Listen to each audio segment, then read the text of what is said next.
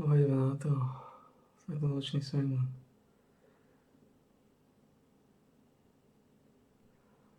Rozumiem, Michalka. By nebolo pár hlasov a naozaj, ak by sa stihla odhlásiť Havlečková, tak by to neprešlo.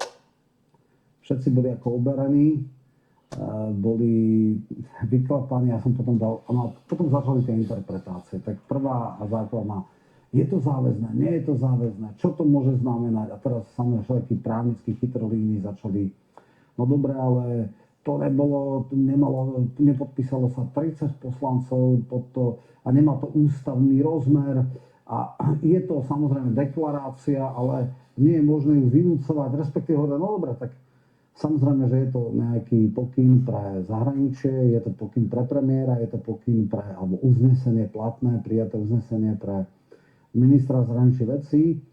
No a keby teda to na nejakom fóre, na rade ministrov alebo na teda vedenie Európskej únie, na samitoch Európskej únie premiér porušil, tak je to právo teda väčšiny, aby ho odvolala. No ale samozrejme, že ona ho neodvolala, keby to aj urobil. Premiér Fico dal samozrejme informáciu svojim kolegom, že viete čo, parlament im prijal takéto uznesenie. Ak budete v budúcnosti chcieť ďalšie kolo sankcií, ja som viazaný parlamentom. To nebude také ľahké. Viete čo, ani to neskúšajte. Viete, že v zásade to uznesenie ma zaväzuje, aby som využil právo veta. Myslím si, že mu to aj celkom padlo, bo teda ja naozaj nevidím celkom vždy do jeho mysle. Nechcem ho z ničoho podozrievať, ale zvykli sme si, že jeho verejné vystúpenia na európskej pôde sú troška a dosť iné ako na domácej pôde. Neboli také odvážne ako v prípade premiéra Orbána. A možno aj preto, že akože nikdy nešiel na tú hranu, ako išiel Orbán. Teraz si parlament paradoxne veľmi pomohol, teraz môže povedať, viete, ale ja, ak som demokrat, tak predsa nemôžem ísť proti uzneseniu parlamentu. Takže uvidíme. Držím palce premiérovi Ficovi, aby jeho európski partneri pochopili, že je tu jeden štát Európskej únie, ktorého parlament zaviazal, dal mu pokyn, dal mu očakávanie, že neočakáva od neho, alebo naopak očakáva, že nebude hlasovať za sankcie, za ďalšie kolo sankcií. Možno by to bolo fajn a vlastne obrovské hodiny, nočné diskusie by sa tým uťali, aj povedali, že dobre, tak pozrite sa. Von der Leyenová to vie, Katia Kallas to vie, ani to neskúšajte. Hľadajte iné možnosti, ako sa nejak dohodnúť, zastaviť boje, ale nie je ďalšie kolo sankcií. Dobre, priateľa, toľko k tomu. Opozícia bola zhrozená. Právnici vymýšľajú všetky možné právne kľúčky, ako to nerobiť. Ale viete, nemáme za premiéra ani Hegera, ani Matoviča, ani Odora. A preto si myslím, že súčasný premiér bude možno aj celkom rád, a je aj celkom rád, že má takúto barličku, takéto uznesenie parlamentu, ktoré ho nejakým spôsobom niečom zaväzuje. A povie svojim partnerom, viete, keď som demokrat, nemôžete pre Boha odo mňa chcieť, aby som porušil uznesenie parlamentu. Dobre, poďme ešte krátko k ďalšej téme. Ja som tu dlho ťahol tému zákon o Matici Slovenskej. Zákon o Matici Slovenskej sa nakoniec nerokoval, teda on prešiel všetkými procedúrami prvého čítania, bol zdôvodnený, bol uvedený a potom Lašáková prišla s návrhom uznesenia, aby sa stiahol z rokovania. A teraz viete, obrovský triumfalizmus, veľmi nepresne interpretovaný vedením Matice Slovenskej. Dalo sa teda o tomto procedurálnom návrhu hlasovať a skončilo to tak, že celá opozícia okrem KDH a Hlas zahlasovali za stiahnutie tohto zákona. Tým pádom na tejto schôdzi nebude, nevstúpi do platnosť, určite nie je práca, kedy by sme na teraz je nejaký veľký triumfalizmus. Ale na ten triumfalizmus nie je dôvod, a to vysvetlím prečo. Viete, ľudia z vedenia Matice slovenskej mali také strašne silácké reči. A všelijakí ľudia aj na ministerstve, všade, on viete, ale ako smeráci za ňou bojujú a držia mu chrbát a neviem čo všetko. A Juro Blanár zavolá a povie a Kerry a ten a onen a podobne. Všetci do jedného, doslova všetci smeráci nehlasovali za prijatie tohto uznesenia, ktoré malo stiahnuť. Inak povedané, boli pripravení, a to som mal informácie, pretože som hovoril aj s šéfom klubu, aj s viacerými a vlastne urobili, oni sa zdržali, ale to je presne to isté, ako keby hlasovali proti, tak ako to urobil klub Smeru, klub SNS. To znamená, chceli, aby ten zákon prešiel do prvým čítaním a boli pripravení hlasovať za tento zákon, ktorý, ešte raz zdôrazňujem, mal demokratizovať Maticu Slovensku a mal urobiť nové všetky práva členom, aby mohli každý jeden člen voliť a byť volený do orgánov Matice Slovenskej, aby tam neboli výnimky. Samozrejme mal mať ten model dvakrát. Ja som bol pripravený komunikovať s vedením Matice Slovenskej aj s kritikmi tohto zákona, aj s koalície. Boli sme schopní niektoré pozmenujúce návrhy, bol som schopný a verejne som to deklaroval, ak tam bol problém, že sa máš schopný na malé volebné práve, ktoré sú nehotajú 18 a tak ďalej a tak ďalej. Otvorila by sa diskusia. Áno, cieľom tohto zákona bolo umožniť také zmeny, aby druhý pilier Matice Slovenskej inštitucionálna zložka dostala takú váhu, ako má a podobne. Ten triumfalizmus a taká akože až nízka škodoradosť. Ja som sa rozprával s viacerými ľuďmi a hovorili sme, že tých novinátov už bolo dosť, že nejaké tri figurky, ktoré okolo predsedu robili strašné veľa osobného zla a boli veľmi osobní, veľmi kazili debatu, že teda prestanú. A ja samozrejme nie som z cukru, akože dobrá, však keď sa niektorí odbavujú, nech sa odbavujú, ale myslel som, že aspoň si to rozumne prečítať. Takže výsledok tohto hlasovania je úplne jasný. Súčasné vedenie Matice nemá podporu Smeru, nemá podporu SNS, má podporu Progresívneho Slovenska, Sasky a Oľana a Hlasu. Konkrétne Ľubice Lašákovej, ktorá ale, a to chcem teraz zdôrazniť a povedať, vec, ktorú nikto nevidí a ktoré bolo v zákulisí a aká bola tá cena. Pretože jedna z opozičných strán vecne nemala problém s tým zákonom a zmenila svoje rozhodnutia veľmi utilitárne, veľmi pokrytecky, až potom, kedy použila nesveté spojenectvo Ľubice Lašákovej s ľuďmi, ktorí sa chcú odbavovať na absolútne umelej kauze. Paralelne s hlasovaním o tomto zákone bol jeden pre mňa nepochopiteľný a zbytočný výbor, ktorého cieľ, teda výbor pre kultúru a médiá, ktorého cieľ bolo dehonestovať a prijať škandalózne a uštipačné protiministerské uznesenie. O čo išlo, viete, že nedávno bola busta Donatella premiestnená zo Spišského múzea na strážené miesto. Krátko vysvetlím kontext.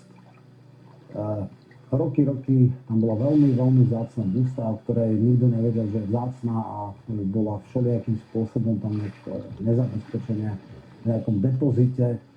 No a potom prišla nejaká odborníčka, ktorá zistila, že to je vec obrovskej hodnoty a sa to publikovalo. Čo to znamená? Všelijaké kriminálne živly sa dozvedeli, že v veľmi problematicky zabezpečenom spiskom úzov bez parametrov, ktoré takéto vzácne teda busty majú mať, je múzeum, no tak samozrejme to je ako keby pozvánka, že však poďte, môžete mať miliónový ľud. Takže urobilo sa to, čo bolo normálne, že teda prišlo sa a odnieslo sa.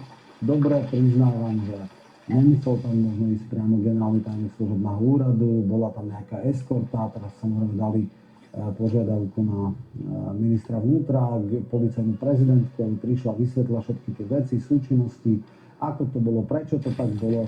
A akože jednej veci je absolútne nespochybniteľné, že zobrať tú bustu, dať ju na bezpečné miesto, bolo absolútne lege artis. Čo povedzme, že nebolo úplne šťastné, bol spôsob. Ešte lepšie by bolo, keby samozrejme sa povedalo taký a taký expert vysokou hodnoty a keď sa potvrdí vysoká miera pravdepodobnosti, že je práva, tak v sezóne tej a tej na tej a tej výstave bude za adekvátnych bezpečnostných opatrení vystavená. Hej. Toto je normálna vec, ktorú by akože rozumní ľudia si povedali, stalo sa toto. Dobre, možno to nebolo šťastné, akože zase niekedy teatro, ale ako nestojí to za to, nie je tam veľmi o čom povedať. V priebehu 3-4 viet alebo 5 minút sa to dalo vysvetliť. Hej. Vznikol obrovský mediálny rozruch, akože Bohár teda dáš pohľady, ale skrátka z blchy urobili slona.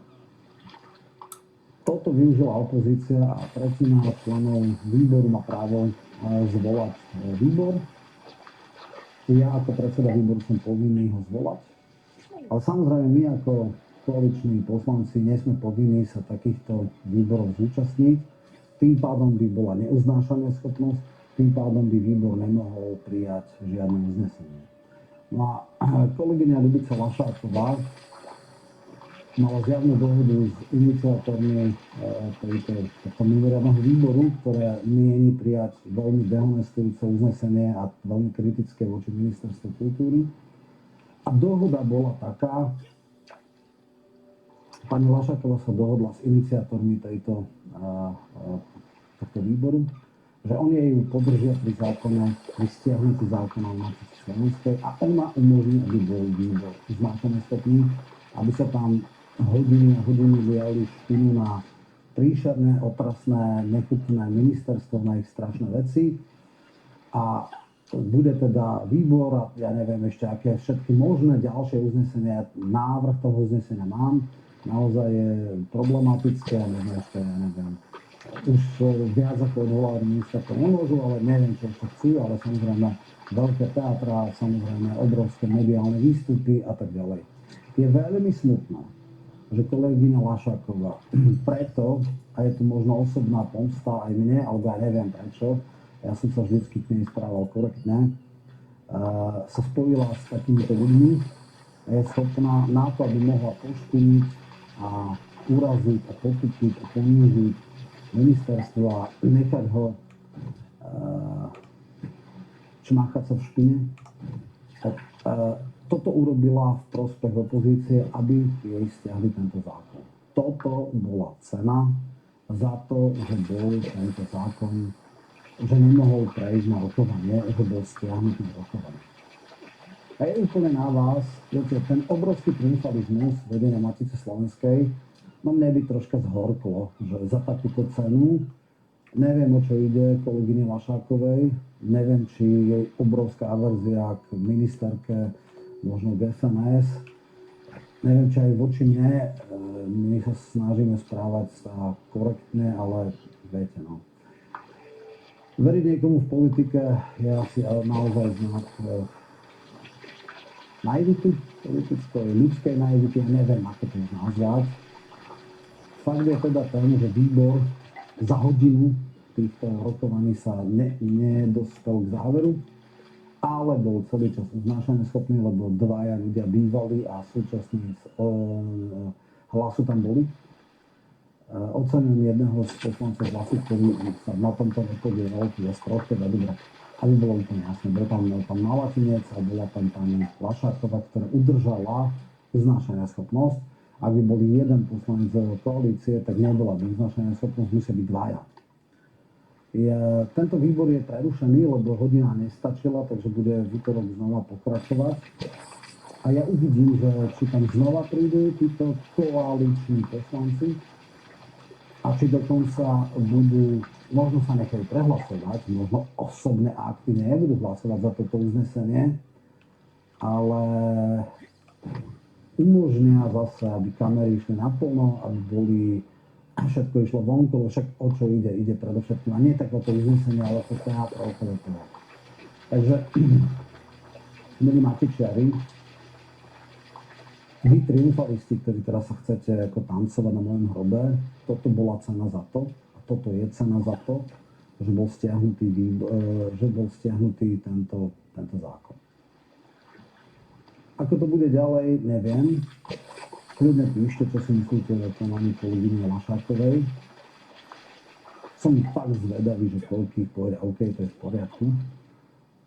Či tí hamilomečíci traja, ktorí majú absolútne zakrvavené oči a v lyžičke vody by ma utopili, či povedia, to je v poriadku. S hocikým sa môžeme spojiť len, aby sme zastavili Michalka, v poriadku. Keď toto je adekvátna cena spájať sa s takýmito ľuďmi a za takúto cenu, tak je to vaša vizitka. Chcem povedať ešte jednu vec, ako ja vidím ďalej Maticu Slovensku. Každý týždeň chodím na zásadné porady a viem, ako postupuje legislatívny proces. Okrem malej novely, ktorá išla po dohode s vedením ministerstva a po konzultovaní tých základných princípov, a ten zásadný bol dvakrát a dosť, trvám na tom, že ministerka aj všetci z úradu sú s tým plne zrozumení, tak sa hovorilo o nejakom veľkom zákone. Nevieme, koho by boli prípravy, neviem o formáte tohto. A viete, potom, aké strašné hrôzy boli okolo zákona, veľmi aj pochybujem, že takýto zákon v tomto volebnom období pôjde do legislatívneho procesu. Inak povedané, Matica ostane na 2 miliónov za tejto vlády. Ak príde iná vláda, tak to padne na 1,5 milióna. Teda to nebude národne orientovaná vláda. A dokonca si myslím, že potom príde iný zákon, ale ten zákon je vysoká miera pravdepodobnosti, že zmení Maticu a nebude vôbec taká ako dnes. Môj zákon nie je chcel tam zdemokratizovať veci a dať šancu. Toľko k tomu. Si dosť veľa. Píšte, zdieľajte, lajkujte, dávajte si. Ale už sa blížim.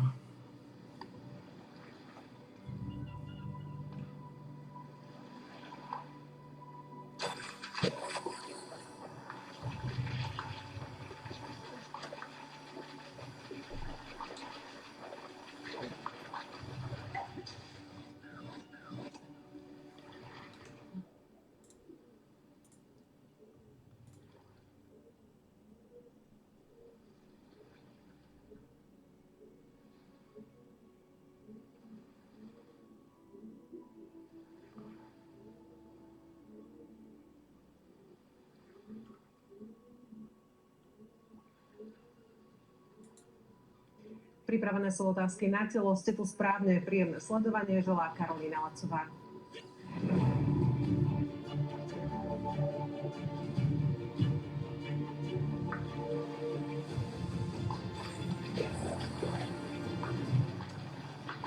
Schválili, čo nikto nedúfal. Uznesenie, ktoré zaväzuje vládu, aby nehlasovala za protiruské sankcie. Všetkých 17 predchádzajúcich balíkov však Slovensko podporilo. Premiér zopakoval, že nepodporí len tie, ktoré nám škodia. Po misii, ktorá preverovala čerpanie európskych peňazí, prišla na Slovensko ďalšia, ktorá sa pozrela na demokraciu. Odišla rovnako s obavami, ako je na tom právny štát. Odpovie nám šéf parlamentu Richard Račiš na Slovensku. Dobrý deň, pani. Dobrý deň a dobrý deň taktiež predsedovi Progresívneho Slovenska Michalu Šimečkovi. Dobrý deň, prajem. Pani, ďakujeme, že ste prišli.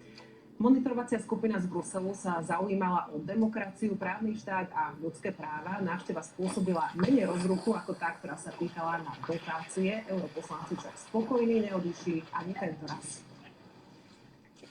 Zrušenie úradu špeciálnej prokuratúry. Dostali odpovede, že všetky prípady boli prerozdelené, že prokurátori špeciálnej prokuratúry pokračujú v rámci generálnej prokuratúry a tieto veci sa ďalej vybavujú a že nie je absolútne žiadny dôvod spochybňovať. Naviac je fakt, že medzi vládou Slovenskej republiky a Európskou komisiou nie je otvorená žiadna téma, pokiaľ ide o reformu trestného práva. Nie je dnes na stole žiadna otázka, ktorou by sme sa zaoberali. Bolo to zrušenie úradu zvláštneho prokurátora a určite chápete, prečo nám to vyvoláva obavy. Potom premlčacia lehota tá bola znížená pre prípady korupcie. Samozrejme sú tu veľké obavy, pretože to mohlo viesť k upusteniu niektorých prípadov. Pán predseda, jedno stretnutie, rôzne výstupy. V čom je ten rozpor? Je to normálna, legitímna návšteva poslancov Európskeho parlamentu, ktorí majú právo, boli tu prijatí. Ja si myslím, že aj tá druhá návšteva bola prijatá aj na úrovni predsedu vlády.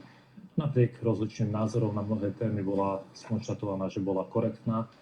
Čiže ja možno len na ozrejmenie chcem povedať, že prišli poslanci Európskeho parlamentu, ktorí sú navolení za jednotlivé štáty a za politické strany, čiže aj my to vnímame ako návštevu, ktorá bola návšteva ľudí, ktorí sú politickými nominantami a sú v Európskom parlamente.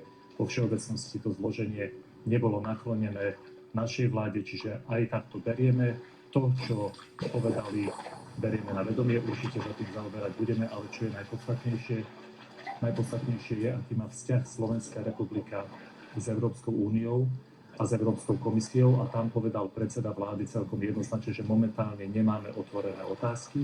Keď budú nejaké problémy, ktoré nám komisia zadefinuje, tak sa riešiť budú, ale momentálne z hľadiska právneho štátu neevidujeme žiadne oficiálne stanovisko, neevidujeme žiadne ohrozenie plánu obnovy ani eurofondov. A tak ako aj... K tej mojej otázke, ja som sa pýtala na to rozličné videnie, čo sa týka premiéra a čo sa týka toho stanoviska europoslancov. Čím si to vysvetľujete? Tak je to úplne... Nehľadal som za tým žiadnu senzáciu, pretože prišli europoslanci, ktorí sú normálnymi z hľadiska svojich názorov a z hľadiska kontaktu na Slovensku opozičnými politikmi. Čiže aj u nás, keď opozičný politik robí niekde prieskum, tak má väčšinou úplne opačný názor ako zástupca vládnej koalície. Čiže ani to nepodceňujeme, ale určite to ani nezveličujeme, lebo partnerom Slovenskej republiky je Európska komisia a jej štruktúry, jej kontrolné mechanizmy, čiže berieme to ako návštevu vo väčšine z tej skupiny, ktorá prišla, opozičných politikov. Ale vidíte, že sa vyjadrujeme v tejto druhej skupine veľmi korektne. A keď naozaj niečo nájdeme, veľmi radi. Pán predseda, dá sa dnes tvrdiť alebo hovoriť, že máme pred sebou deštrukciu právneho štátu? To, čo sme videli za posledný rok a pol, my, ale to nie som len ja ako progresívne Slovensko, ako jeho predseda, ale aj mnohí nazývajú pokusom deštrukciu spravodlivosti a právneho štátu. Podľa mňa je smutný obraz. Podľa mňa je smutný obraz.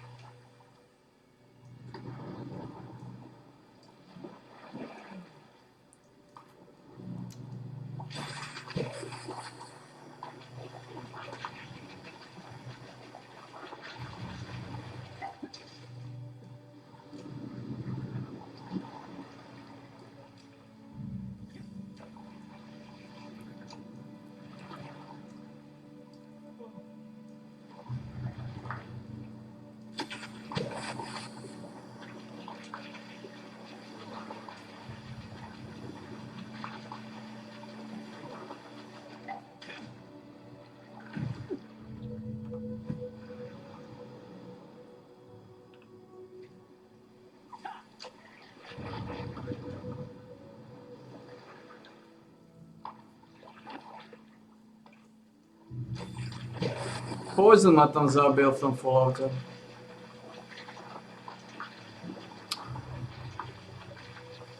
Poison ma dorazil.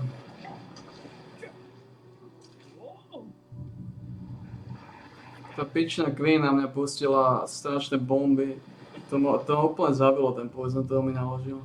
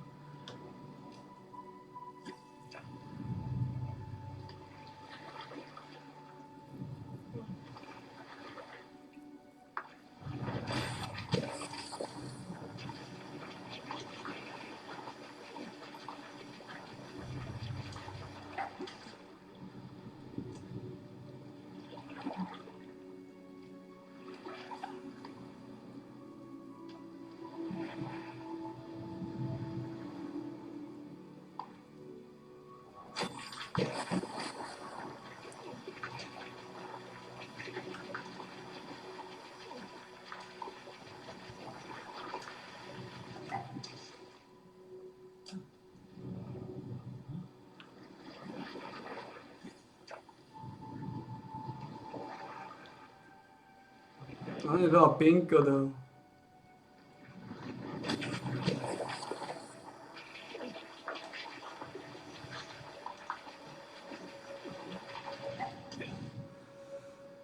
Teraz som vytiahol jednu pinkod.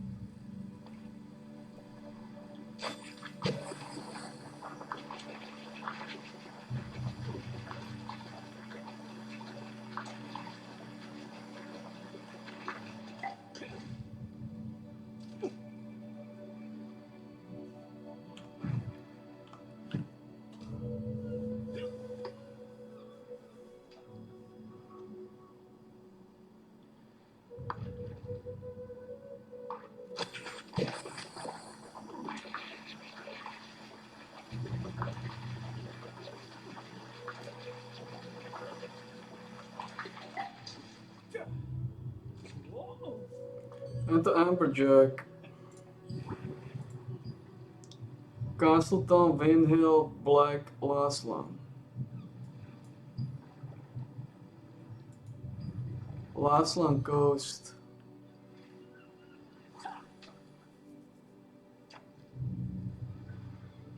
Čo sa dá ako Laslan Coast?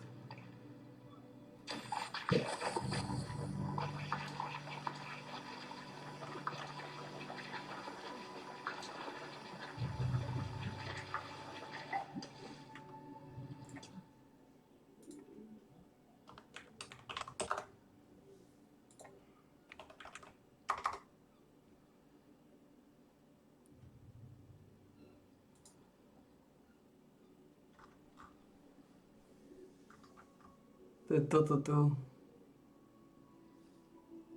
OK, musím ísť tam.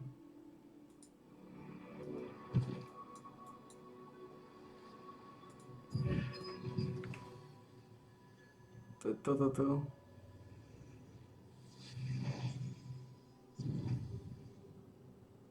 To ako je to deje. Obraz pre Slovensko, pre našu medzinárodnú reputáciu, keď tu máme v krátkom čase dve monitorovacie misie Európskeho parlamentu, z ktorých tá druhá, o ktorej sme sa rozprávali, skonštatovala, že sa bohužiaľ hýbeme smerom k Maďarsku. A Maďarsko je dnes vnímané ako najproblematickejší štát z hľadiska demokracie a právneho štátu. A Slovensko už sa k nemu ide zaradiť. A to je nebezpečné pre naše záujmy, pre našu povesť, pre našu reputáciu. Zaznela tam aj taká tá pochvala, že sa im páči, že vláda komunikuje pri príjmaní zákonov, že komunikuje s Európskou komisiou. Pomenoval to aj pán predseda. Ako to vnímate? To je povinnosť vlády, ak ide o legislatívu, ktorá má nejaký vplyv na európske zákony, na európsky právny rámec, tak každý členský štát a jeho vláda musí komunikovať s Európskou komisiou. To je ich povinnosť, to je ako keby sme ich pochválili, že chodia do práce. To, čo ja na tom vnímam veľmi bolestne pre postavenie Slovenska v Európskej únii, je, že tu takéto misie vôbec môžu chodiť. Slovensko je opäť problémový štát, že vyvstávajú otázky nad kvalitou našej demokracie. Nie je štandardné, aby tu prišla monitorovacia misia v priebehu 2 týždňov a skonštatovali za prvé, a to je tá prvá misia, že je tu ohrozenie eurofondov, zneužívajú sa eurofondy, a tá druhá misia skonštatovala, že sa blížime k Maďarsku, ktoré je dnes symbolom zlyhania právneho štátu a demokracie. Posledná veta, lebo pán predseda, my vás nechám dohovoriť, hovoril, že to sú opoziční politici, tí europoslanci. Že tam nie sú zastúpené vládne strany. No a to je preto, že na Slovensku máme unikát, že žiadna vládna strana nie je zaradená v Európskom parlamente v žiadnej politickej frakcii. Preto sme v izolácii a to je len obraz toho, že ani Smer, ani Hlas a ani SNS nemajú zástupcov v tých frakciách, ktoré nominujú potom členov a členky tých jednotlivých misií. Pán predseda, môžete kľudne reagovať, ale chcem sa spýtať aj na tie výčitky naozaj, ktoré sa neobjavujú voči Slovensku zo strany Európskej komisie prvýkrát. Dokonca tam bolo aj v minulosti viacero odporúčaní, ako máme spraviť nápravu. Opäť to dnes zaznieva, dokonca opäť zaznieva paragraf 363 generálneho prokurátora, obavy o nezávislosť súdov. Počuli sme spomenuté rušenie špeciálnej prokuratúry, zníženie trestov za korupciu. Čo z tohto je pre vás problém? Takže ja musím nadviazať na slova pána predsedu, ste to povedali veľmi rázne, Čiže naozaj prišli tu poslanci Európskeho parlamentu a voči vláde Slovenskej republiky tu prišli opoziční politici. To je veľmi dôležité. Po druhé, Slovensko nemá žiadne podobné problémy, ako má Maďarsko. To poprosím, aby odznelo jasne, pretože my nemáme otvorené otázky. Myslím, že opoziční politici sú súčasťou Slovenska a nie potrebných ústav. Ale ešte raz, keby, ako som na začiatku povedal, prišli tu zástupcovia strán, ktoré sú voči tejto vláde v opozícii. Čiže preto aj tých ale je to... Tam boli Španieli, je to- Belgičania. Ale áno, Jediný opozičný politik tam bol pán Uhrík. Počkajte. Ale však to je jedno, že sú Španieli, ale však tiež reprezentujú politické frakcie. Ja to hovorím len preto, aby si tu nemysleli ľudia, že tu prišla nejaká nezávislá komisia, ktorá nemá svoj názor a ktorá ho nemôže aj takto vyjadrovať. Preto to hovorím, lebo aj tá prvá návšteva bola sprevádzaná s veľkými emóciami, keď zabránili prísť europoslancovi Braňovi Ondrušovi, aby sa... Nikto nezabránil. Nie je vo Pán frakcii. predseda, sme kultivovaní ľudia. Ja vám nebudem skákať do rečí a poprosím. Nikto nikomu nič nezabránil. Pán predseda, Braňo Ondruš sa nemohol zúčastniť v tej prvej návšteve, lebo mu v tom zabránili a povedal to on sám, tak... Lebo nie je v žiadnej politickej frakcii, tak funguje Európsky parlament. A dodajte zároveň, že prvotné pozvanie dostal a potom ho zobrali. Dobre, takže nechajte hovoriť, lebo viete, vy idete ako cez kopírák, keď sa vám niečo nepáči, tak skáčete do rečí. Ale vydržme, V Európskom parlamente viem, ako to funguje, preto som vás prevedol.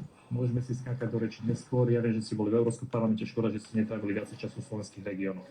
Čiže nemáme žiadnu otvorenú otázku s Európskou komisiou a keď vzniknú nejaké problémy, Slovensko vždy reaguje a snaží sa to napraviť. Čiže Pán predseda, to som spomenula, ja v rámci tej mojej otázky.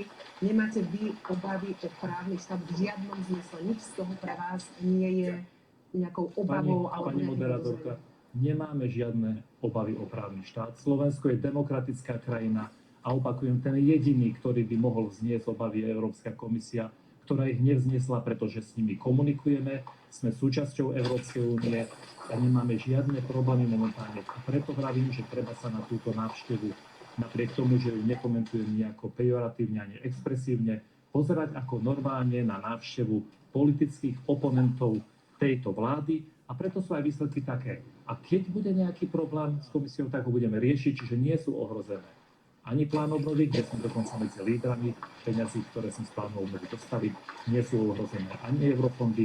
A keby vznikol nejaký problém v budúcnosti, tak ho vyriešime. Len nebol by som rád a už o ohrození demokracie na Slovensku. Pán poslanec, Keď Slovensko je...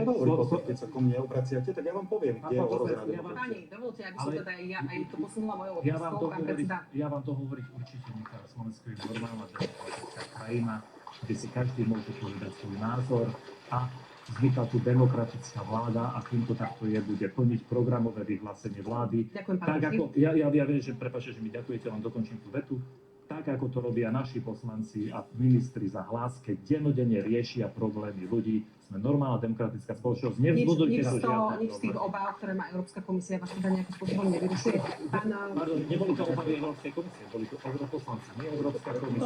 toto už bola niekoľká misia na Slovensku a boli tam tie závery aj v Chodia minulosti. po celej Európe. Pre nás je dôležité stanovisko komisie, tam nevidujeme otvorené Držme sa faktu, A keď naozaj budú- tie odporúčania nám už dávala Európska komisia aj v minulosti presne pri A sme ich týchto aj okruhoch a presne vyriešili, pri... vyriešili, Opäť povedzme sa, si pravdu. opäť sa to objavuje, opäť sa rozprávame napríklad o 363, opäť sa rozprávame o S úrade komis- špeciálnej komisiou nie. prokuratúry. Áno, ona dávala aj nejaké Ale odporúčania. vyriešili sme všetko tak pri nových trestných kódexov, že to zaakceptovali, je to v poriadku. Preto si hovoríme pravdu, lebo poslanie za komisia nie je to isté, aj keď to ľudí môže... Pán Šimečka, Musím zareagovať, ja dávam Pán ten Raši, priestor, ale Presne úplne iný obraz z toho, ako to bolo. rada by som to možno aj nejakým spôsobom posunula, ak sa rozprávame o úrade špeciálnej prokuratúry.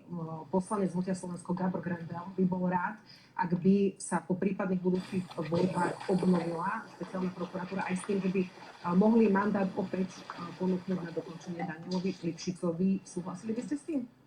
Hneď sa vyjadrím aj k tomu, ale musím sa vyjadriť, musím reagovať na to, čo pán Raši hovorí. Na to sme tu. Ja si pamätám pred rokom aj niečo, keď sa rokovalo o novele trestného zákona, tak Európska komisia mala vážne obavy z toho, že to ochromí právny štát na Slovensku, napríklad aj tým, že nebudeme schopní vyšetriť podvody z eurofondov.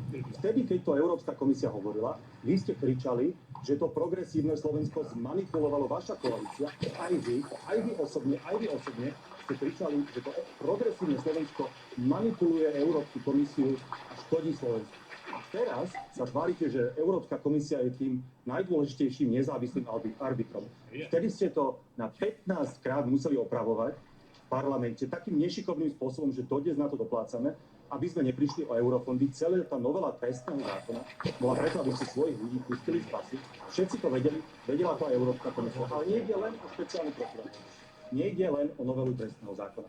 Predsa sme tu mali Lex Atentát, ktorý obmedzil zhromažďovanie sa. Máme tu útok na občiansku spoločnosť s tým zákonom, lebo to súvisí s kvalitou demokracie. Súvisí to s kvalitou demokracie. Stal Daniel Lipšic opäť špeciálnym prokurátorom, ak by to bolo na téme dňa?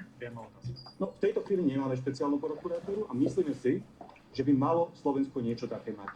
Potrebujeme mať úrad, ktorý má reálnu kapacitu, expertízu, ktorý je nezávislý a ktorý vie vyšetrovať tie najzávažnejšie zločiny aj spojené s politikou. Ale kto by to bol teraz sa baviť o tom, kto by to mohol byť, keď ten úrad nie je, pretože ste ho zrušili, pretože vám politicky nevyhovoval, teraz sa nebudem rozprávať o tom, kto by to mohol byť, alebo kto by to nemohol byť. Ja si vážim práci, ktorú tam odviedol pán Lipšic, myslím, že robil dobrú prácu. Myslím, že robil presne to, čo špeciálna prokuratúra má robiť, na rozdiel pána Kováčika, ktorý je vo väzení, odkiaľ to teda pán Susko vytiahol, ale tak, ako to robil pán Lipšic, sa to má robiť, na to ten úrad je. Ale dovolte, čiže nebolo to chybou, tak ako to hovorí váš poslanec, že bol zvolený za špeciálneho prokurátora? My sme upozorňovali na to, že ak to bude človek, špeciálny prokurátor, ktorý bude spojený s politikou, tak tým bude potom zraniteľný útokom zo strany Smeru alebo Hlasu a bude to môcť táto vládna koalícia, táto moc oveľa ľahšie deštruovať. Ja si myslím, že by nemali byť žiadni ľudia spojení s politikou v týchto pozíciách. Preto navrhujeme do Národnej rady zákon, ktorý by zakázal, aby politickí poradcovia mohli byť napríklad generálnymi prokurátormi, lebo strana Smer už hovorí, že možno pán Para alebo pán Lindner, čo sú poradcovia Roberta Fica. Čiže by to mala byť nezávislá pozícia. Ja nehovorím, že to bola chyba. On svoju robotu robil dobre, iba tým, že bol spojený s politikou, dal náboje, bohužiaľ, tým ľuďom, ako pán Fico, ako pán Gašpar, ktorí chcú zdeštruovať spravodlivosť na Slovensku. Ale poslednú vec, dovoľte mi k tomu medzinárodnému kontextu. Keď sem príde Európsky parlament, to nie je opozícia. To sú poslanci často vládnych strán, napríklad socialistickí poslanci vládnych strán v Európe, a sú to ich voliči, francúzski, nemeckí, španielskí, ktorí nám sem posielajú svoje dane na eurofondy. Európsky parlament má povinnosť a títo politici majú zodpovednosť kontrolovať, či sa tie peniaze neznižujú a či máme inštitúcie, ktoré ich dokážu chrániť. To je normálne. Pán Raši, od europoslancov zaznelo aj to, že ten hrubý slovník vládnych predstaviteľov je nepriateľný voči sudcom napríklad, konkrétne menovali sudcov. Ako to vy vnímate? Čo je?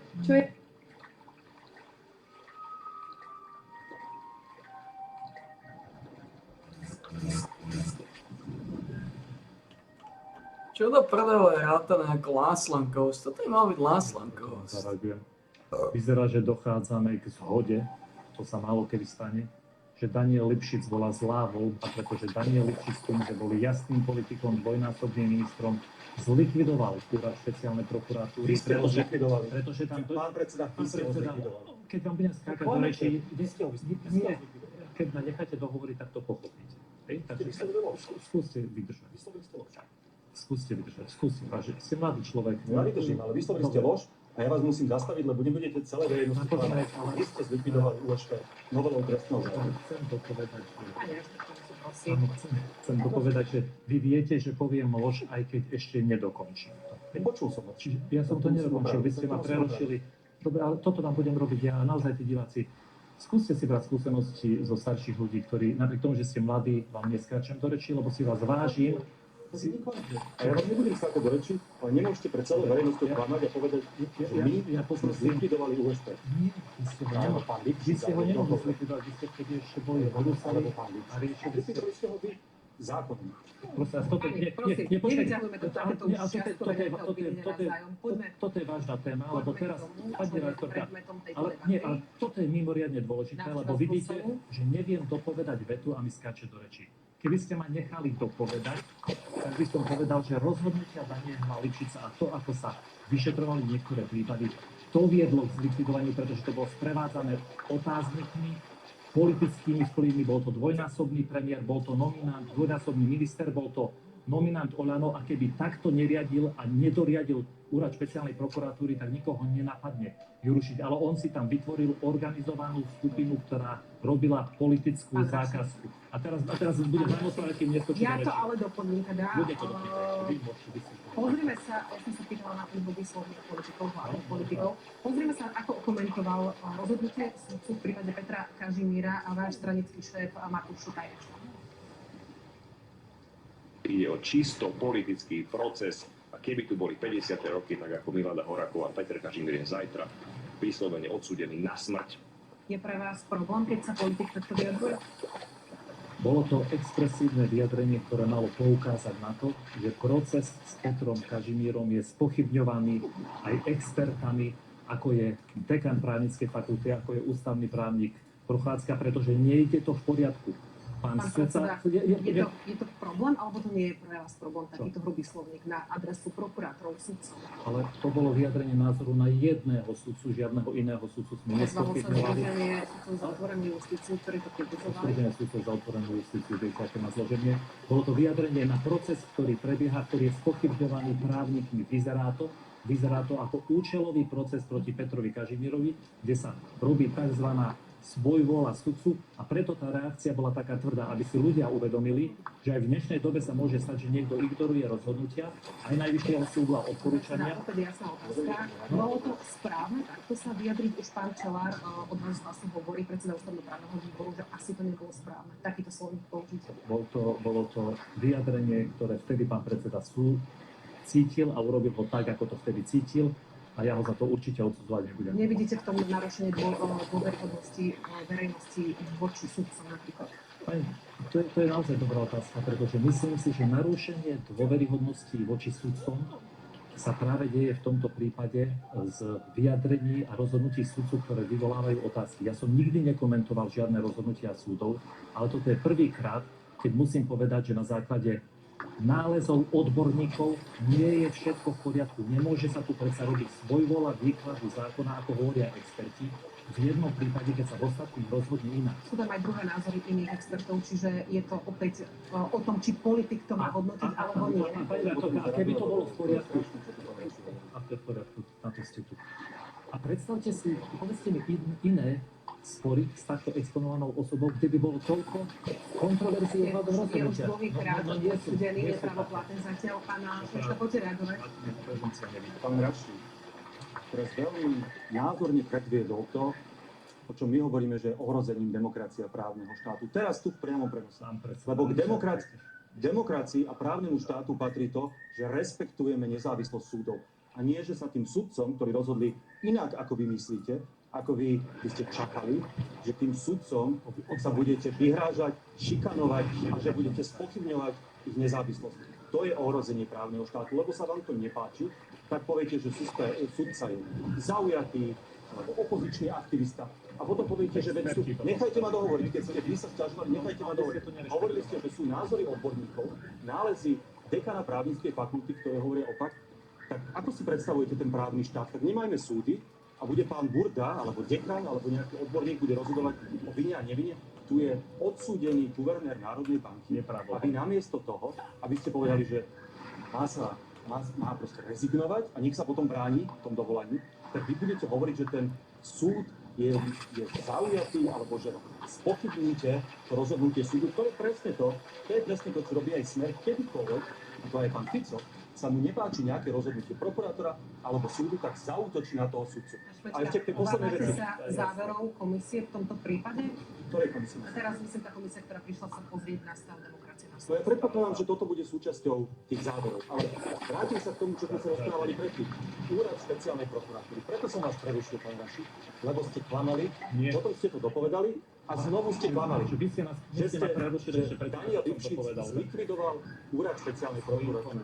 Daniel Lipšic robil presne to, čo má podľa zákona robiť. On išiel po zločincoch. A neexistuje jediné súdne rozhodnutie, ktoré dokazuje opak, ktoré dokazuje vaše tvrdenie. Naopak, je 20 právoplatne a 40 neprávoplatne odsúdených.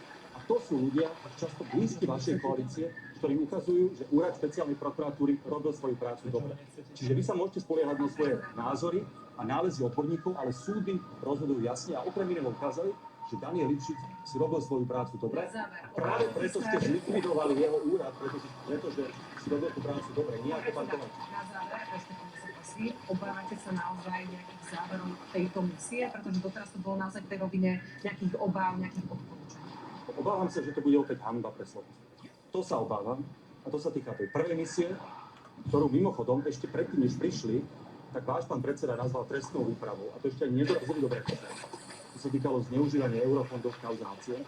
Obávam sa aj tej správy a aj tej druhej, že nebude lichotivá pre Slovensko. Že opäť na nás vrhne zlé svetlo. A že opäť sa o nás bude hovoriť ako o druhom Maďarsku. No a to je to, kam nás dostala táto vláda a tomu vy asistujete ako koaličná strana predseda. A posledná vec, naozaj, nemôžete sa sťažovať, že nie ste súčasťou týchto misií, hoci sú ich súčasťou socialistické a sociálno-demokratické strany, keď vás tam proste nechcú. To sme už končili. Ďakujem. Posledujeme sa pani ďalej. Ja sa nechcete spýtať, či sa neobávam. Vy ste už Lebo to je celkom vážna- povedali jasné Viete, lebo stanovisko, pán ste Raši. nahrali pánovi Šimečkovi a ja opakovane hovorím, že jediný, kto tu vie prešetrovať a má na to legitímne právo a vie vyvodiť aj záver, je Európska komisia, lebo tak je to nastavené, lebo europoslanci z hociakej krajiny sú, z hociakých frakcií sú to stále len To ste už ľudia, hovorili, ktorí sú to sme už počuli. Poďme posunúť ale to ďalej je debatu. zásadná vec, lebo tu sa robí ako keby tu nález a záver europoslancov bol rozhodnutím súdu. Tak to tak nie je. To len si to ľudia uvedomili, že čo tu vytvárate, a ešte keď sú súčasťou vaši priatelia z Bruselu týchto kontrolných misií. No my aspoň máme nejakých priateľov v Bruseli, vy nemáte žiadnu. No ale prečo Ani- nie? Prečo aby nie sme- ste? aby Lebo sme si robia nejaké ďalšie politiku témy. proti Slovenskej republike. Robia politiku, ktorý? Povedzte, kto robí politiku proti Slovenskej republike, povedzte mi jedno meno. Neobjektívne informujú. No v Čechách sa chystajú voľby. V Čechách sa chystajú voľby, prídu tu europoslanci za Českú republiku a robia tú politickú kampaň na tom, že škodia A to ako Slovensku. súvisí s progresívnym Slovenskom? Povedzte mi, že ako to súvisí s progresívnym Slovenskom? To je Ideme to je ďalej. konzervatívna strana, z Poďme k ktorej je ten pán. protiruským sankciám. Prezident vyhlási referendum. Neviete, ako fungujú procesy v Európskom parlamente, ja som to nechám zavolať. Nerozumiete tomu, ako fungujú procesy. Páni, A vy rozumiete, vy ste sa dnes dohodli. Procesy v Európskom parlamente, bol som jeho podpredsedom. potom Tá misia sa nezvoláva kvôli tomu, že si povie progresívne Slovensko. Keby teraz aj Európska komisia sa vyjadrila kriticky, tak poviete, že to lebo progresívne Slovensko už zmanipulovalo. je to tak. Tak si prosím vás, naštudujte, ako to funguje. Toto zaznelo už niekoľkokrát, obaja ste si povedali svoje postoje, takže poďme sa pustiť pani Zauner, teda dovolíte k protiruským sankciám. Prezident nevyhlási referendum o protiruských sankciách, petíciu mu odovzdalo Slovenské hnutie obrody s tým, že ju podpísalo takmer 400 000 ľudí.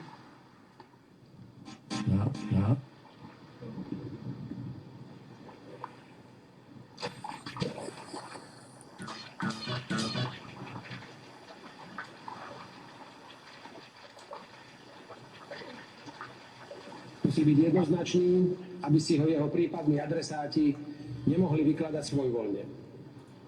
Návrh, ktorý som preskúmal, nie je ani jednoznačný, ani určitý, ani predvídateľný a teda by bol v praxi nevykonateľný. Ak si pán prezident myslí, že včera niečo zmietol zo stola a bude mať šokov, tak je náhodkom omyl. Odkazujem mu, že nič neskončilo, všetko dnešným dňom iba začína a ideme na novo do toho ringu a za to referendum sa budeme byť.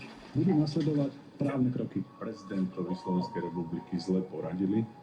Toto si nedovolila ani prezidentka Čaputová, keď vládla, obrátila sa na ústavný súd pri našom referende. Pán predseda, koná prezident nezákonne, ak sa neobrátil na ústavný súd? Samozrejme, že nie.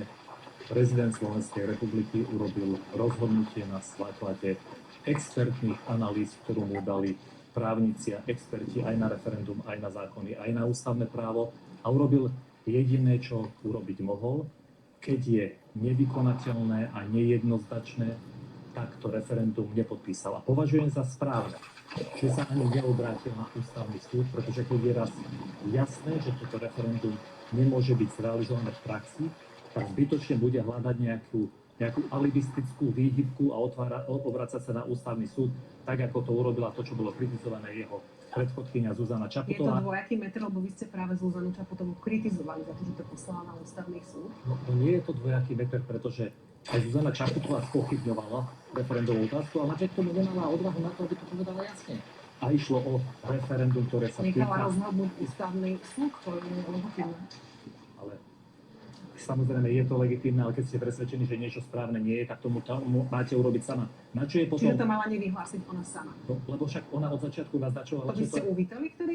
to sama, ale dobre, sme to dvaja na jedného, alebo môžem dohovoriť, lebo... Snažím sa tomu Dobre, porozumieť. my sme to, že sa prezidentka sa obrátila na ústavný súd z hľadiska referenda, ktoré sa týkalo skráteného obdobia, z hľadiska otázky, aká dvakrát už v referende bola, bolo to v roku 2000 a 2004.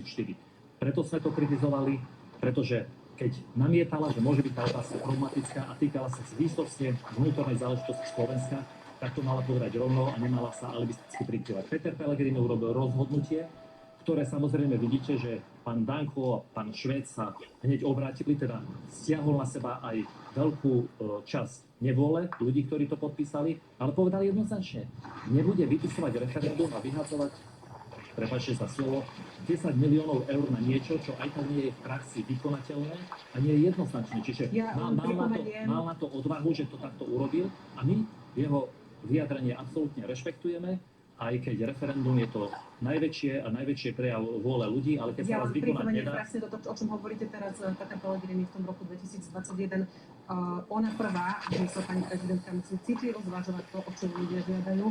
Ak by sa rozhodovala srdcom, referendum vyhlási okamžite. Čiže on nehovoril o nevyhlásení, on hovoril o tom, že ho mala vyhlásiť. A keby sa rozhodovala, keď bola presvedčená, že je to v neporiadku, tak to mala povedať rovno a nemusela zbytočne naťahovať čas. Aj tak sa to referendum... Vtedy ste už žiadali o niečo iné, to aby vyhlásila referendum. No lebo vyhlásila ho na podobné otázky, ako už dvakrát to referendum prebehlo. Čiže keby si bola istá a ona naznačovala, že si nie je istá, či je to správne, mala to robiť rovno a nemusela sa zdržovať. Ako to vnímate, zabudol dnes prezident na to, že ho do tejto chce zvoliť? Neveľa. Podľa mňa sa prezident, a tu sa s vami vzácne zhodnem, pán Raši, podľa mňa sa prezident rozhodol správne, keď nevyhlásil to referendum. Lebo je často až nevykonateľné. To je pravda. Mohol sa obrátiť na ústavný súd, rozhodol sa takto. A ja s tým súhlasím a vítam to rozhodnutie.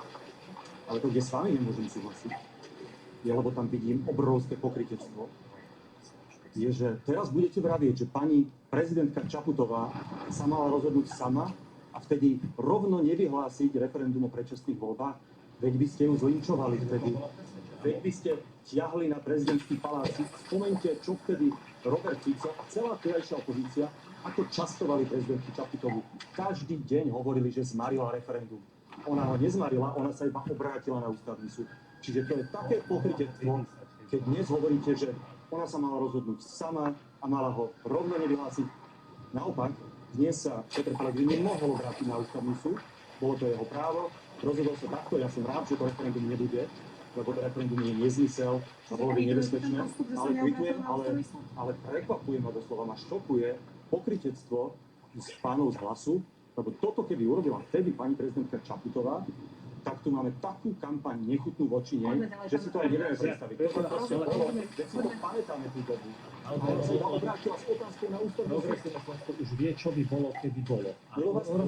Pamätáme si tú dobu. Ale aj my vás poznáme. Bola to vaša podpredsednička strany. Bola prezidentka Slovenskej republiky, ktorá sa obrátila na ústavný súd. Dnes hovoríte, že ona vlastne mala rovno nevyhlásiť to referendum o predčasných voľbách, že vy ste boli spokojnejší, že by mala konať nemá byť alibista, keď je niečo presvedčený, tak to má urobiť.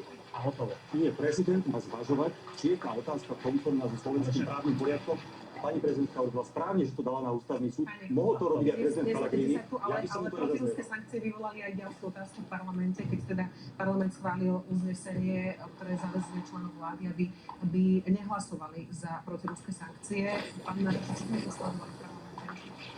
Sledovali sme v parlamente vzácny úkaz, teda robím to veľmi nerád, ale teraz musím.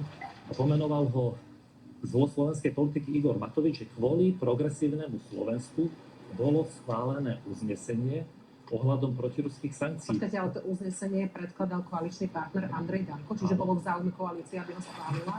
Nie, predkladali to poslanci za SNS, nebolo to vládne uznesenie, nevyplývalo z programového vyhlásenia vlády a preto sme sa k tomu aj tak postavili. A keby progresívne Slovensko... Ale vy klamete, non-stop a vás Vy ste to schválili. Nie, vy ste to schválili. Vaši poslanci hlasovali za. Vy ste to schválili. Opozíciu. Progresívne Slovensko tu chce riadiť štát a pritom to riadia aj hlasovanie, lebo keby všetci hlasovali proti, tak 50 poslancov je za a Ale to uznesenie bolo uznesenie koaličných poslancov. SNS poslancov a my sme od začiatku SNS je koaličná strana. No dobré, ale že dávajú aj zákony, ktoré my neschvalujeme. Tak to neznamená, že keď dajú nejaký V zákon... poriadku, ale že... asi sa nebudete odvolávať na opozíciu, že to prešlo vďaka opozícii. Pani Rad, dobre, ale vieme, že asi tušíte, že čo sa udialo. A prešlo to preto, lebo PSK dalo pokyn na vyťahnutie kariet, karty sa vyťahli a 76 poslancov bolo prítomných a prešlo to. Keby ste zahlasovali proti, tak odhlasovanie...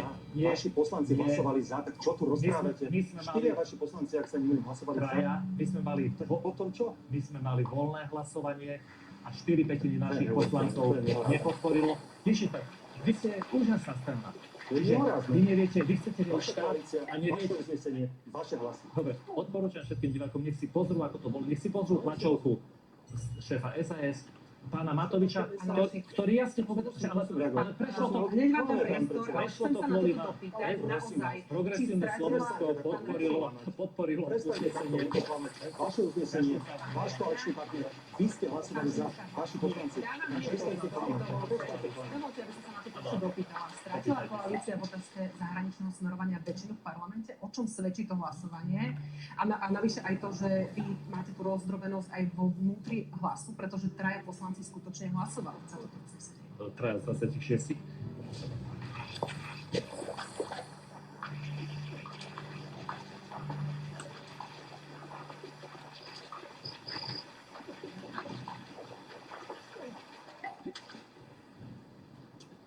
Najprv veľmi krátko. Náš poslanec Michal Bartek sa jasne vyjadril. My sme aj v EU, sme aj v NATO a zahlasoval za preto, aby sme stále mysleli na to, že sankcie, ktoré sú prijímané na úrovni Európskej únie, nesmú smerovať proti Slovensku.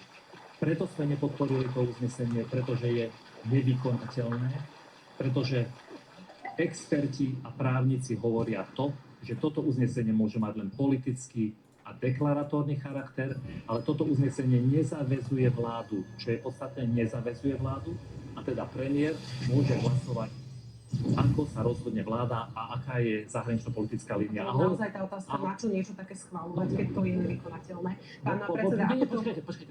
Ale však to bolo uznesenie poslancov za SNS a to do programu muselo ísť, čiže my sme o tom hlasovať museli a vyjadrili sme svoj jasný postoj. A dodávam aj B, ale samozrejme, pokiaľ budú príjmané sankcie alebo navrhované sankcie, ktoré by škodili záujmu Slovenskej republiky, tak musí byť Slovenská republika proti, lebo keď na tu niekto zakáže... Premiér povedal, že sa k tým viazať v podstate nebude, ale ani sa nemôže, lebo to nie je... Ale počkajte, na rozdiel od vás to mám jasno, lebo vy ste sa zamotali, keď vďaka vám to uznesenie prešlo a neviete sa z toho vyhovoriť. Jasný postoj. Väčšina vášho klubu sa zdržala, traja hlasovali za tomu vy hovoríte jasný postoj. Pretože u nás je demokracia, u nás... Ale tak to nie je jasný postoj, to je nejasný postoj. Ale je to jasný postoj každého. Každý hlasuje. No tak takto, vďaka vám to prešlo, takže neviem, aký postoj ste vyjadrili vy. To prešlo. Nie. Môžem teraz už povedať. Neboli rozhodujúce tri hlasy. Ktorí nás pozerajú, mali nejaký záujem. Vy Poďme sa pozrieť na to, či ste... Poďme sa pozrieť, ako to bolo. Pán predseda, prosím, nechajte ma položiť otázku. Spôsobili ste naozaj pri tom hlasovaní chaos tým, že ste zmenili v poslednej chvíli tú stratégiu a kázali vytiahnuť karty opozícii? V prvom rade to treba povedať úplne jednoznačne pre každého, kto to teraz pozerá, že toto uznesenie navrhla koaličná strana SNS. A hlasovali za ňu iba koaliční poslanci. Schválilo sa to väčšinou koaličných poslancov. Ani jeden opozičný poslanec alebo poslankyňa nehlasovali za tento paškvil. To v prvom rade. V druhom rade je zjavné, že zahraničnú politiku tejto vlády určuje Andrej Danko. A vy ste to dopustili. Andrej Danko, 3% marginálna strana, ktorý žiada vystúpenie z Európskej únie, navrhol uznesenie, ktoré mu v koalícii prešlo. A preto je to vaša zodpovednosť, páni z Hlasu, nie len preto, lebo traja za to hlasovali, ale je to váš koaličný partner. keby ste tomu chceli zabrániť, a ja viem, že sa vám to nepáči, že to prešlo, pretože vy v skutočnosti odsúhlasíte ten 18. aj 17. balík sankcií. Keby ste to nechceli, tak poviete Andrejovi Dankovi na koaličnej rade, že toto nie. Lenže vy sa neviete postaviť ani Andrejovi Dankovi, ani Smeru. Už rok a pol ho necháte nivočiť slovenskú zahraničnú politiku. Keď ide premiér do Bruselu, tak vy ste ticho, potom mu schválite skôr. Urobila opozícia pri tom hlasovaní chybu? Hovorí to napríklad Milan Majerský z KDH. Chybu urobila vládna koalícia. Predovšetkým teda, povedzme si pravdu. Odmietate si to priznať, že to bola Ja samozrejme, pozrite sa, mňa samozrejme mrzí, že sa nám nepodarilo zablokovať parlament, lebo ich tam bolo iba 70. Čiže sa dalo zablokovať parlament. Tak ako sa nám to podarilo už viackrát predtým. Je samozrejme ľúto, že sa nám to nepodarilo kvôli technickej chybe. To sa stane, my to budeme naďalej skúšať, to je pravda. Ale to nemôže znamenať, samozrejme si dáme, Pani Holečková. nechajte ma dohovoriť teraz vy, tiež mi tu skáčete do reči, ale dáme si samozrejme pozor, aby sa takých chýb, aby sa stalo čo najmenej, ale budeme sa o to ďalej pokúšať. Ako budete ďalej postupovať, lebo napríklad pri hlasovaní o vyslaní jednotiek do Pobaltia, tam ste to podporili, teraz hovoríte o farizejstve, čiže ako budete ďalej v týchto zahranično-politických otázkach, budete podporovať naše záujmy v zmysle, keď sa bude hlasovať o takýchto témach? Samozrejme, keď išlo o vyslanie slovenských vojakov do Pobaltia, čo bolo zásadné rozhodnutie s konkrétnymi, praktickými, reálnymi dôsledkami, aj pre našich vojakov, aj pre naše záväzky v NATO, tak sme to museli podporiť. Ale tu je iná vec. To, ako opozícia hlasovala, nehlasovala, tu podstatné je, a to si treba vždy povedať, že toto je výsledok vládnej politiky, že tu je Andrej Danko, ktorý ide proti vládnej politike, pretože Robert Fico v skutočnosti kašle na toto uznesenie, on tie sankcie v Bruseli podporí.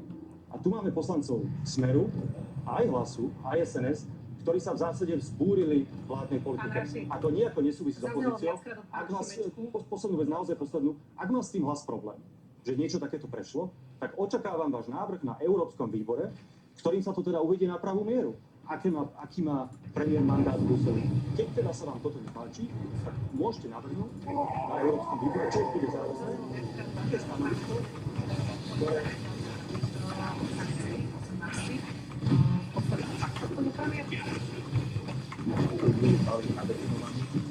pokiaľ nepôjde proti záujmom Slovenskej republiky, energetiky alebo čo by sa dotýkalo života ľudí, tak ho podporí, predpokladám. Tu je spor s Andrejom Dankom, on tvrdí, že to škodí Slovensku.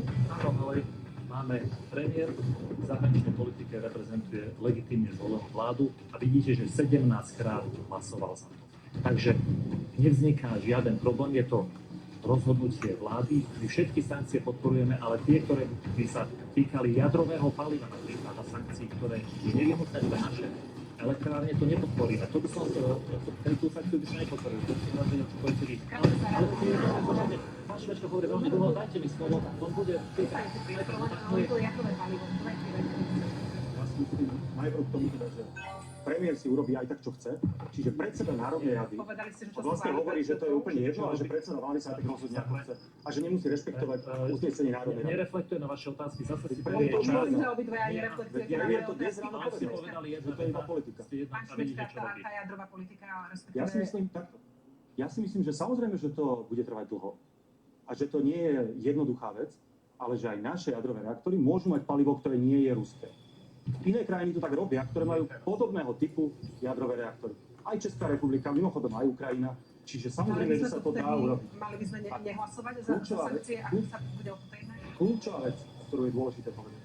Ja si viem predstaviť, že by sme u našich partnerov v Európskej únii dokázali vyrokovať nejaké prechodné obdobie, nejaké kompenzácie. Lenže, nechajte ma prosím dohovoriť, lenže táto vláda strátila toľko politického kapitálu, sme v izolácii a nikto nás neberie vážne, nikto nám nedôveruje, že práve preto to bude ťažké čokoľvek vyrokovať na Európskej rade. Adam, musím mať jednu otázku.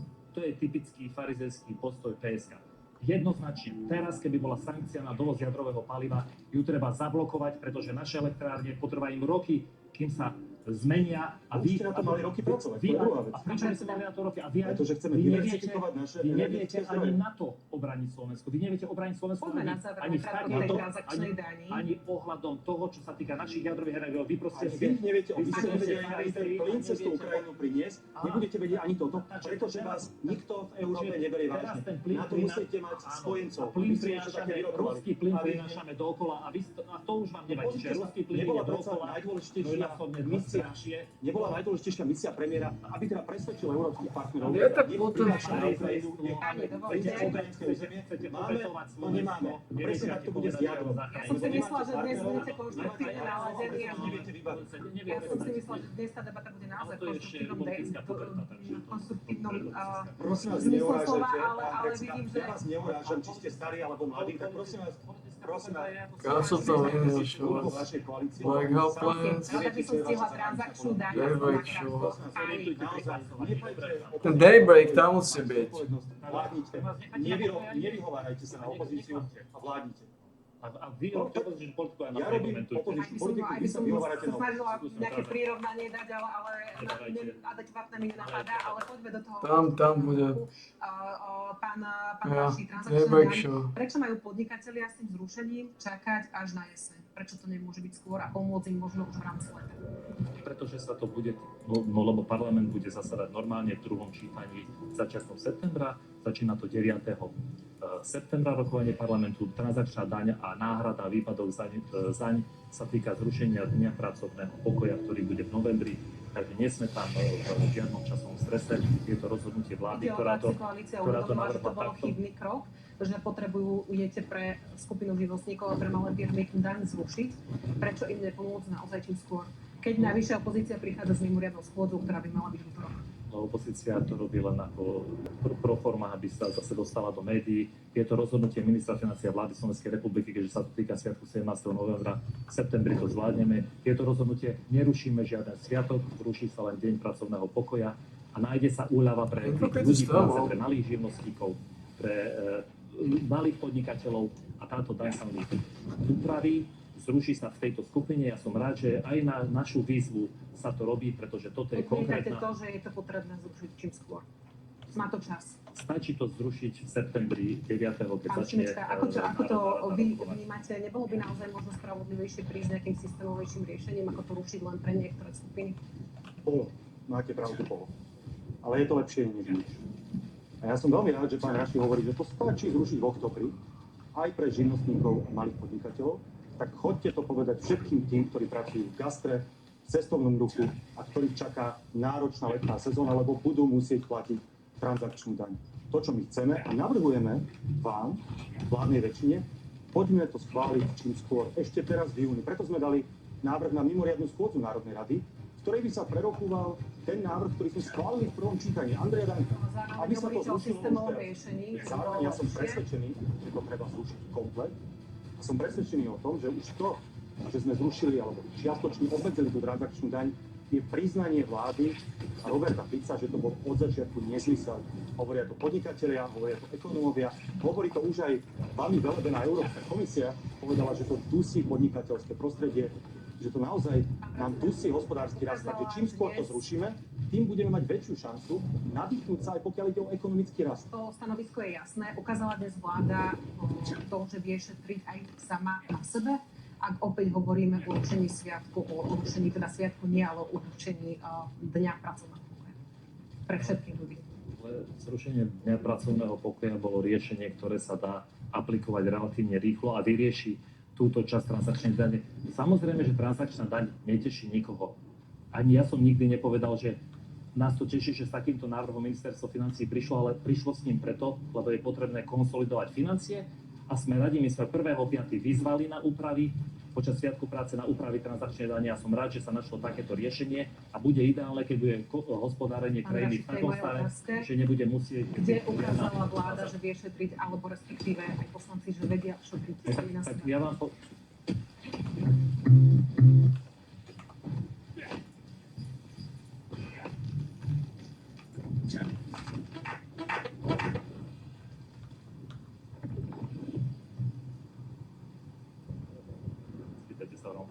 tak ja vám poviem, kde sme konkrétne šetrili. Predsa v minulom roku každé ministerstvo prepúšťalo zamestnancov, aj nás sa to týkalo ministerstva, na ktorom som bol, kde sme viac ako 5% zamestnancov museli zredukovať počty, čiže šetrili sme napríklad konkrétne na týchto výdavkoch. A bude Je to dosť? Ukazujete tým ľuďom príklad? Nikdy nie je dosť a bude sa šetriť ďalej, pretože si to vyžaduje, konsolidácia sa bude vyžadovať. Zásadne budete šetriť sa. Rule of Underground 3, they attacked the lair. Ja nepochybujem o tom. They attacked the lair and hunted the sandworms that no one had dared so much as approach before, and then of course she appeared. It was Bellander, queen of sandworms. The ground split as she emerged, and numerous resistance members were swallowed up, including Rowan. But the next moment something unbelievable happened. A huge purple light burst forward, and Rowan emerged in the form of a winged phoenix cutting through the queen's sandworm's belly. I wouldn't have believed it either if I hadn't seen it with my own two eyes. Surprised, I asked what he was doing there. He said he was traveling through to sell supplies to the mercenaries at a nearby oasis. The old merchant laughed and said, to survive as a caravan runner until old age means avoiding danger while also staying close enough to danger to seize the opportunity that comes along with it. I definitely remembered hearing the name Rowan before somewhere, so I was able to ask this Diego another pertinent question when the old merchant suddenly stood up, waving his hand as if to say he had enough. Diego left just like that, taking Bruno, who was passed out on the table with him. All I heard from everyone else was warning after warning about how dangerous sandworms are. Maybe Diego's story was nothing but the boasting of a random merchant, but I felt like I was somehow meant to hear what he had to say. Could it be possibly to safely document the behavior of the sandworms without risking my life? If I pursued those seeking revenge against the beasts? If I can survive a sandworm encounter, I would like to write a book about it and tell people about their majesty. Fuck off. Good story. But that's all it is. Story. It was a story. Craig Busting's story.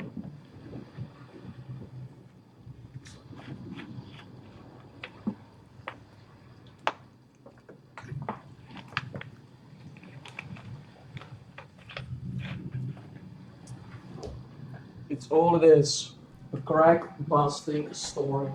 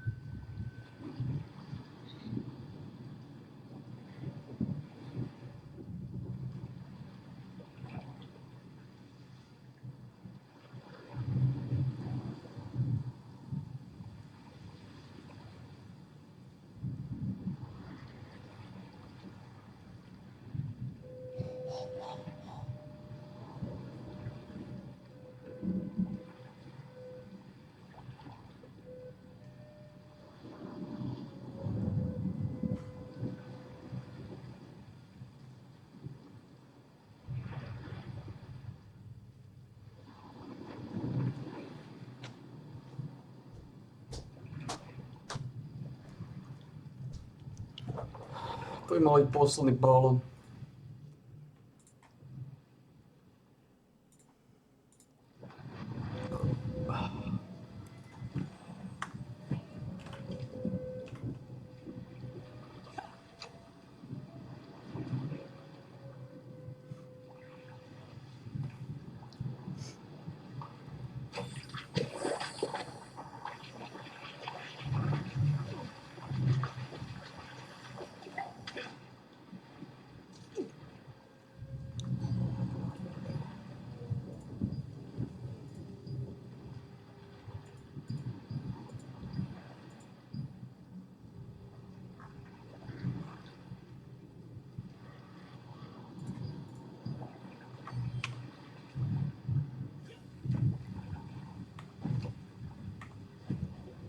Že nemôže chýbať veľa týchto pinkov.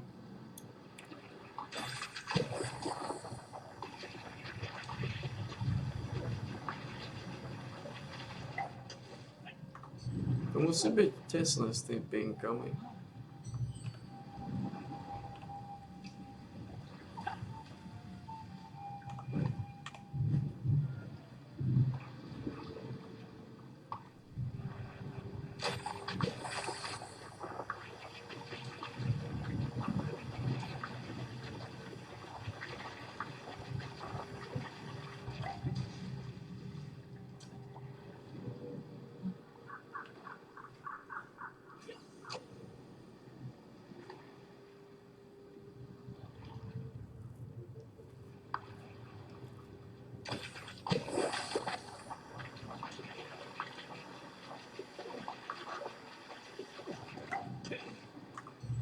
Musí byť tesné s tými pinkami.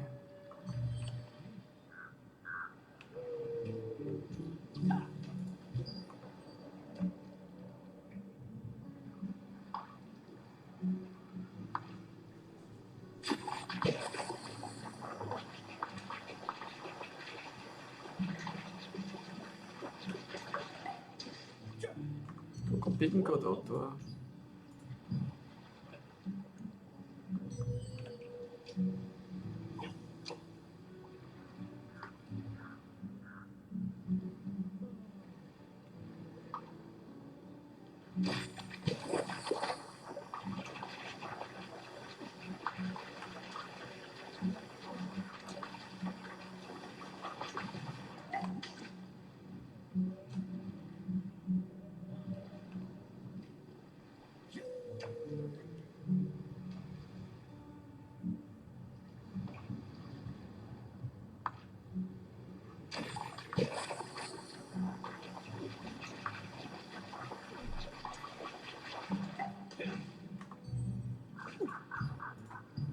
No.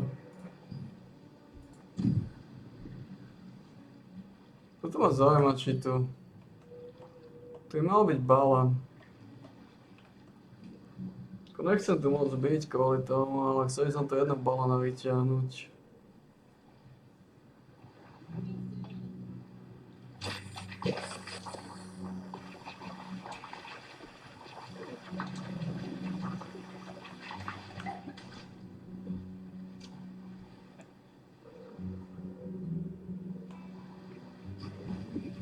Takže...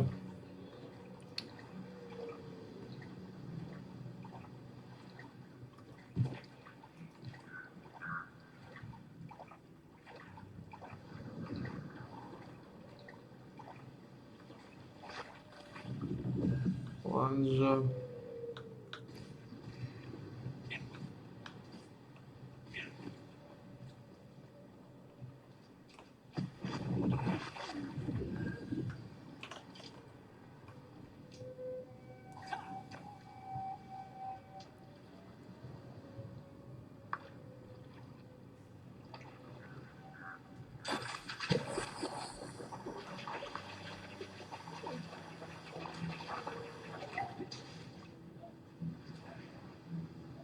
Jeden balón to vyťahneme a odchádzam.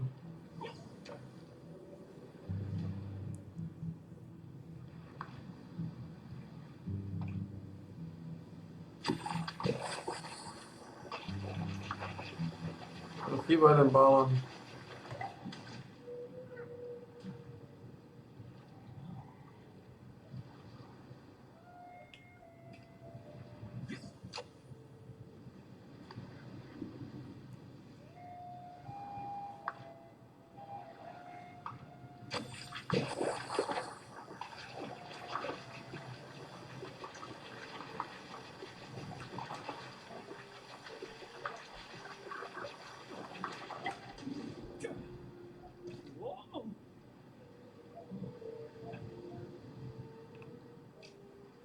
Pinko to už máme. Takže to chýbajú iba Amberjackovia a balóny.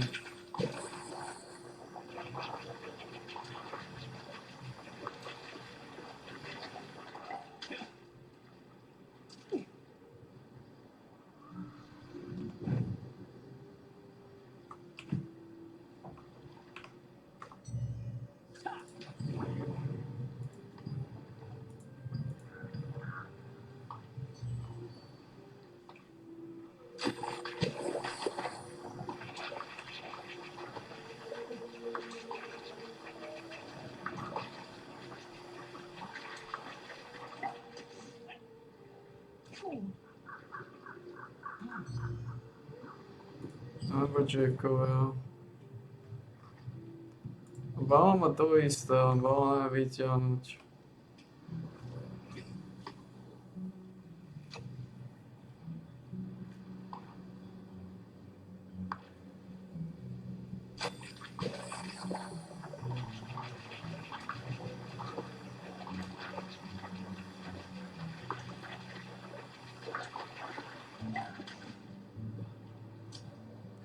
Vyťahnuť balóna.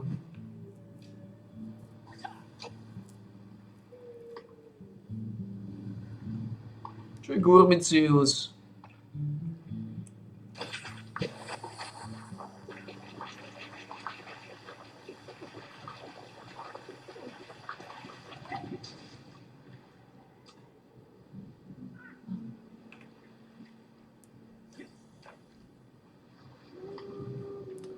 Vyťahnuť to balóna.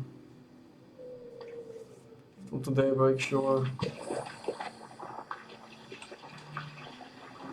Toto je on, toto je balón.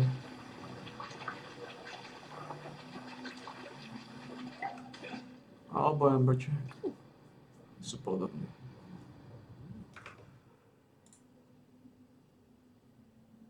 Tom, že to šetrenie bude aj na strane štátu. A som presvedčený, že to tak urobí, lebo iná možnosť nebude, aby sme vedeli ochrániť tých, ktorí sú slabí, pretože nás ani nenapadlo, ani sme nikdy nevyslovili, že by bolo treba zrušiť 13. dôchodok, ktoré hovorilo náš koaličný partner, ktoré zahlasujete za to zrušenie.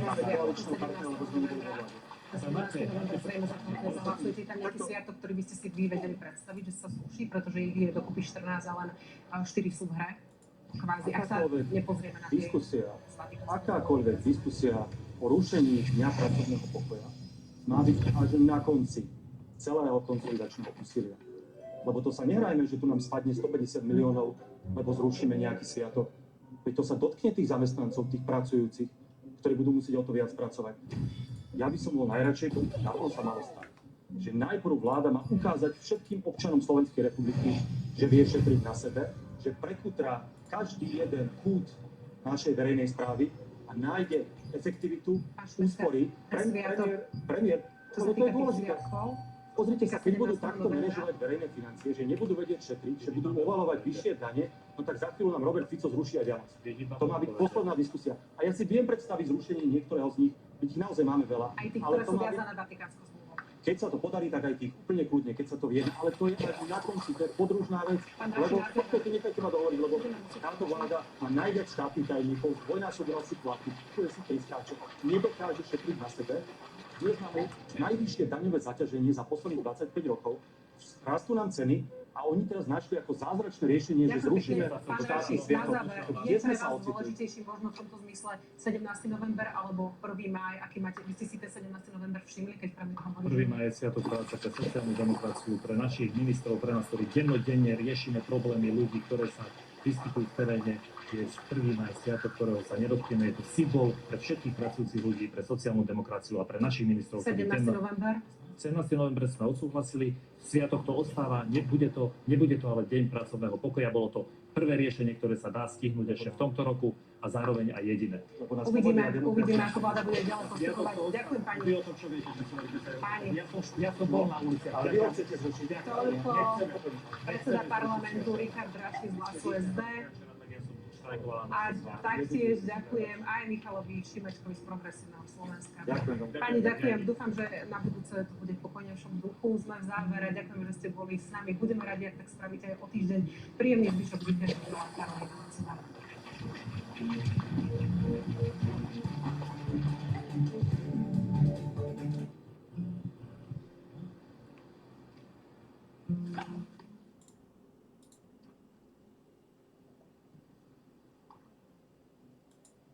Okay, so yet another bait channel. This is like, okay, I don't think this guy is actually trying to bait people.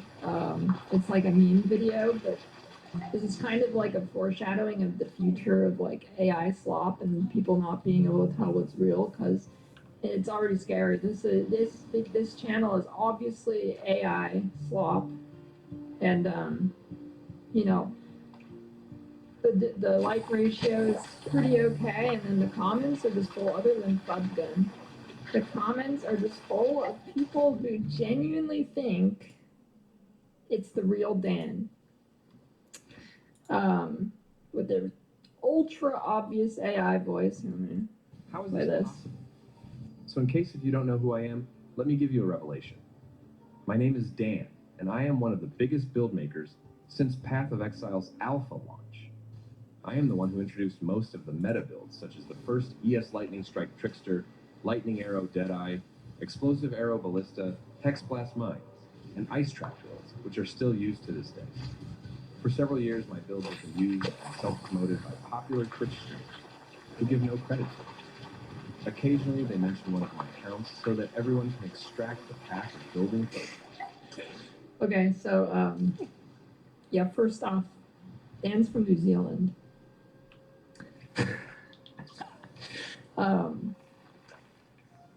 Second off, all these builds clearly massive fakes. Like it's not trying to even seem real. I don't really know. I think it might be so long in the game that people don't remember what builds look like because these are not the numbers. And then in the comments, it's just like so many people think it's real. It's crazy. So excited to see your Molten Strike build. Thank you, man. This is by far the most effective League Star video I've ever seen. Your explanation skills unmatched. Also, it's worth to mention that your config is literally empty, which no other streamer dares to do while creating such powerful builds. I've been following your builds for a long time now, and it's hard to follow and gather them through other content creators, so I'm very happy you promote them yourself this time. And then it's just like, so many people are like, wow, Dan finally has a YouTube channel. Well, he does. It's not this, though. And it's like, oh my god. How do people not realize it's fake? Unblock. Look at this. Look at this. Look at what is this? What is that? And I mean, like, what is this? Dan is from New Zealand. It is obviously a meme. Like, this guy is not going out of his way to bait people. And, dude, so many people. Okay, what is going on here, dude? Like, so many people just think it's real. It's crazy. It is crazy. So just like a PSA to anybody that somehow didn't realize it.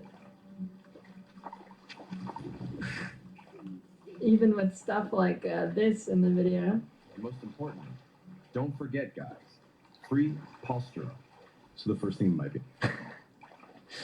So yeah, I don't.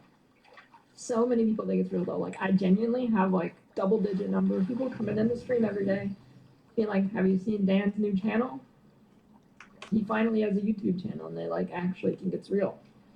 And all the comments, they all think it's real. No idea you had a channel subscribed. Thanks for my build.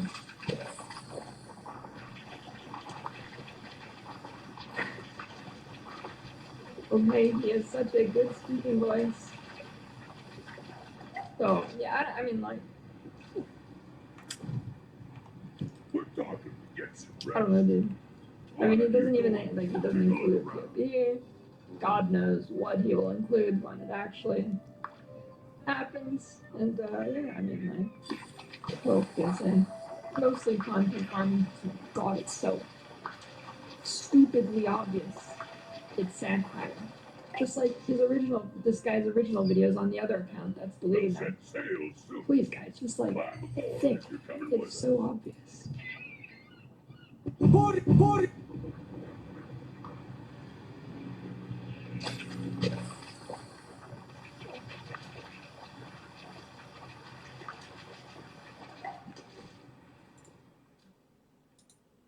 This is Anastasia, a dealer at Lodge Card Club. She decided to hop into a high-stakes poker stream with just $2,000 to try to spin it up. Here's what happened. But I'm playing perfect.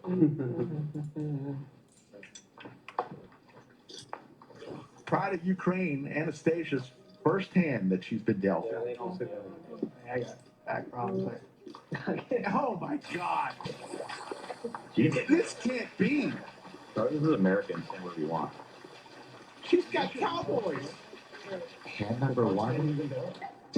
Pocket Kings. No fear.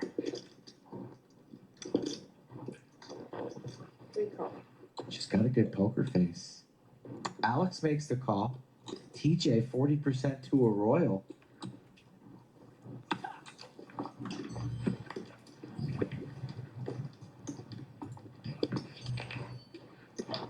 He's gonna make the call. Stash getting a good price to complete. So probably likely going here 4 ways. Stash. He's raising. Stash wants to be the villain that just sticks the knife. All in from the Pride of Ukraine with her Cowboys. Take that. And then she laughs in his face.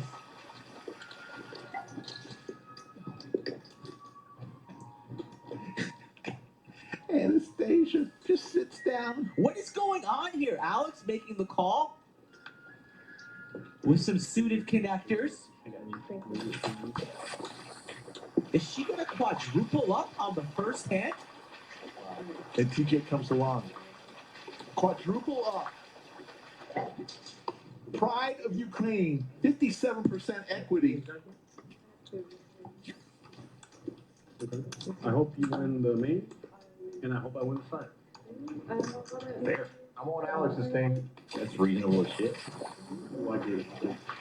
Fine. Win the regular match? It could happen. My buffer, I don't want to book it. lose. We get 2 to 1 odds. A what? There's the king, top set You'll give me 2 to 1. Thanks for the. for Anastasia. Pride.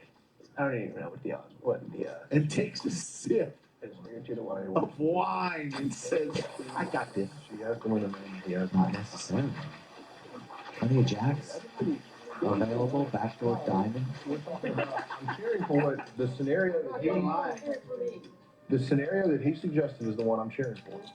Honestly, 2 to 1 odds. Oh, I didn't know that he was in the hands too. Okay, that changes things.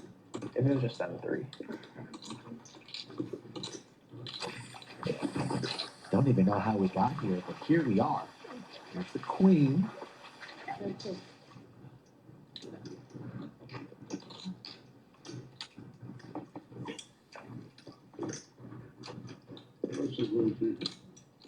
How much you're adding on for? Okay. I'm Jason. Good to meet you. Yeah. They told me Low-G. I'm Mr. Wayne. Anastasia needs to fade the jack. Problem. Got it. Stash, I want to get into a big pot with you. Oh, We'll see. Little G and Stash. A few hours ago, he was dying. And now he's. Oh, yeah. He ran queen 10 in the 30s alive and reanimated. Now he's like, yeah, maybe Jay next week. I want to get big pots with everybody. You guys actually aren't that good at poker. I just came to this. I think I call with 9s. Like, how do you guys play this game every week? You guys are all too good. And you all, All right. Alex, You want I'm trying to win the side pot here.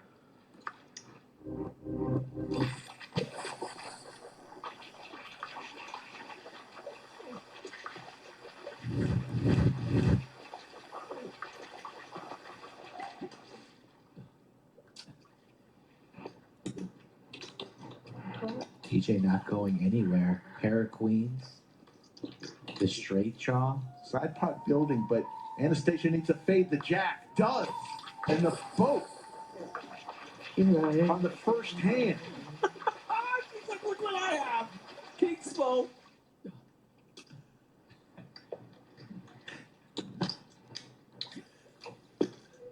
Unbelievable.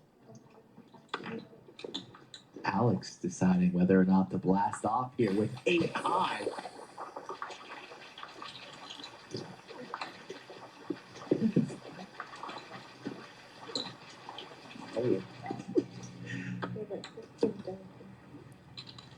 The backdoor clubs come in, now all boats available. There is a sizable side pot here.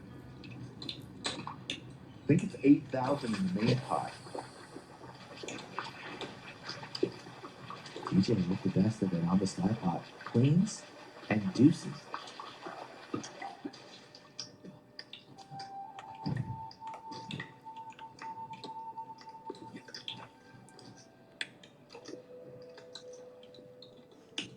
Tak balónů vracel.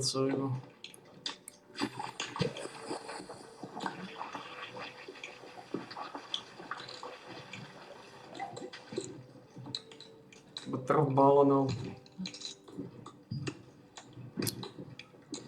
O 11. O 10. Big side pot here. TJ will win the side pot if he can just make the call.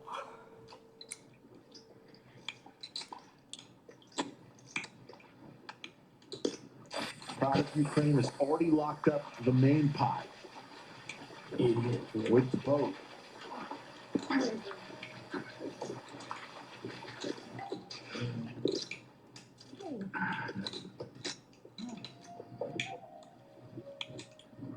It's gotta be yours. Makes the call. Oh. But does he win the main pot? He does not win the main pot. Oh. Holy shit. Holy shit. Pride of Ukraine quadruples up. Thank you. Bring it out. And she's gone. Will she leave right now? Nice man.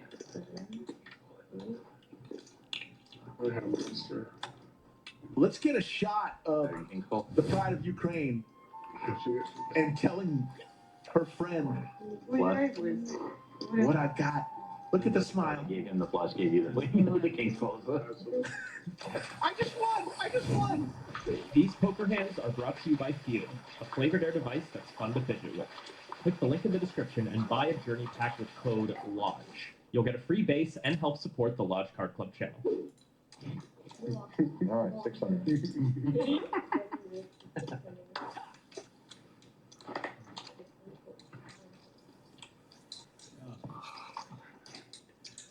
Anastasia, the Pride of Ukraine, coming along with Queen 10. Let's see if she can win another one. All right, I'll let Anastasia get you. I forgot that you were over there steaming. How much is it? I'll talk to you. More wine. Anastasia says, I'm in a hand. It's like 23. That's fucking nasty, dude. 23 in the zone today. That is pretty nasty. That's nasty. It wasn't even like a good hit. Oh, no. That's why you bet. Alex goes all in. Oh, beautiful. Thank you very much. I cannot go twice right now. No. Not right now. Oh, no. There's the fold. What did you dump? It was good. Oh, no. Good fold there. King is good. Dominated. You had king 3? No. Oh, yeah, queen. Queen dust. Queen Dust says, the Pride of Ukraine. Okay.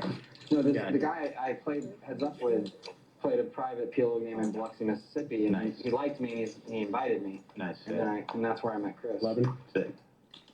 Macy's Brown. And now that guy owes me like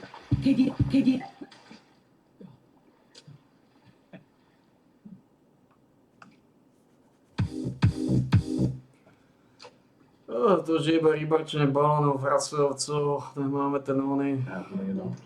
Počkej. Even the game he didn't take. Tell me the exact specifics of your deck. He was a solid. He was a solid dude for like 6 years. He always brought hundreds of thousands of dollars to the game. He talked the talk and walked the walk. And then one day he showed up and went on the finger for a number and just That's shit. dude. That's poker. Really? see. This is the matchup the people want right here. It really is. King Queen suited? I don't know. King Queen suited. Okay. Are you nervous? Never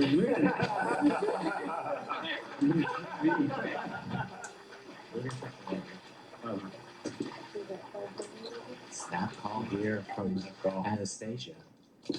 We must have a big draw. In big trouble. Now drawing dead. Oh my god. This is funny. Anastasia. You suck. I don't want to beat you. But you want to beat me. He's vicious. Let's see. I don't even know how much I have. I don't even have me covered. I have like 36. Yeah, you definitely have me covered. It's tough for Alex. He's been losing the last hour and a half or two. Just in case. He's gonna bet 1,500. How much? Bunch of reds. They're not worth that much. See. Anastasia drawing dead.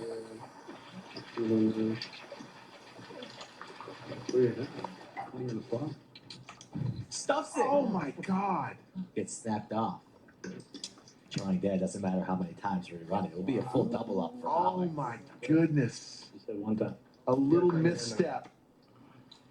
It's their first time playing this game. Oh, yes. A nice beat. Like the check on. And yeah, well, Well, at least it can't be the ace of hearts.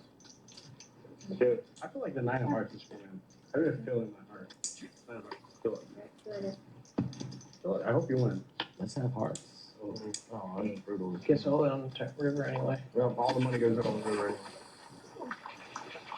So the graphics show that she had the king of clubs, but she actually had hearts. Oh. She wasn't drawing dead. That's Oh, the reason for that. that makes a world of difference. Yeah. Yelling out loud. Flying behind, bro, come on. Say chips. She did have heart. Little graphic problem there on hand number 117. I did. I know, like, I was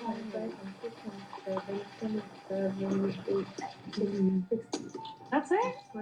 Yeah, it's only two chips. Oh my god, hello. 2760. That's it.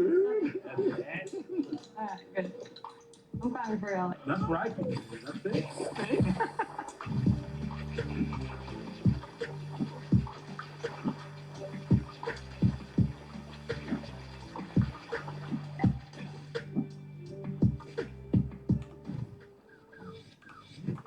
Koľko potrebujeme tých Amberjackov?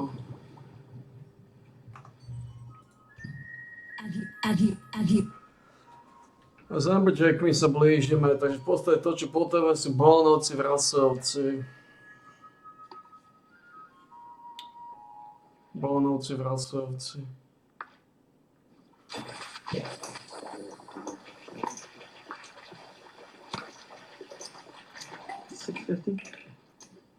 DQ with Big Slick. Rescan. Yeah, you're good. Thank you. Á, moc veľa Bolonovcov, Vrasovcov.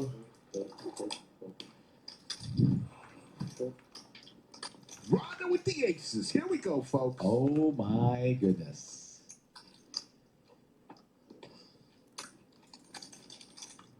Aces and ace king for DQ, who got needled earlier for folding jacks after flop there. Faces a 4-bet to 3,200. This is gonna suck. It is gonna suck. Likely gonna 5-bet rip it all in. DQ's beer looking magnificent today, I must say. Very pointy. All in. All in. Ronda flicks it in, takes a sip. And they're going to run it once. You know that. Always once. I know. I can't believe you took DQ 10 of Only when 1. she's drinking, she doesn't have aces. I'd like to thank the Academy. I know. already saying her victory speech. Dangerous. Hearts running on her hearts for DQ. A little bit of life. He's already reloading. And now he's trying to Drawing dead. Ronda doubles up through DQ. Maybe it's fine. I kept fine. Everybody. I think everyone thought Put your ass over here. Then play it. I did. I thought you had. I think I put up. Ace queen, ace queen surrounds. Jacoby Thibodeau will tell you after this hand how you can come play at the lodge after this hand. I'm sure a lot of people want to play at this table, especially they.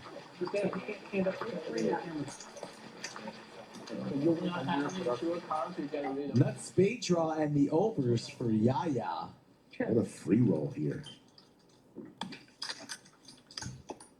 Total free roll for Yaya.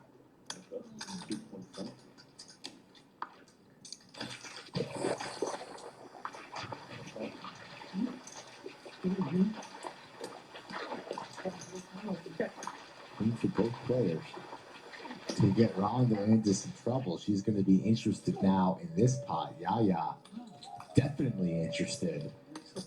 Will continue to barrel.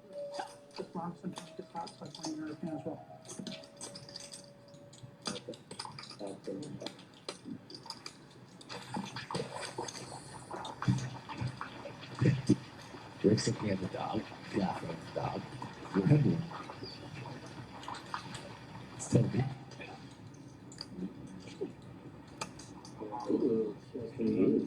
Ronda fires back.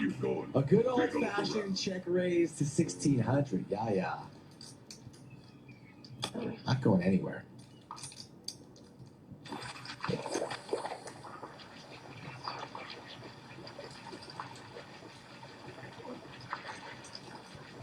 Ooh, Ronda's gonna put the shades on. New sheriff in town. Tilting them like young man's glasses.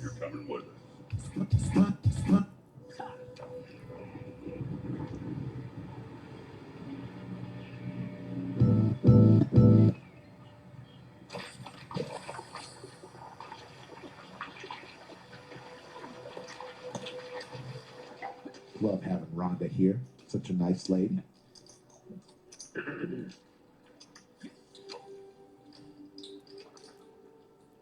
Yaya running the calculation. Seems to take a lot of time with his decisions. Fires back.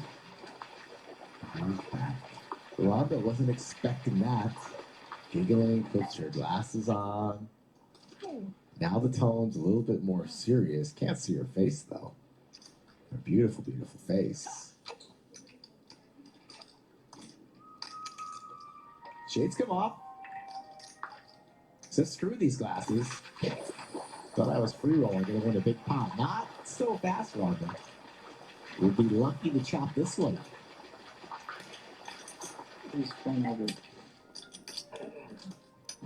Ace King, no good. What about Ace Queen? True story.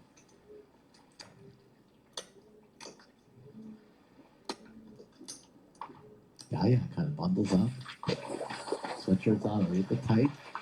Touching the throat, checking the pulse like E-Fan does.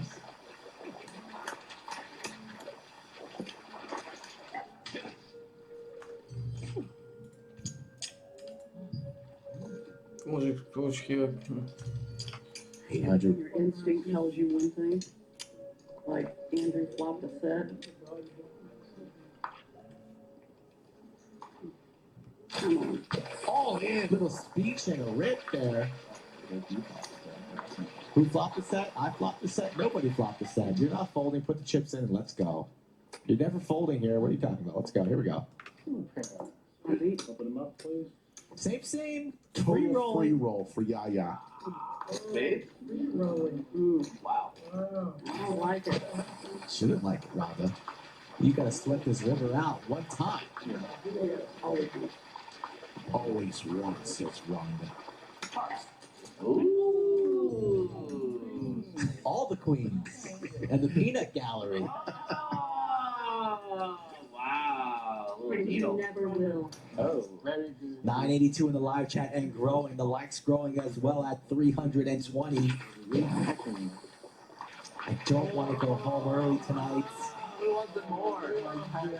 Let's be honest, this is where we want to be, chat. Smash the thumbs up. She says, we love to see it. Your own money. We love to see it. Yes, it will be. Let's keep it low. Oh, no scaling. Top pair for Ronda. The Nick game will be over after this hand. Both players firing a bet and a check raise. Snap to 4,000. Yaya's got a 9. Strong kicker and the king makes the call. Pop building. What happened? Ronda getting ready to ship it here. Ships it blind on the turn. She's all in. Two pair for both players. Yaya makes the call in trouble. E-fans, sit down. Nobody needs to look at the back of your dome. Come on, 9. This dog's probably gonna never get those premium treats ever again. The dog hates the lodge. Biggest fan of the night. 30,000. What time? Always. I'm not doing that. 10%. Oh. Check mark for Ronda as she approaches a $40,000 stack. Baby, I did that for you to win $200. And not only does Yaya get stacked, This is why he owes $100 more to every other player. Okay, I reloaded. Gee, that's what you said. Great lineup. I'm sorry. Great work, Team Lodge. Jamie, thank you for that comment. The hockey sticks for Ronda. Big winner today. The lucky cowboy hat. Thank you, Jungle Man. Might charge her $1,000 hourly for renting. She looks good in that hat, I'm telling you. underneath. Here, do the hand first. You can pay when you're done. Oh my I don't want to get goodness. paid with my own money He was first. just told he still owes everybody $100. And now he's racing with 6'3" offsuit, Rick. Make it happen. I'm ready. I'm going to check what happened. Just off the straight. Deck reads, overpair for Ronda rebate. Oh my goodness. I'm scared my nose taking her. Hand number 63 plays the 6'3" off and flops the joint. I don't know. Sounds like a sign to me. A little bit trippy. Ronda bets. Snap raised from Yaya to 4,000. Deja vu all over again. The reverse. What is going on here? You haven't hit thumbs up yet. Now, yet. I don't know what's taking you so long. Please. Let's let the world see this stream. Sunday. Ronda going nowhere, carving out the purple plums, $500 a piece. You know what? I think I haven't beat Andrew, but. Oh, a great lay down. Oh, if Yaya wasn't tilted before that hand, not getting action on that one's going to get him annoyed. Oh, that's so tilting. 21 of them will be attached to the Lodge Championship Series, but during the same time frame, over 70.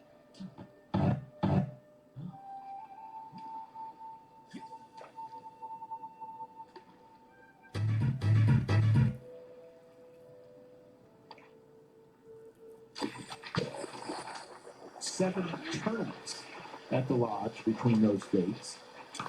Tournament Central. Several high roller events, if that's you. And the main event, which will culminate with $3,000 buy-in, $2 million guarantee. Oh, man. I think this will actually happen. You're going to be stuck on his dog.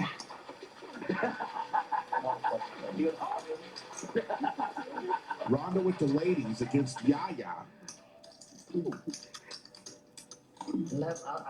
Yaya with the suited connectors raised to 575. Ronda just calls with her ladies.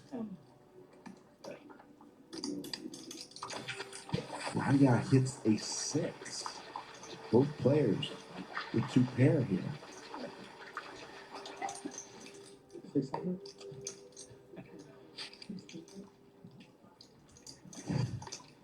Louder. It's nice little loud. Just a check.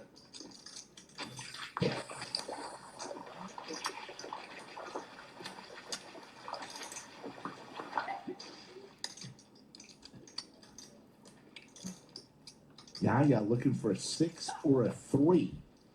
3 to make it straight. 6 for the boat.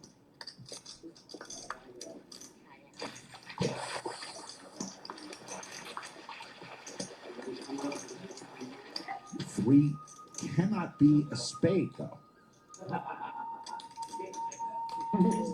2,000 is the bet. Rhonda calls with her queens. Classic, not for the cards. Check mark for Rhonda, and Yaya cannot make anything go today. That's $3,000. Quick call from Rhonda.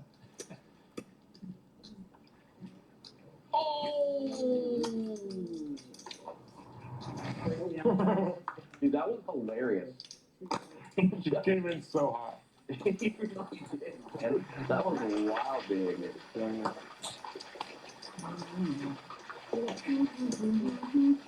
He's trying to be crazy. Seriously. Helping out. Yeah. Look at Toby. There's too much money. Of course I do. What's not to like? Toby. It's on. What? Queen a deuce. What? Queens for a Rhonda. 8s for Sherbert. Ducks for DQ.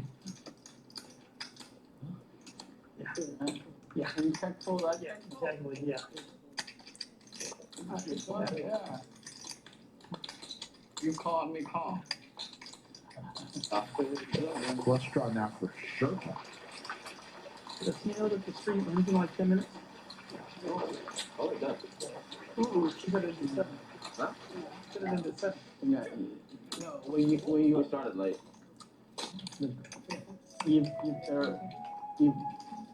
She's gonna ask you if there's no time for it. Rhonda.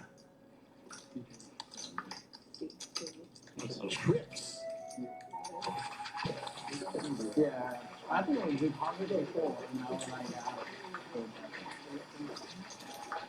Sherbert's saying, I've got 2 pair. me too. We were talking about it. Carving out the calling chips there. Has 10 blacks, 2 plums.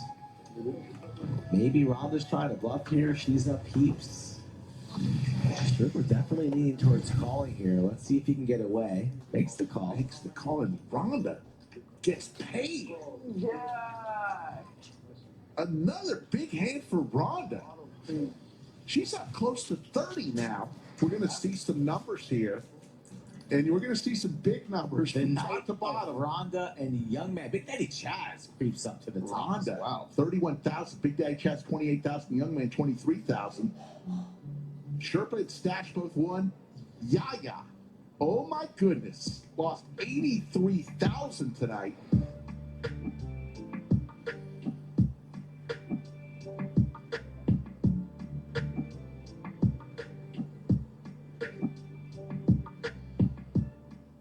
Naive.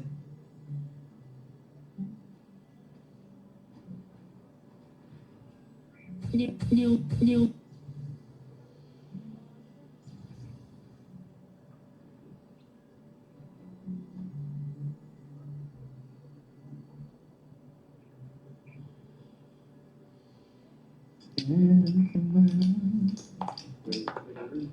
Just gave himself up.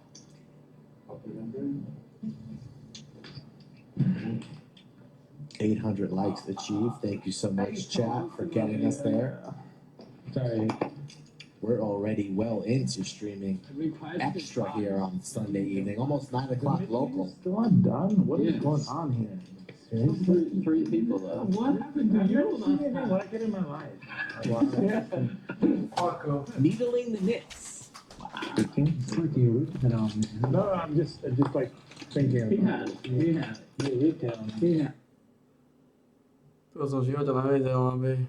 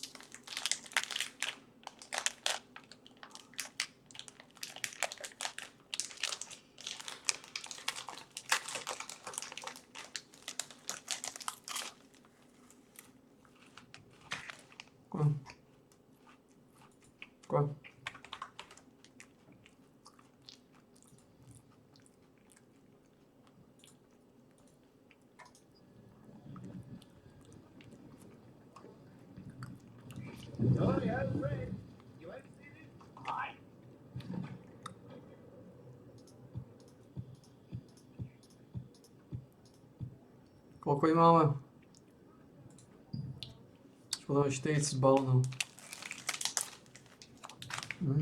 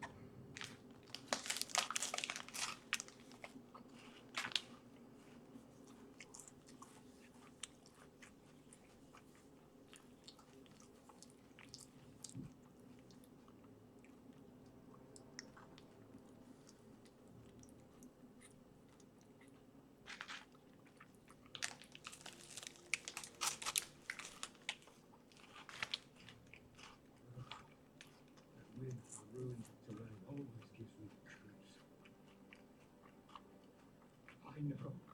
I don't even want to look in the direction of that undead den. Now, zombies are very common in the town and prayer house ruins. Skeletons, though, are common in the hovel, but the ground is dug up. Right. The patrol manager told me that earlier.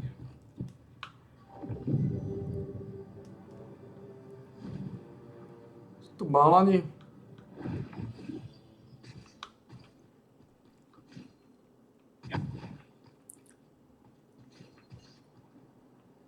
God damn it. God fucking damn it, man.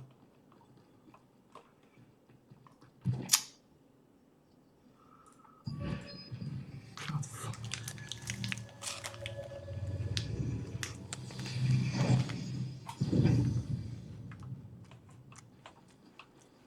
I work as a contract manager.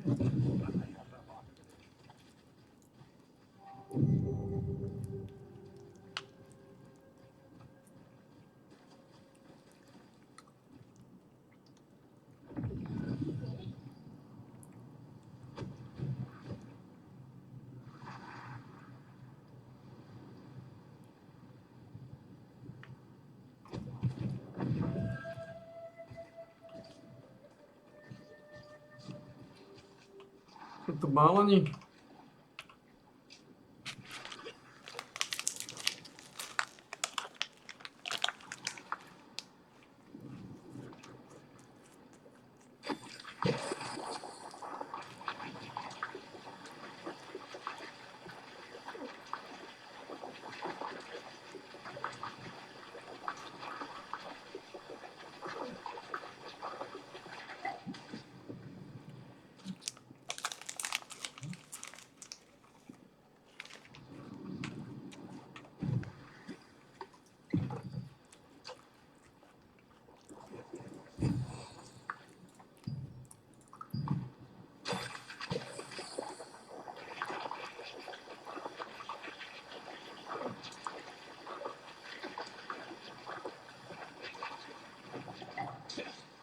A to nie sú balóny. Sú kokotiny.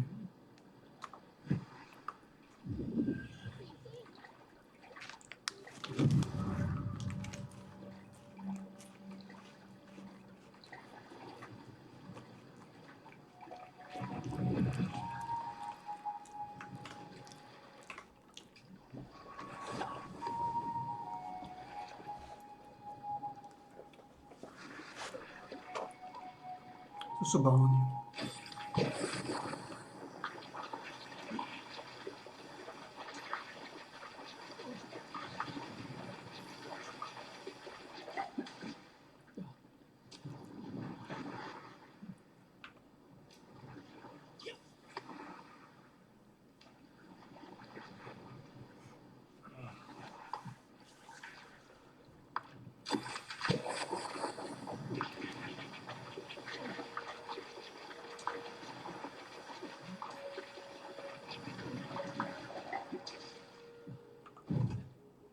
Prvý balón.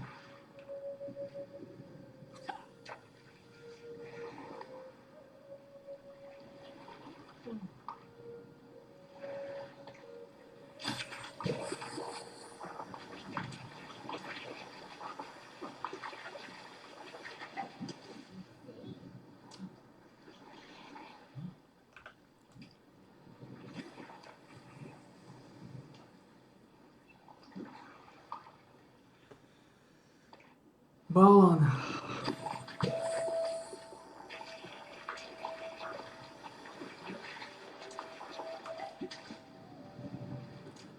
Tridsaťdeväť balónov v Rasovcu. Potreba 39 balónov. Dovtedy sa rybárček, keď nebude mať 40 balónov v inventári. 40 balónov.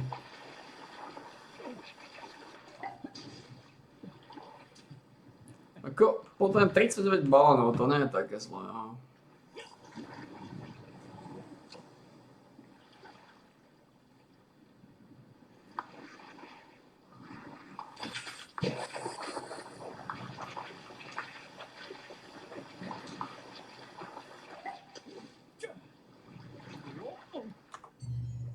Mi to svieti.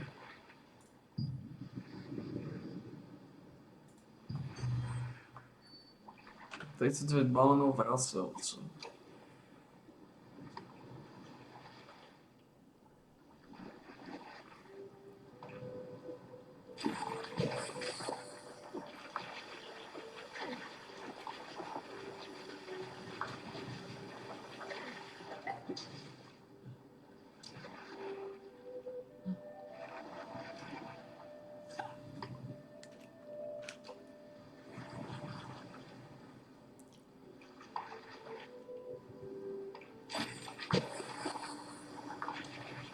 Pesek.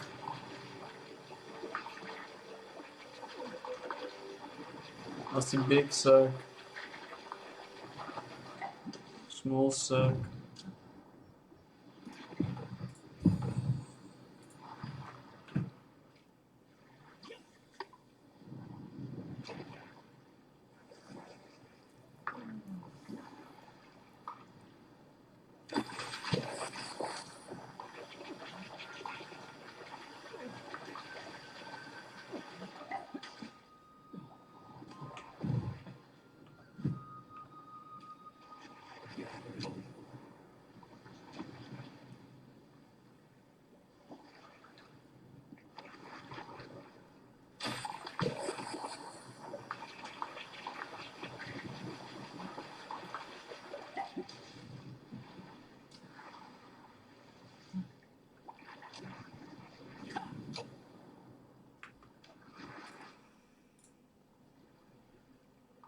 Balóny.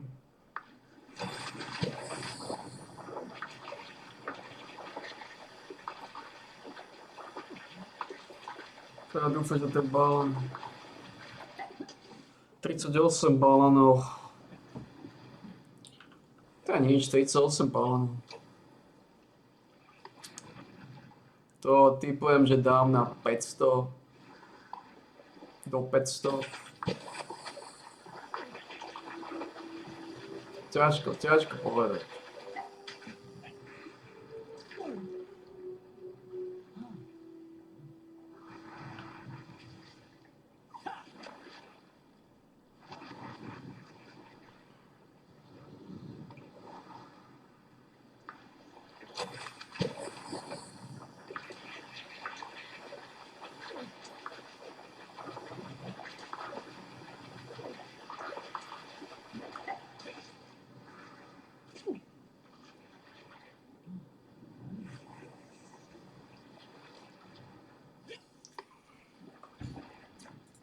Dám level 27.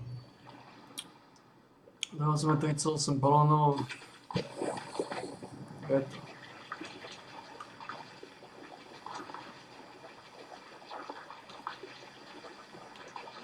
Toto bol balón. God damn it, balón mi zosral sa.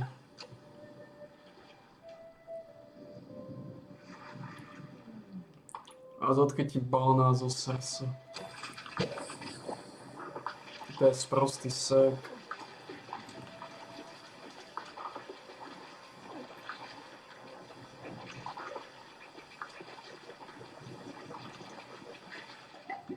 Zrazu to čas so sekmi.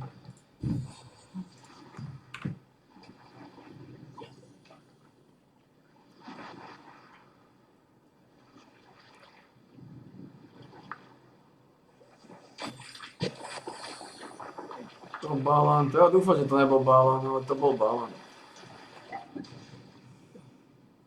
Ako mohlo to byť ešte oný, aj ten zelený. A pochybujem. To bol skôr balán.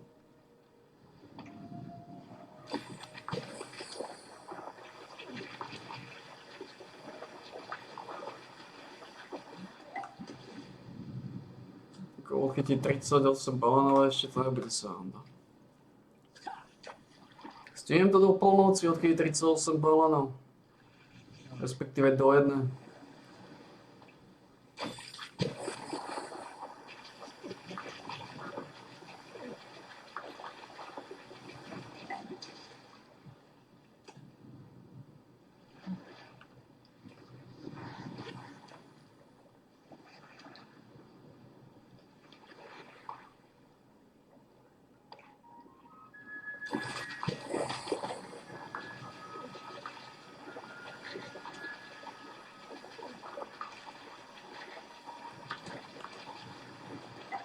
A mohol to byť Amberjack, teoreticky nemusel to byť balón. Ťažko povedať, oni sú podobní.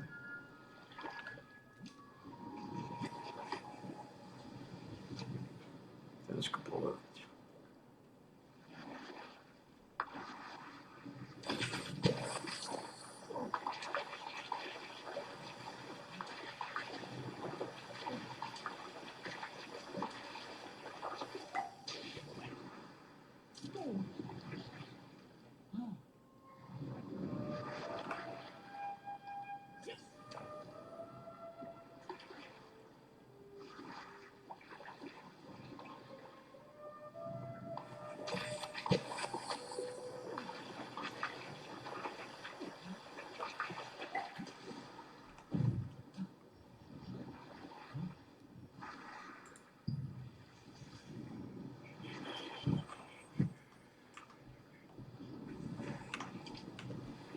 A potom 38 balónov.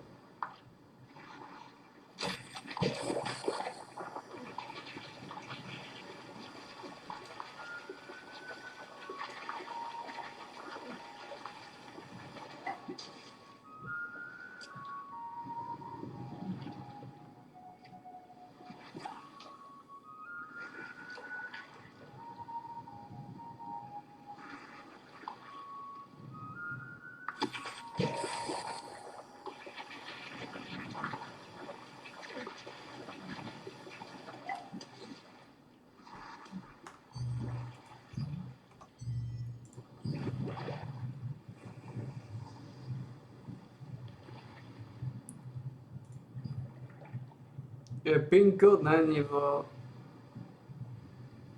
Last Lunchovej.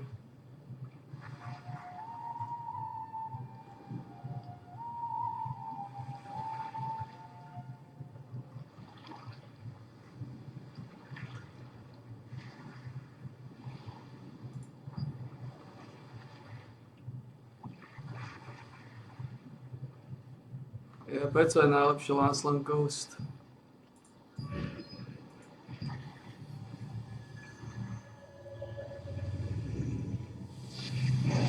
Bo tam nemáš ping koda.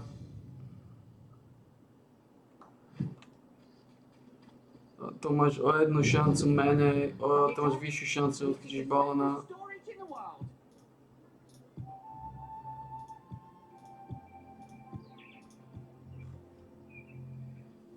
Pretože máš v Last Land Ghost sú iba 4 ryby, ktoré môžeš chytiť.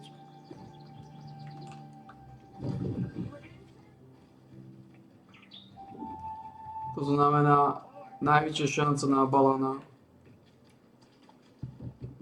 Last Land Ghost by malo byť toto tu.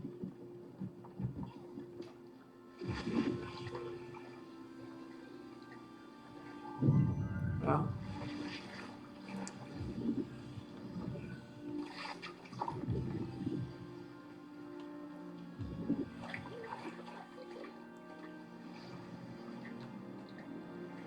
Toto tu. No, to je dôvod, prečo tu bolo najviac balónov. Lebo tu môžeš chytiť 4 ryby.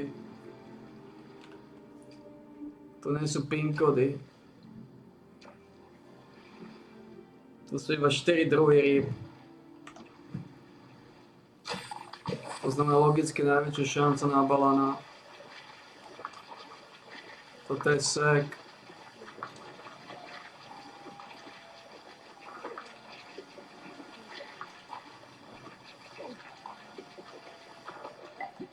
Big sack.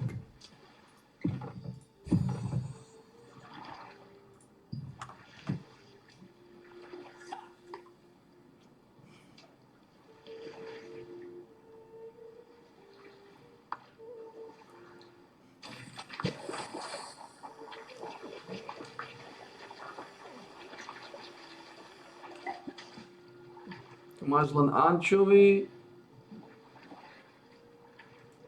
2 zelené ryby a balón. Nemalo by to byť viac ako 4 druhy.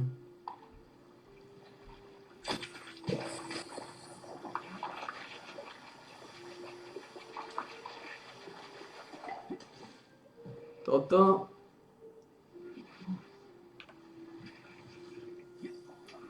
No, toto je to miesto, kde som najviac balónov vždy dával, čo je logické, lebo najmenej rýb sa to chytá. To znamená najväčšia šanca na balóna.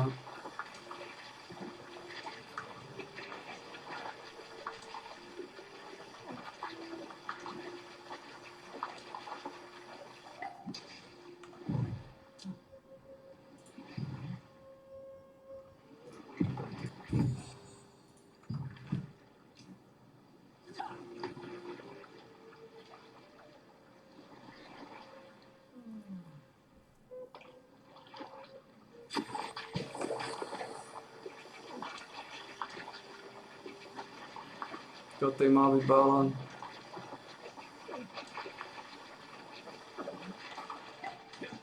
Alebo amberjack.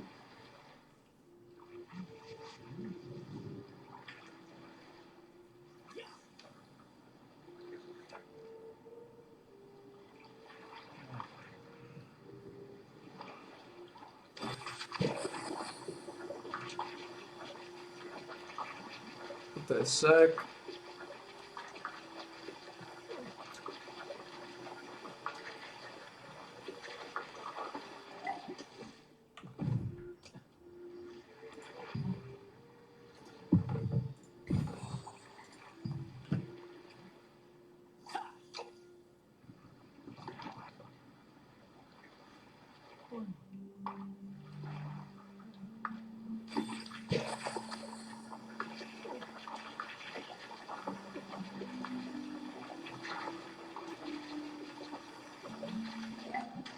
Prvý balón. Takže iba 37 balónov.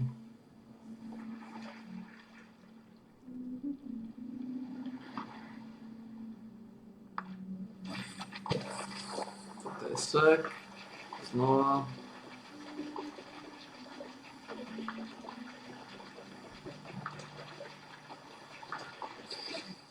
To mi ušiel.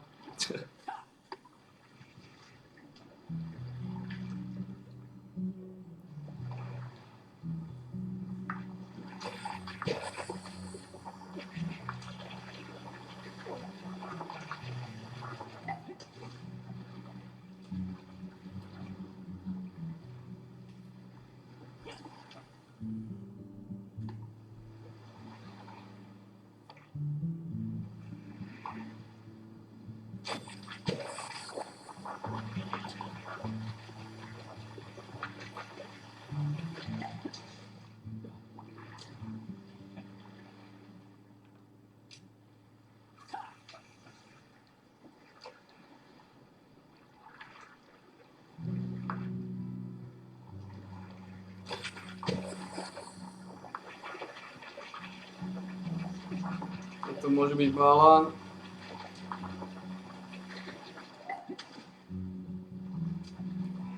A síce nie, ešte táto iba tu je. Tak 5.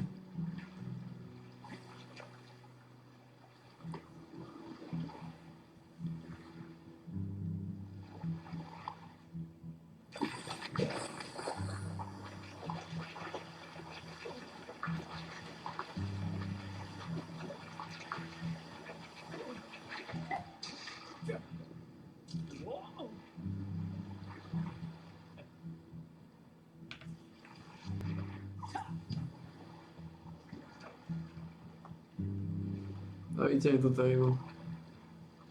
Možno to bude balán. Vyzerá to na balana.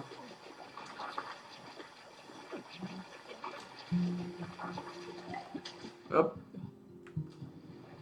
Balán. 36 balánov.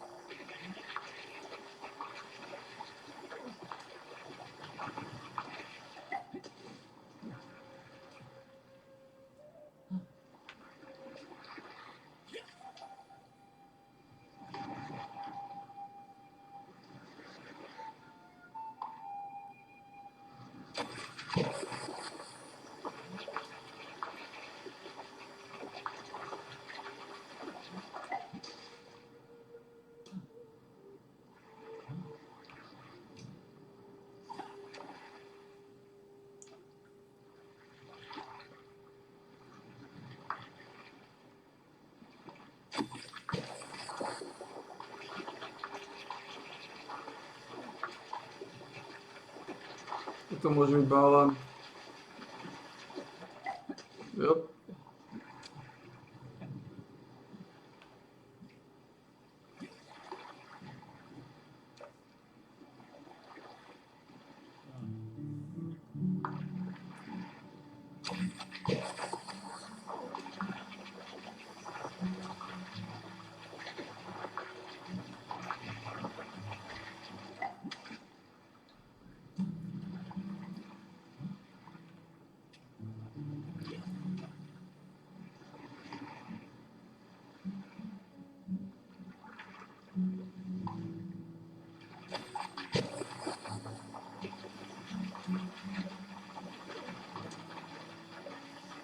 To môže byť tiež balán.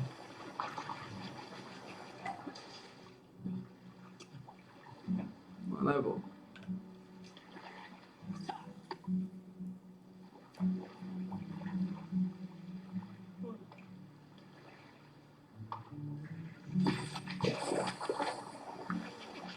toto môže byť balón.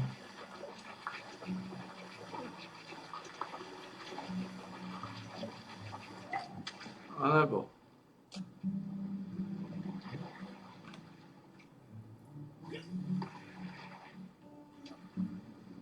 Piče, zavolal som na Black Desert.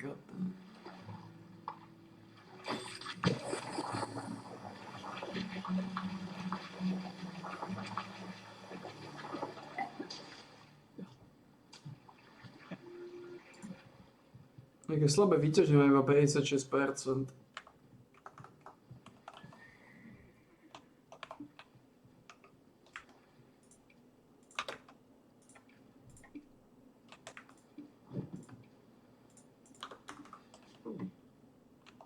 To je divné.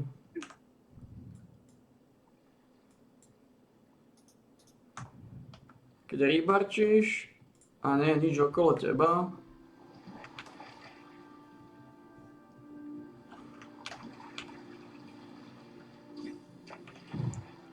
že 5 balónov je doma, ešte 35 balónov. To neznie tak veľa, 35.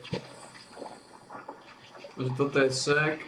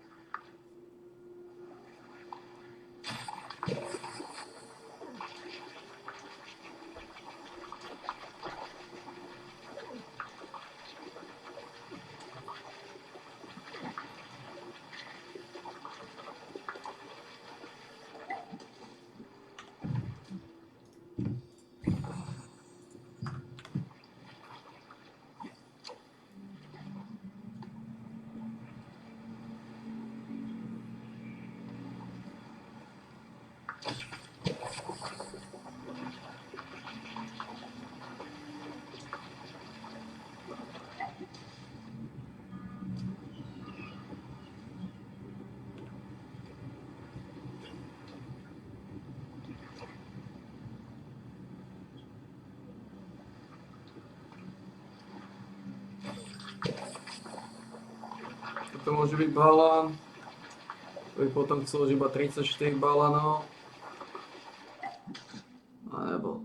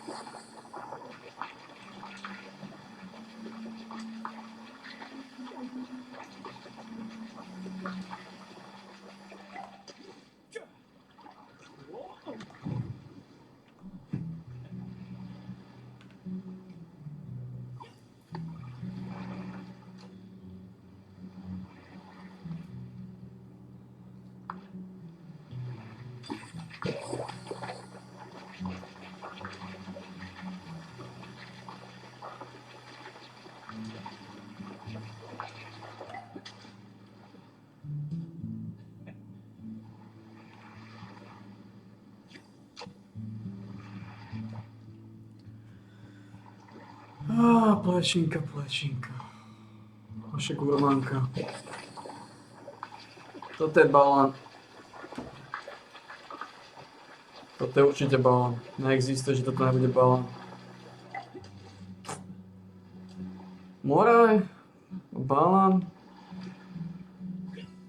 sú rovnakí, I guess.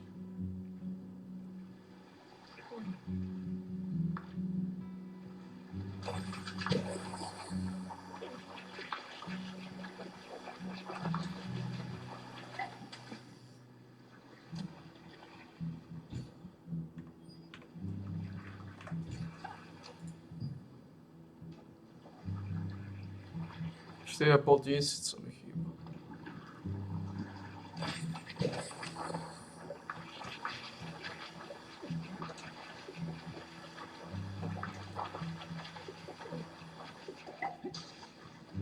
O, 34 balónov.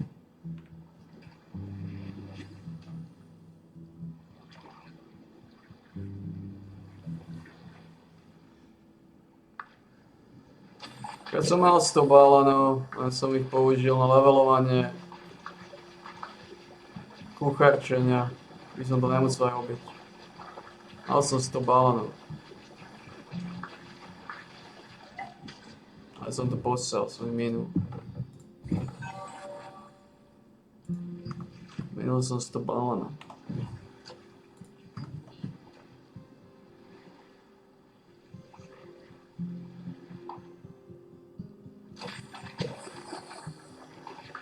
Na levelovanie kuchárčenia.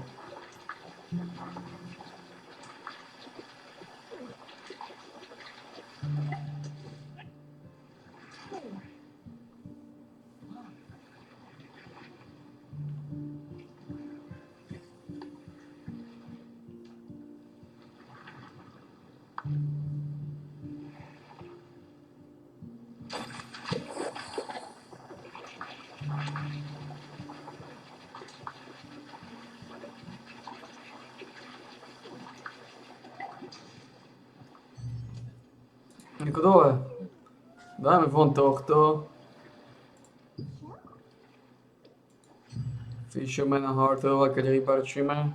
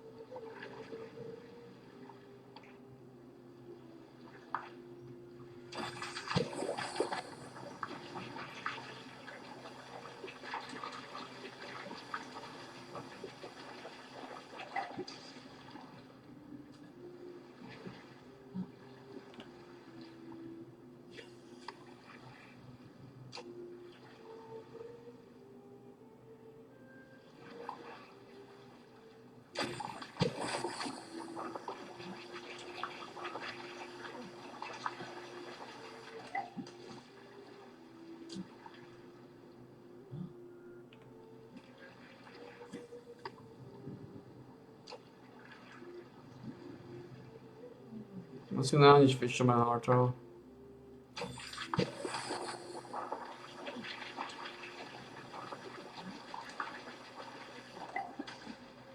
Než vôbec pomôcť balónmi. Viac než...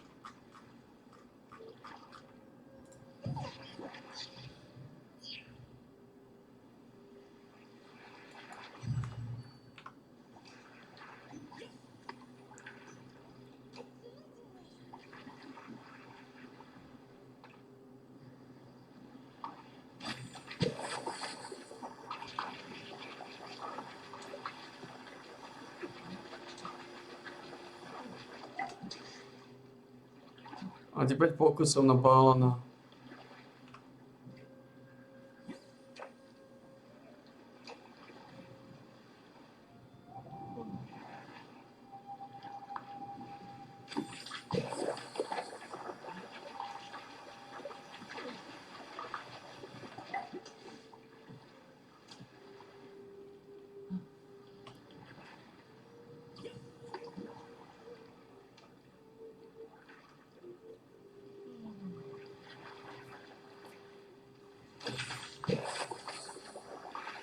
Že to je big sack.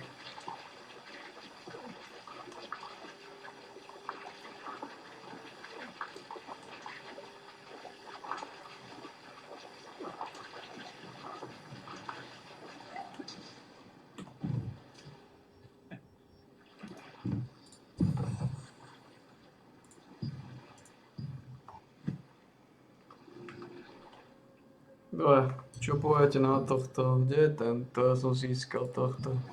Lightning Jolta.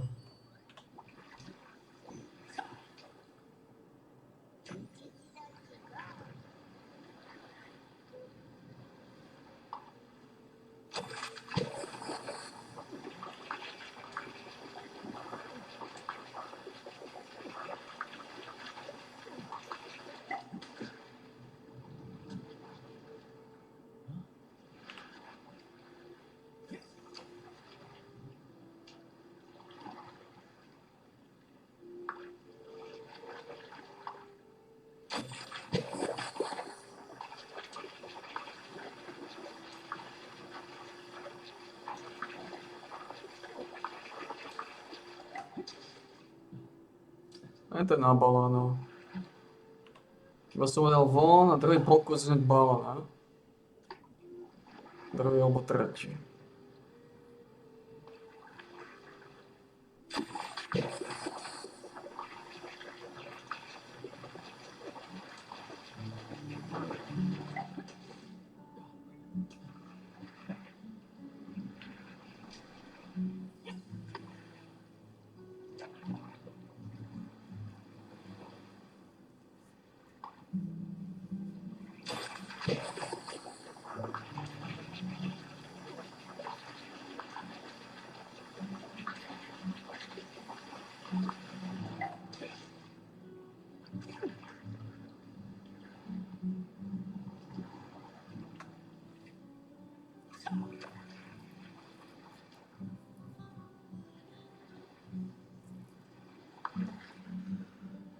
Plešinka, prečo ste nás opustil?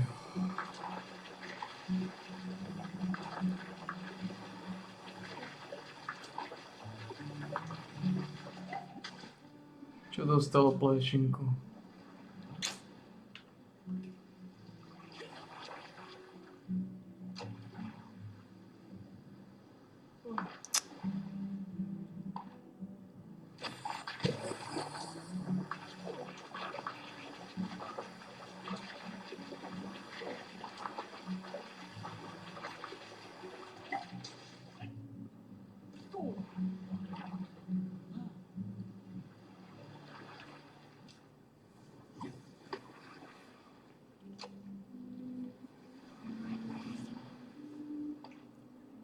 Čo dostal náš Blaster?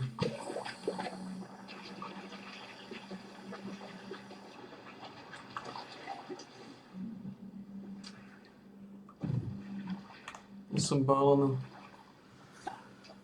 Ešte 32 balónov. Ja si myslím, že to máme šancu stihnúť. Ale to je ťažko povedať to. Keby sme jednu z 10 dali balóna, tak to stihnem. A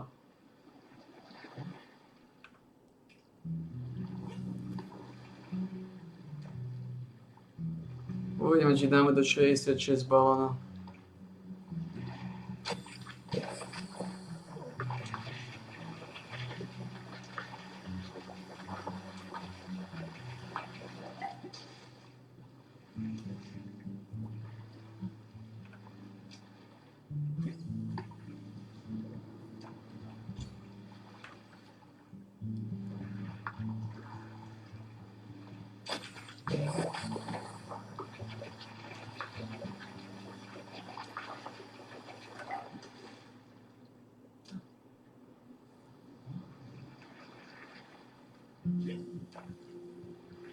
Ťažko.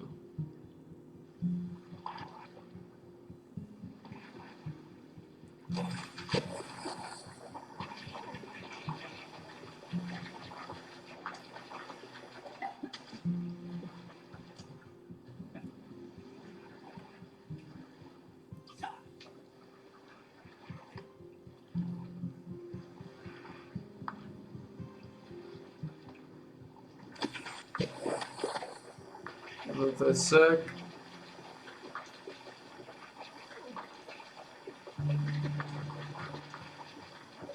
Asi big sek. Podľa toho, ako to ide ťažko.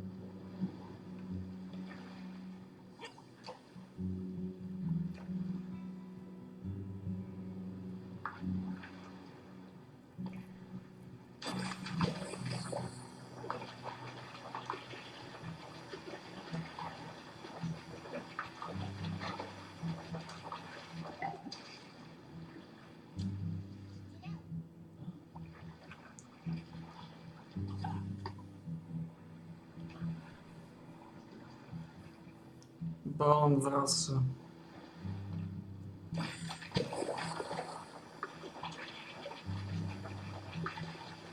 Keby som mal 10 pokusov jedného balóna, tak je to OK. Lenže... malo by to vychádzať, 10 pokusov balón.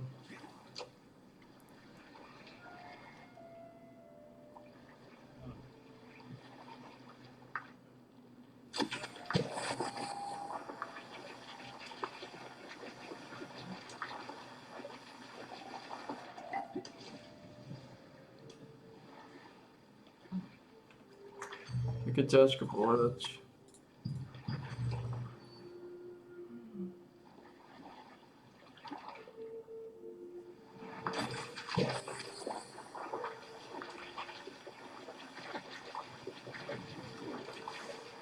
No toto sú nápred tieto baity, lebo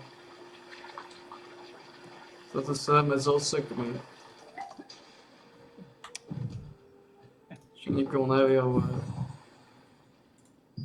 Toto sejeme s osekmi.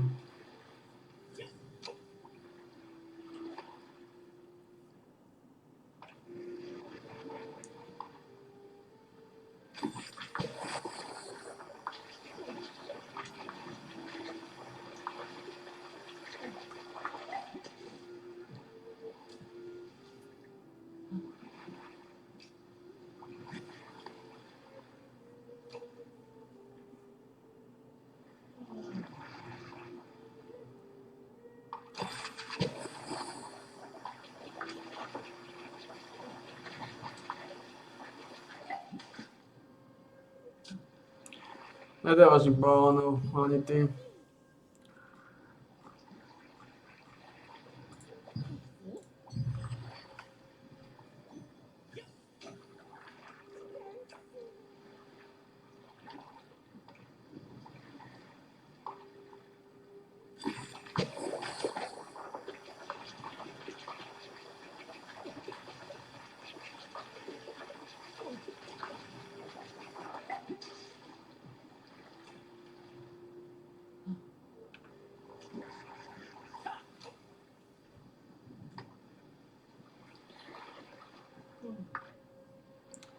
Seky sejeme sa s osekmi.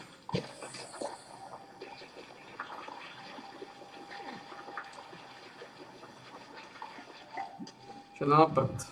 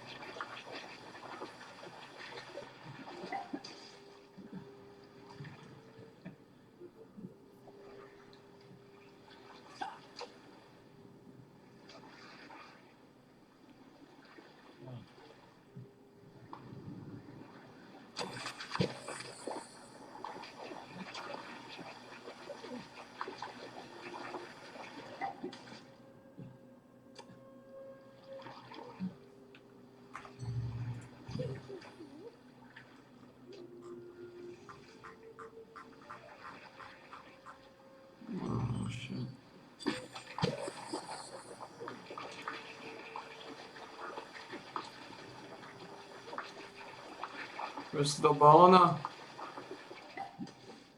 Balóni vôbec nejdu.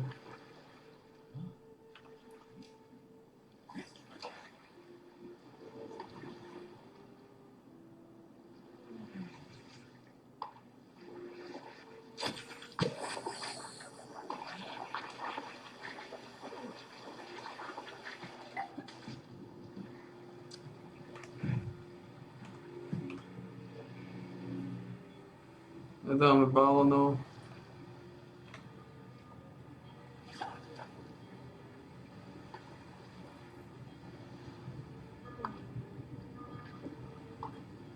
Čo nie je dobré.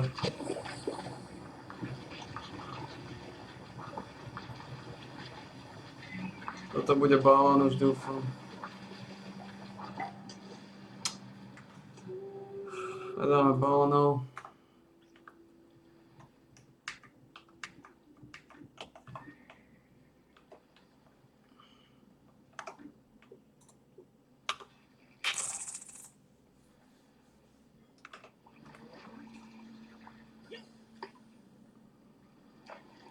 Jedáme balónu.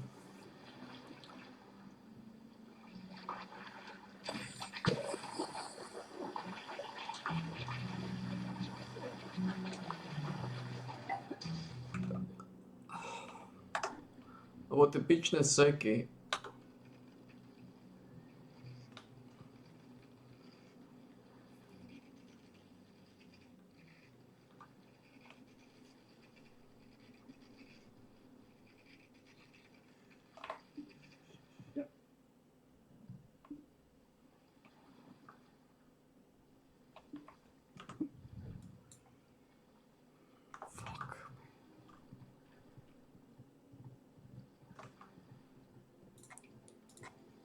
Tie pičné seky to komplikujú.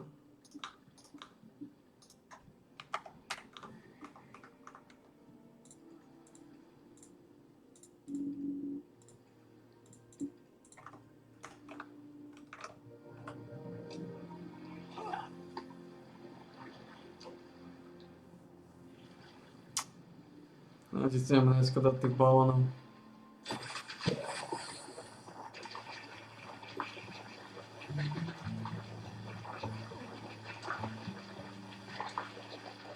To je dosť oslina. Momentálne slina odišla.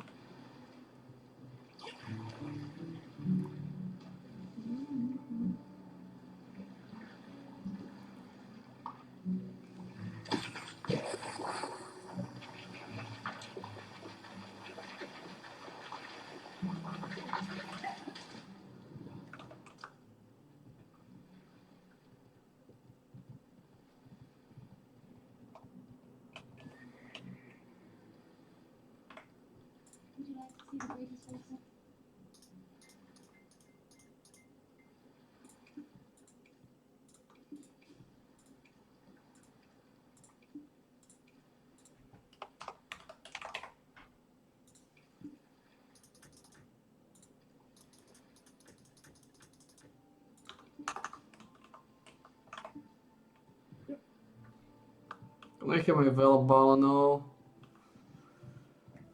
32 balónov. Nezdá tak veľa. To, že som tých 100 balónov prešustroval,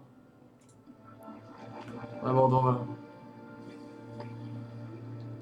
Prešustroval som 100 balónov som prešustroval. Mal som 100 balónov.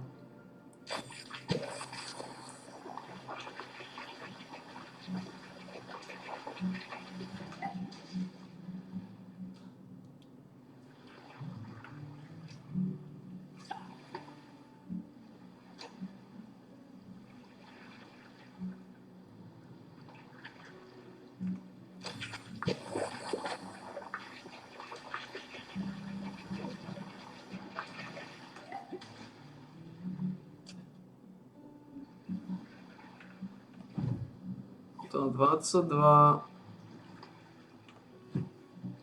Skoro 50 bejtu tam.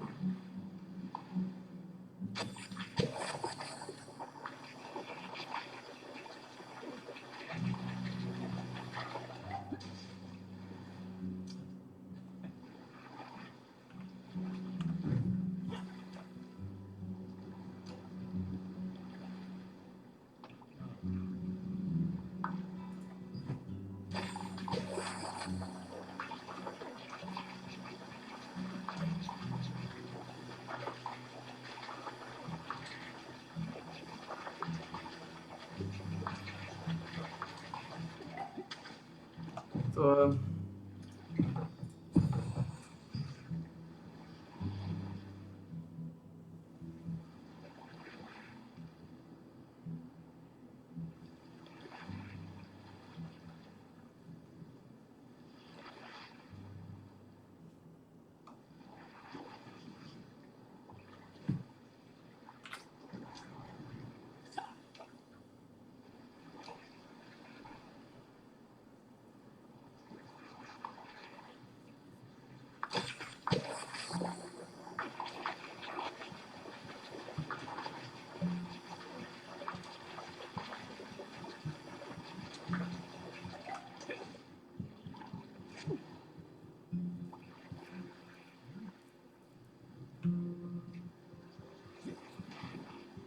Balóny nejdu vôbec.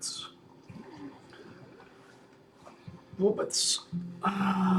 Smiešné tie balóny.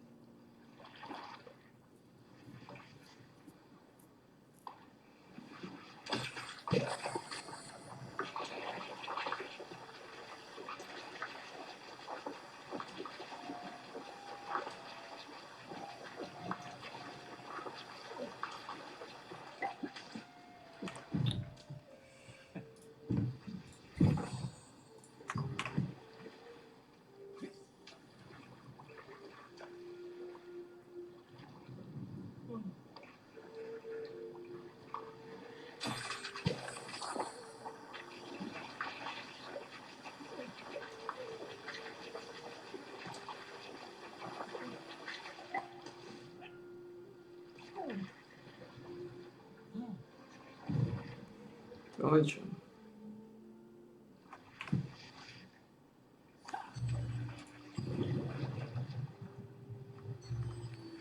Mám odchytiť tých balónov.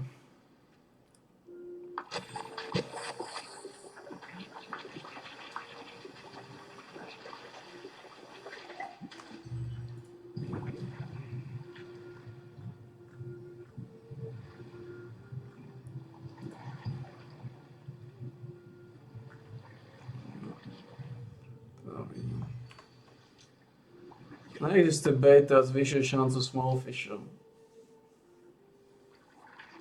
To je nápad.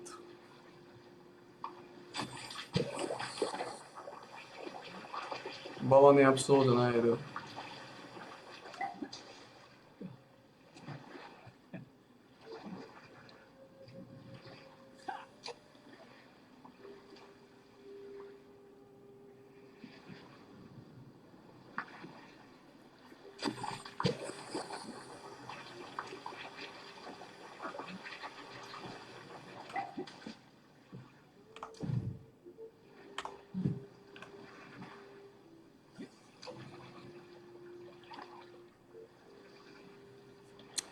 Balóny vôbec nejdu. Balóny vracajúci.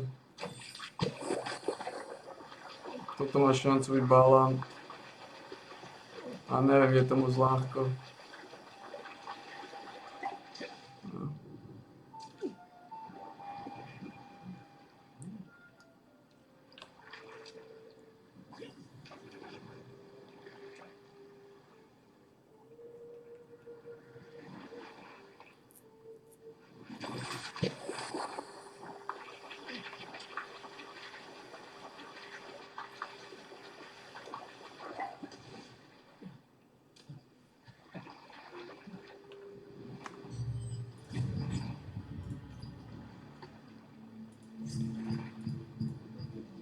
$6 miliónov, potom ďalšie 35. To nie je také zlé, 6 miliónov popravde.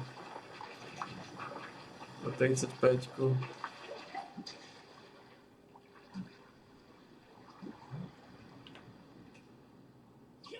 A budeme to do 0,4.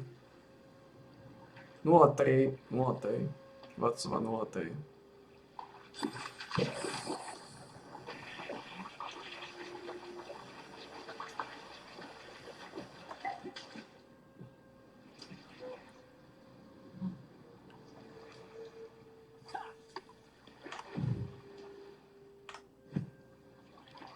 Balóny úplne odsýpe.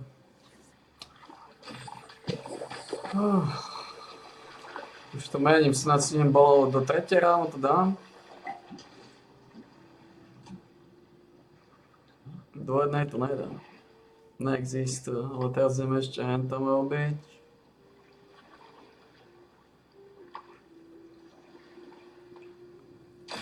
Chcem sa spraviť a hotovo. Toto má šancu byť balón.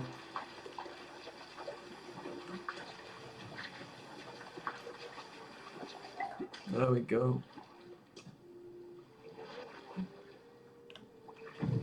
Teď sa jedna baleno.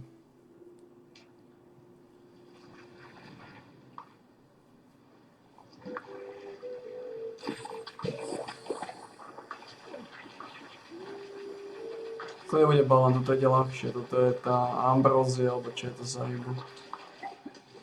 Alebo more.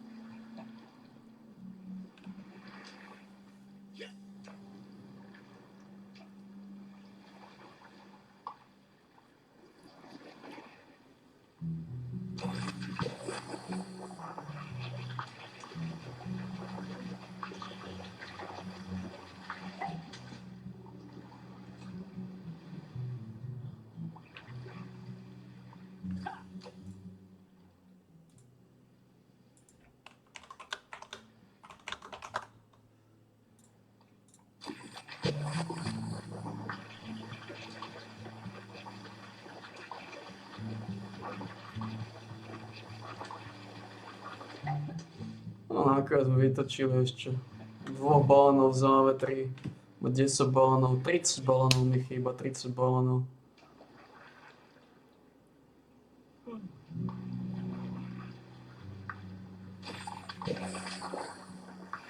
Toto môže byť balón. By som vytočil 3 balónov v rýchlom slede.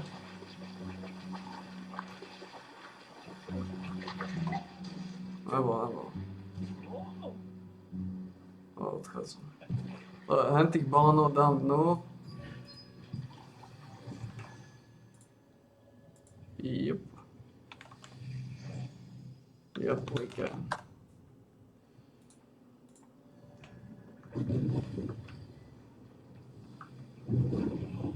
Ahoy, old friend.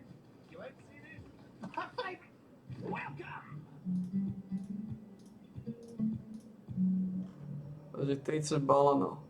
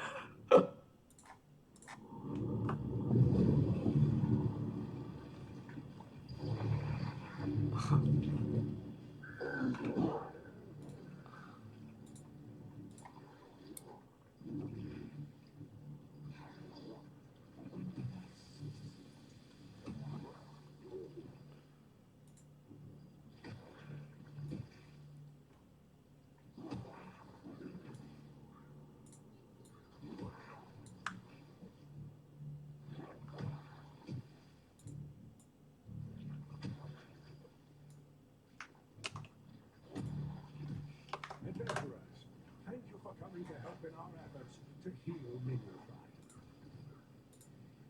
The divine beast Minutrite lies all over Telondre, absorbing the red fog and cleansing the land.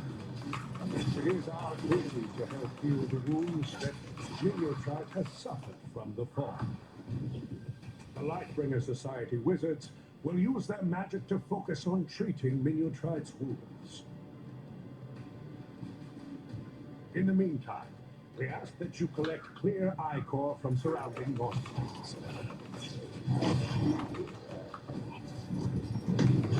Some monsters produce a substance called clear ichor, which has special regenerative properties that help resist the red fog's effects. If you can collect enough of this substance in the remedy mixer, we can use it to heal Minutrite. True. If you have trouble getting to the remedy mixer, find me or Laura next month. We'll be happy to transport your clear ichor for you.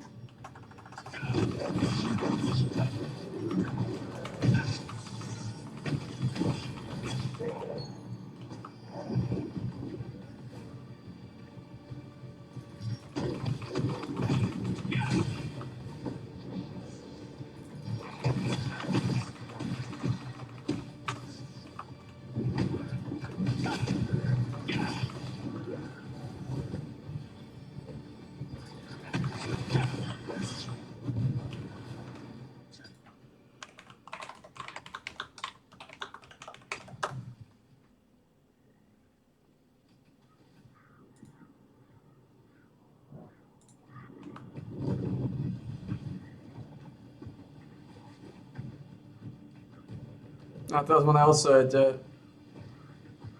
Dám 50 a idem tam, nedám ani 50, idem tam hneď. 42 idem tam, ale zase to nestihnem, aj náhodou to nestihnem. To kokoti to dávajú extrémne rýchlo.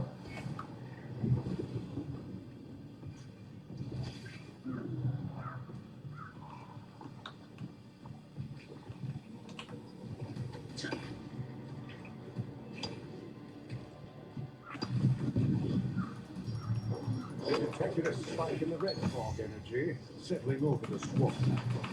Oh. When the red fog is thick, strong water vapor will be released throughout the swamp. Use the swamp outlets for quick travel.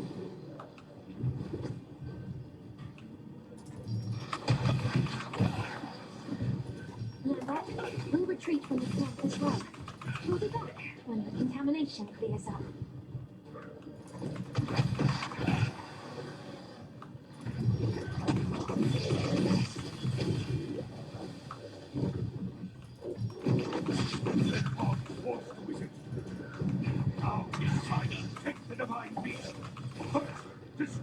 Potom 30.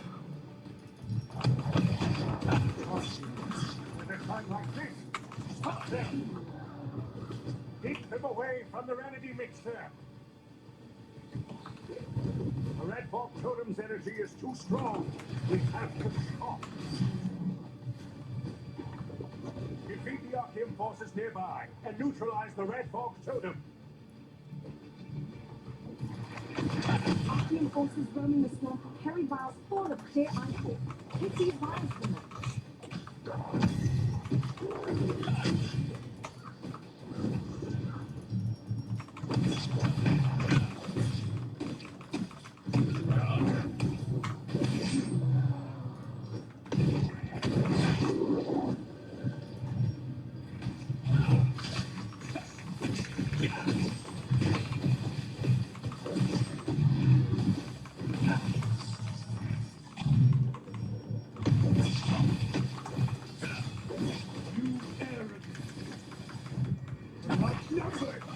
You're no match for us.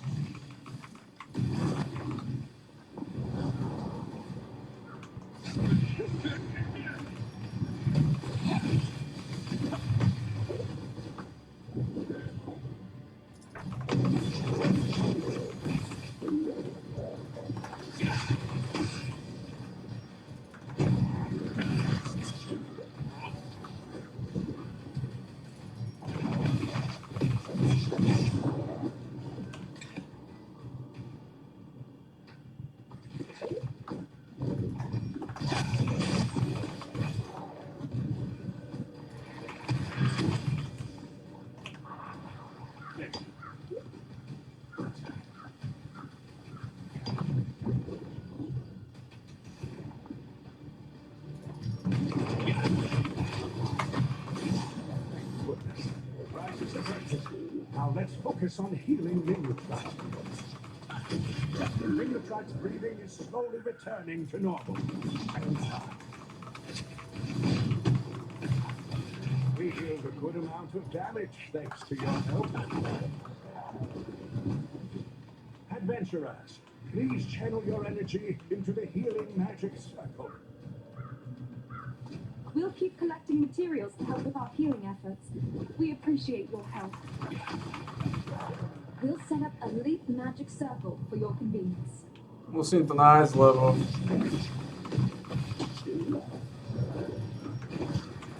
musím tam ísť, kde sú. Red fog have caused many casualties. To nestihnem. We need your help to care for the wounded.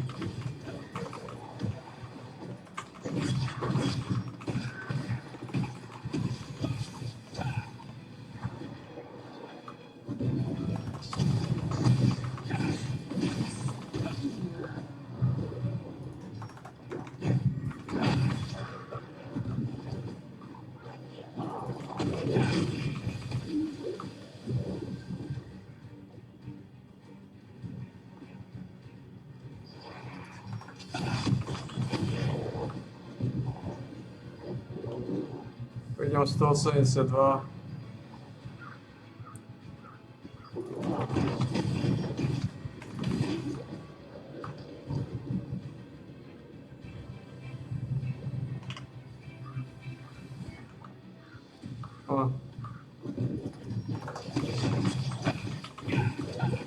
Stačí mi 200.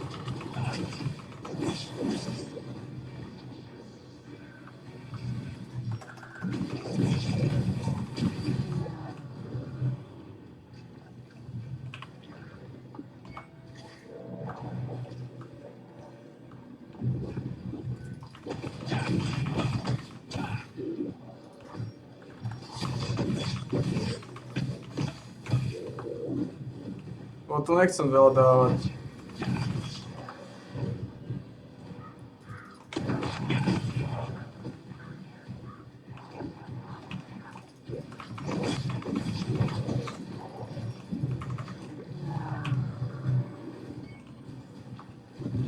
Koľko mám? 540, dobre. Stačí mi okolo 160 a je to.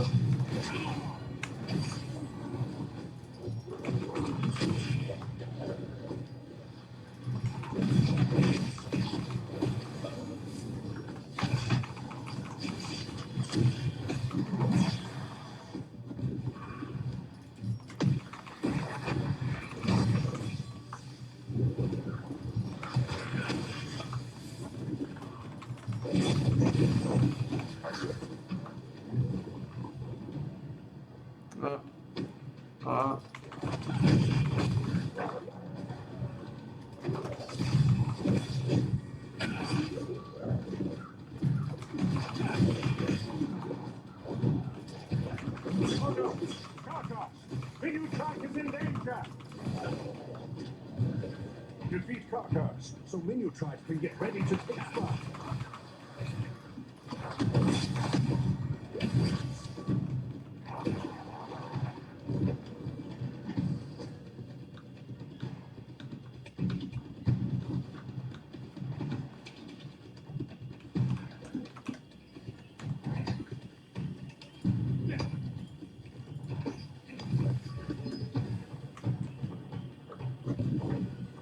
Som už tu.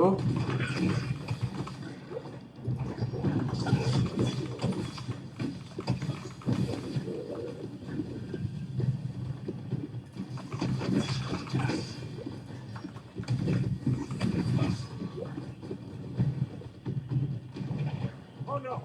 Karkas! Minutrites is in danger! Defeat Karkas, so Minutrites can get ready to take flight.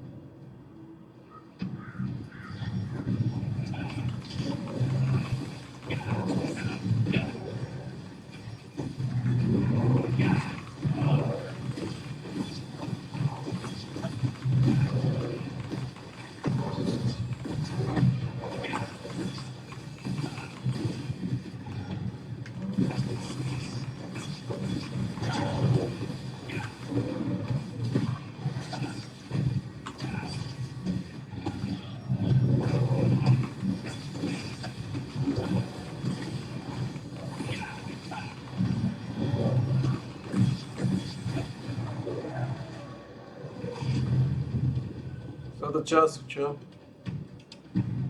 Dostal som ani hovno z toho. No.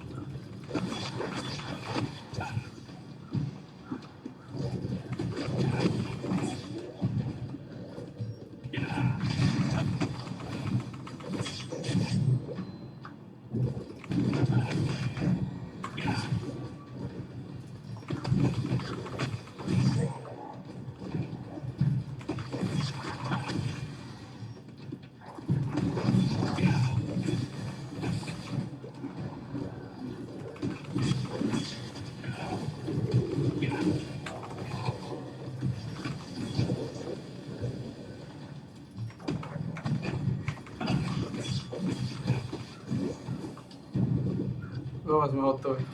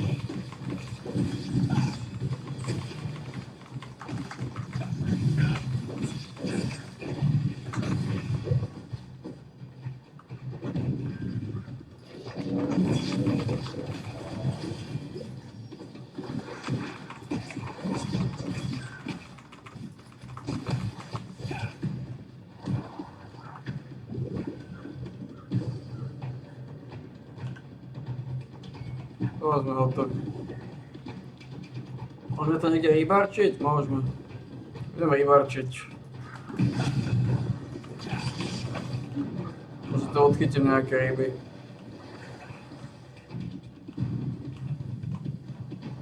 Nemá zmysel ďalej sa srať s týmito pičovizočmi.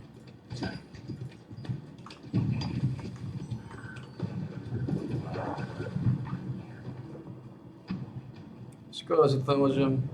Ako ty môže odísť, on ti to dá. Ale... to je v pohode.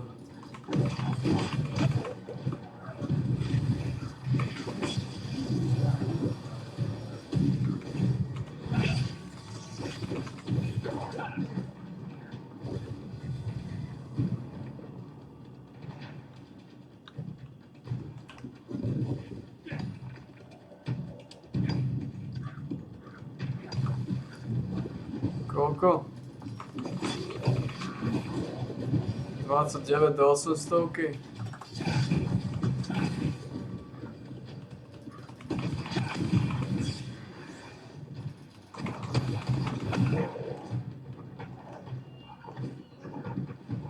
A toto mi malo dať, a toto mi dá. No to nám stačí. Ideme rybarčiť.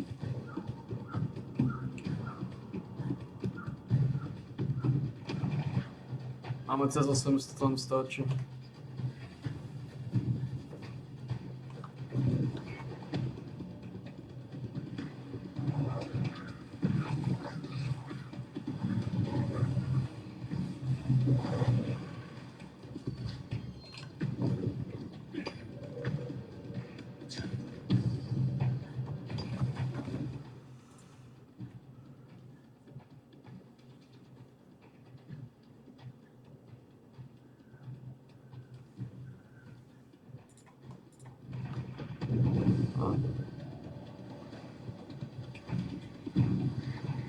No ako som často tu rybarčil, ale ja som to ešte neodozdal jasno.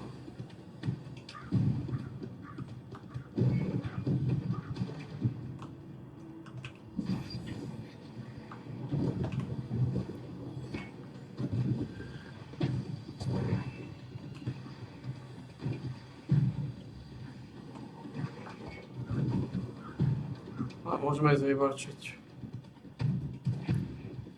Tu som nemení. To je štandardný, najväčšia odmena je keď dať 700 a viacej. 26, 7, 12. Poďme rybarčiť.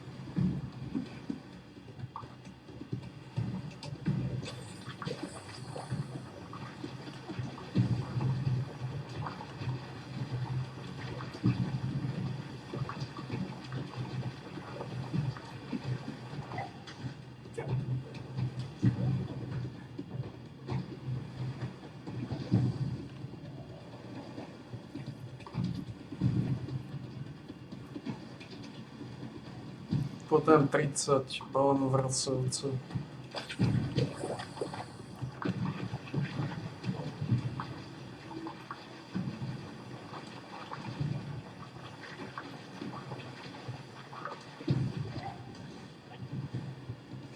Sa balónov vracajúcich. Tu nie je iná ryba, iba tento Sunspot, Rockefeller.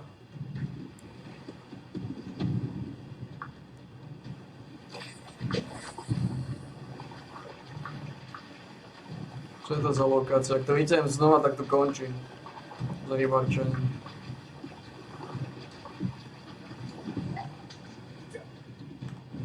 No, vyťahli sme len quiz karpa. Tiež nebolo väčšie.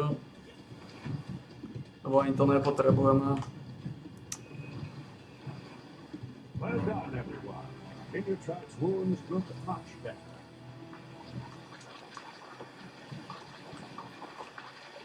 Moonshine will depart soon. We need to keep our distance. It's dangerous to be too close when it takes flight.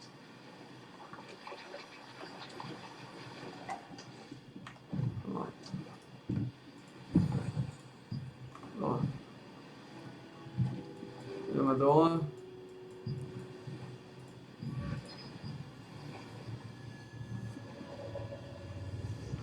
I'm never tired of seeing the divine beast take flight. Amazing. Are you? Check out this new. Hi. Welcome.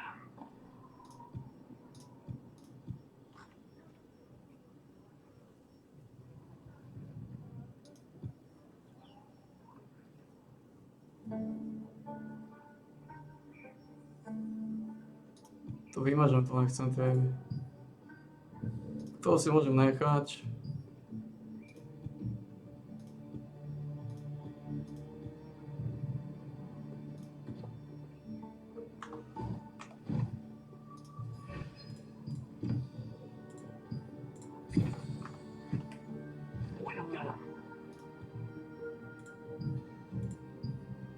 Toto vymažem.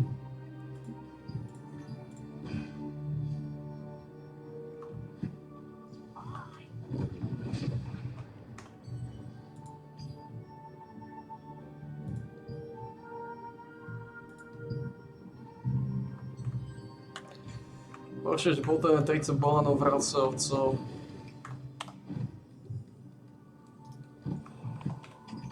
Koľko postavíme bredu? 22 bredu.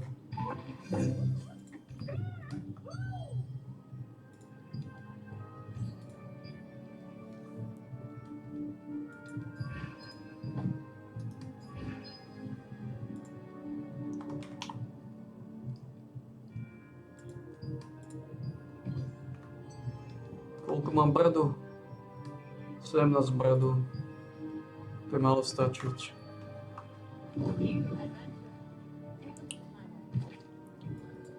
Poďme na tých balónov vracajúcov.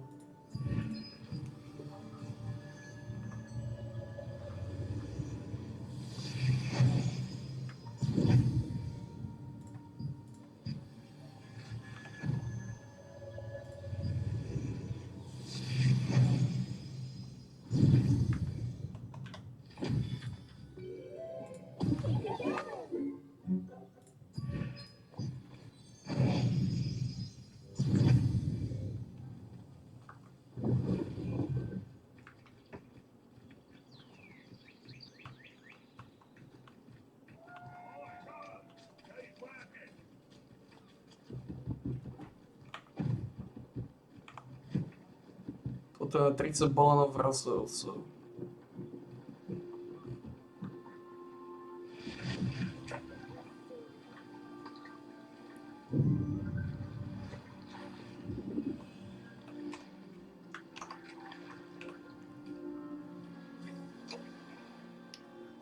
Balónov.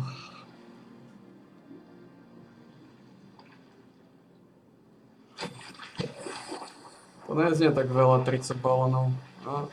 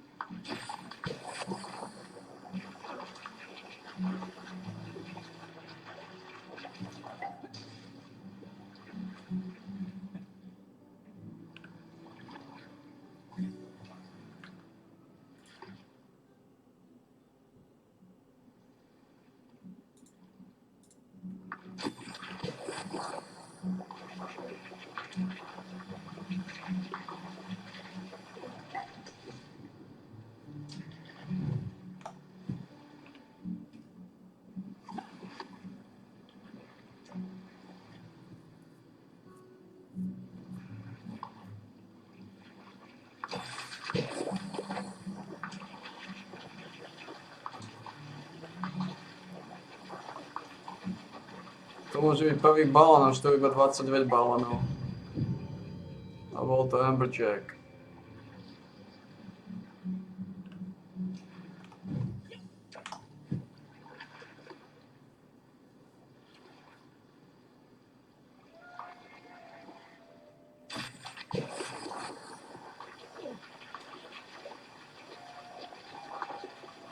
Pretty good.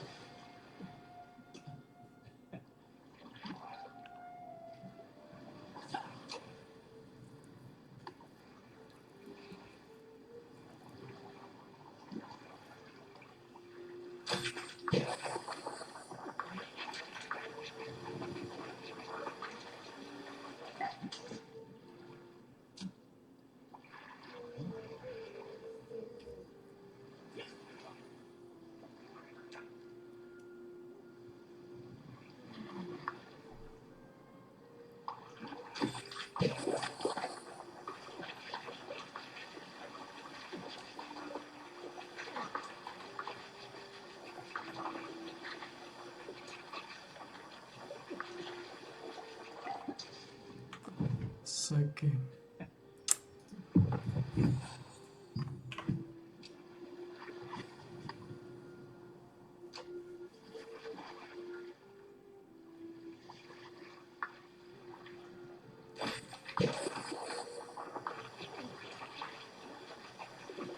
Ty mohol byť prvý balón.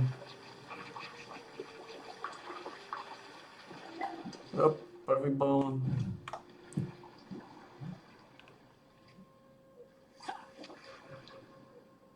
Dvadsaťdeväť balónov. 29 balónov vracajúcov.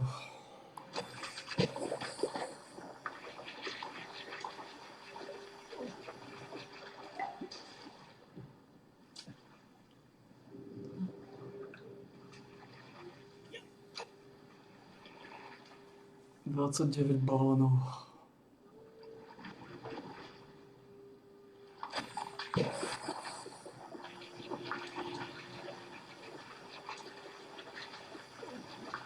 To môže byť druhý balón.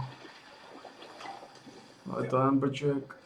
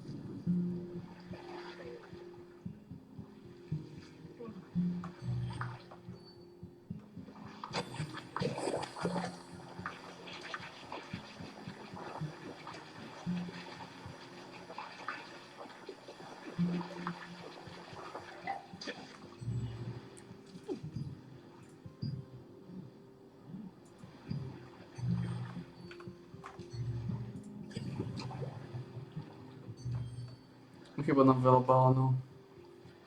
29 balónov vracajúcov, 29 kúskov. To neznie tak veľa, no?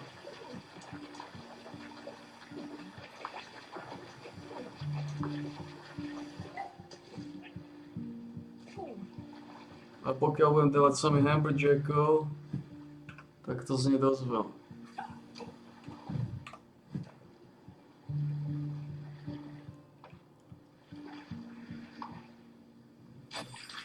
Aký boss je 11.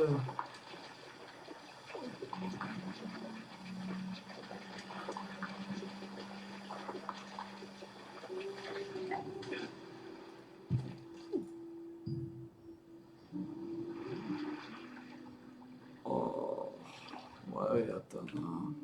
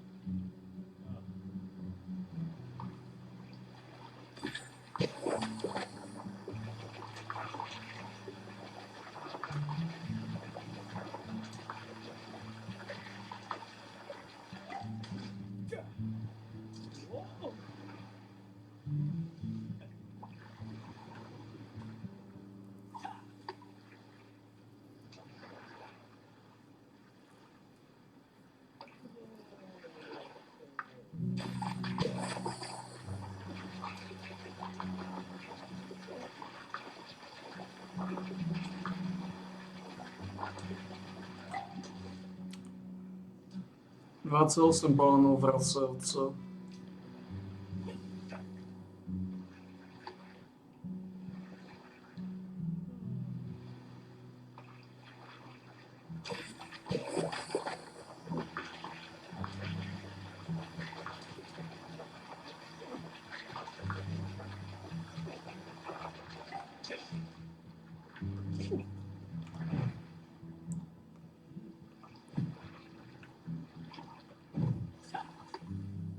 Amberjack, Silvan, Joey. Morál som nevidel to ešte. To je zaujímavé.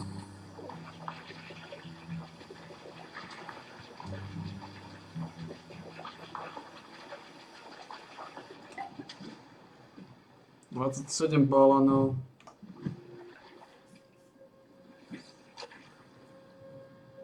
Dvadsaťsedem balónov vracajúco.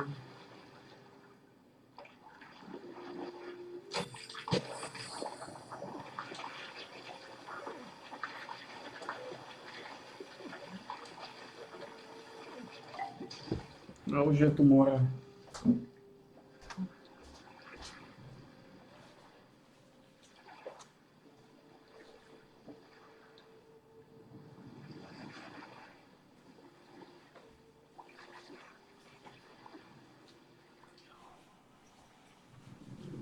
Sedem balónov. 27 balónov vracajúco. To neznie tak veľa. Keď sa to preklopí pod 20, tak už to bude OK.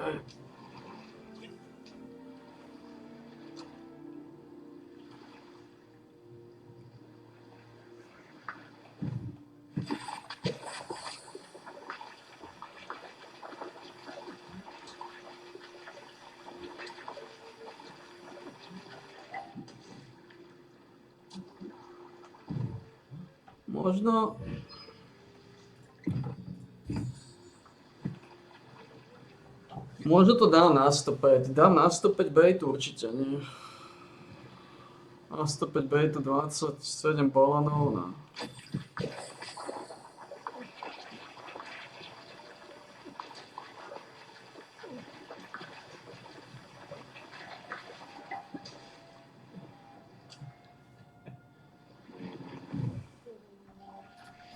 Tak si ešte minimálne 2. 204 baitu. 204 by teoreticky mohlo stačiť, ale veľmi teoreticky. Ale pochybujem. 27 balónov na 203 baitu.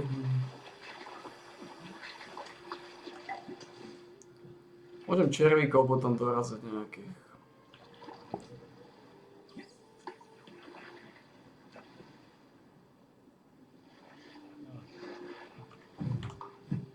Plešinka.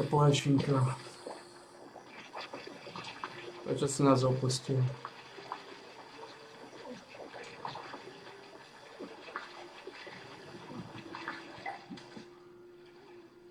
Dvadsaťšesť balónov vracajúco.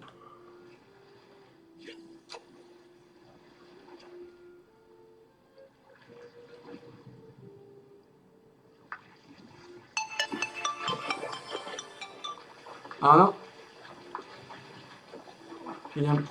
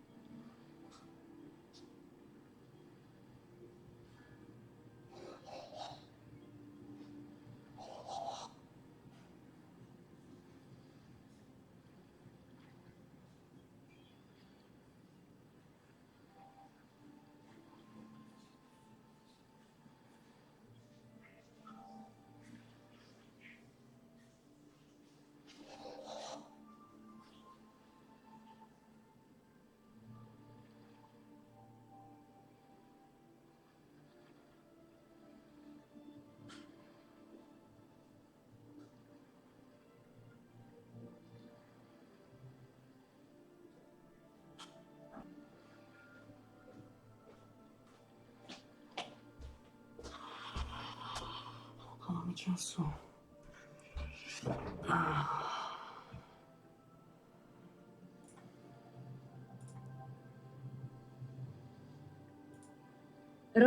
Rozjet.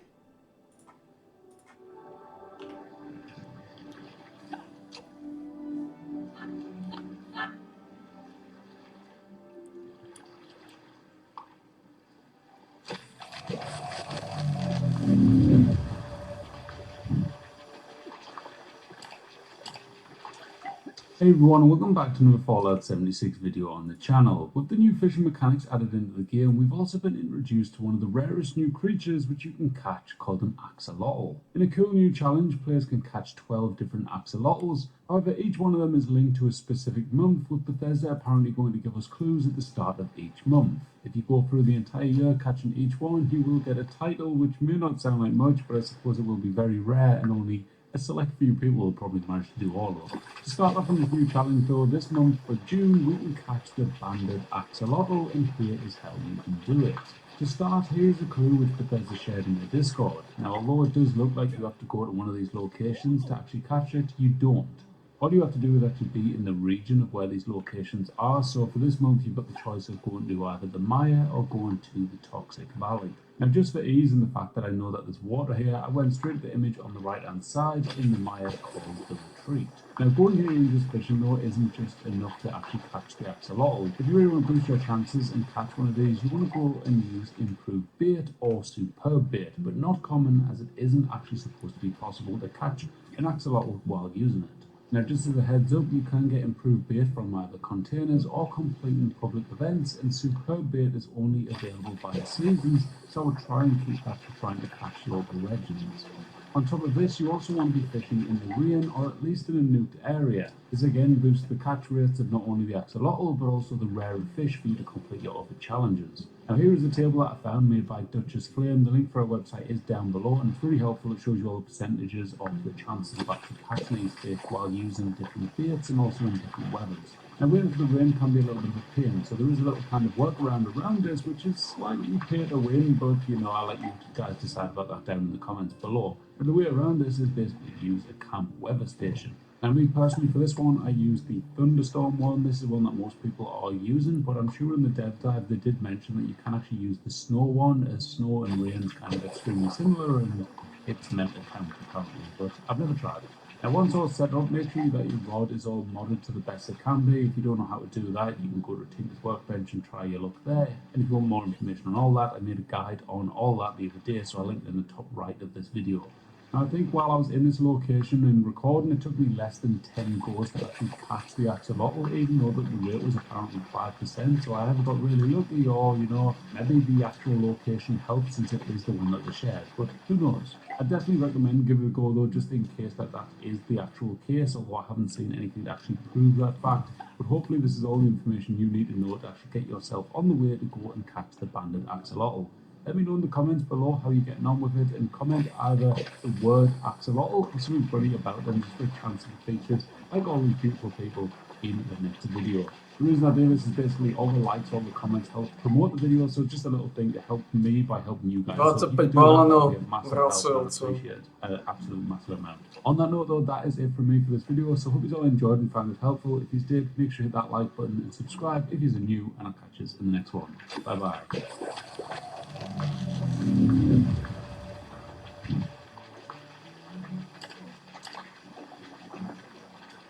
Greetings and salutations, my intrepid wastelanders. My name is Ozcaps. And I'm Noodle Pants. We are rolling up on season 21, which has not only fishing, but also Card changes. there's a lot to unpack here, so we're just gonna dive right in. Adrenaline. Instead of having 5 ranks, it now has just 1 rank, but it can stack up to 6 times. That could be cool. I'm kind of digging this set. So you're going to gain 10% damage per kill while on a kill streak. You get 10% damage for 30 seconds per kill, and then the duration refreshes with kills. So instead of ranking up the card like before, you rank up the action during battle. Correct. And instead of needing 5 points, now you're just going to need a guaranteed 2. I would call this an improvement. Dodgy is a perk card that I have mixed feelings about. Previously, you had 3 ranks and you could avoid 10 to 30% of incoming damage at a fixed AP cost. But now, it's got a fixed cost of 2, and you have a 5% chance to evade. Evading no longer has a cooldown, but it will always cost AP. Evading not having cooldown is nice. Though, how much AP does that cost? So the AP cost is 10 times the cooldown time. The cooldown scales with damage avoided, meaning higher damage attacks cost more AP to avoid. But there's no cooldown. So I think that what they're saying here is just every time you evade, it's going to eat AP, and the amount of AP consumed by the evasion increases with how much damage was evaded. But isn't it essentially like a cooldown then? Because what if you deplete your AP? If you have something that gives you back the AP really, really quickly, then you could get to where you can continue to avoid damage. And then not have a cooldown period at all. Correct.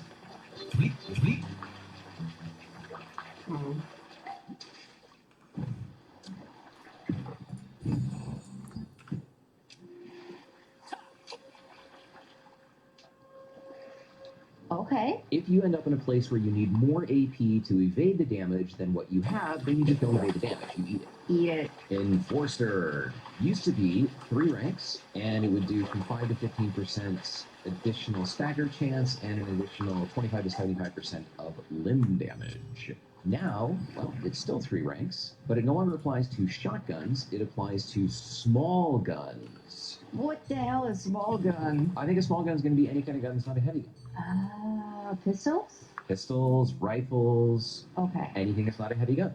This goes along with the changes that we've been seeing around Onslaught and the changes for guns across the board. And I think it makes sense that you now have more options to choose from as you're building up your particular build for your playstyle. Especially for anybody who focuses on limb damage, like headshots, although I think they're actually turning heads not into limbs. But there's still a lot of limbs left. There's 4, yeah. I mean, head was never a limb, so if they take that out, that's not really that bad of a deal. Goat legs! I love goat legs. Noodle can't live without goat legs, quite literally. She just jumps off the stuff and dies. I break my legs first and then I suffer and die.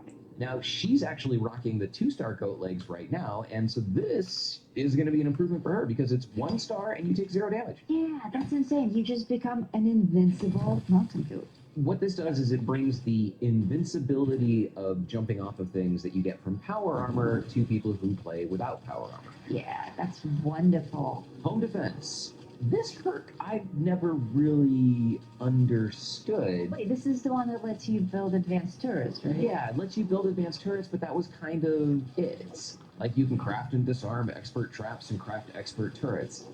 Like, okay, so it was in my crafting loadout, but now, if you have it in your loadout, workshop turrets, not camp turrets, workshop turrets will do an additional 50 to 100% damage. I'm still not sold entirely on this card because card space is valuable. Something has to come out of your loadout for this to come in, and how often are you going to use this? Those are excellent points. You'll have to see how this one plays. Moving target. Still 3 ranks. Previously, you gained additional damage and energy resistance while sprinting, and now you gain additional evade chance while sprinting. So that's interesting. Previously, it actually boosted your DR and ER, but if you took damage, then, maybe that was useful. But now you actually have a chance to avoid damage entirely. And I wonder if this is still going to cost AP the way that Dodgy did. Right. Like, is evade always going to cost AP, or is it just Dodgy evade that costs AP? We'll find out. We'll find out. I am excited about this next one. Travel Agent. It used to be you just paid a flat 30% fewer caps when fast traveling, and at some point I hit max caps and I just stopped caring. But now, if you have this equipped, you can fast travel when you're fat. That's huge for you. And No pun intended. You are always overweight. I am always overweight. Now, this is the first time I've seen how much it's going to cost. So if you are at 2 times your carry weight, it's going to be an additional 25, not 25%, an additional 25.75 times the cost. That's oddly specific. So if it would cost, say, 50 caps, then it's going to cost you 1,287. Whoa, what the hell? And if it would cost you 50 caps and you are 5 times over your carry weight, it's going to cost you 5,000 caps, approximately. Now, the max looks like it's going to cap out, literally, pun intended, at 6,000. So I guess if you're over 5 times, if you're 10 times your carry weight, then you're just going to pay 6,000 caps. How many of you, even when you're running raids, how many of you feel the need to fast travel when you're carrying 7,000 pounds of stuff? Like, do you not have a survival tent? You don't even have a place to put that. You can't put it in your stash. You can scrap it, but if you're doing raids, you've got a scrap box. If you've got a survival tent, you've got a scrap box. So I can't imagine that we're going to see people spending 6,000 caps to travel across the map. Yeah, this is absurd. Even at max caps, this is outrageous. Because it's a single fast travel. You're not going to get 6,000 caps back that quickly. No, you are not. We have a video on how to use expeditions to fast travel, so we'll link that in the video description, and you can check it out.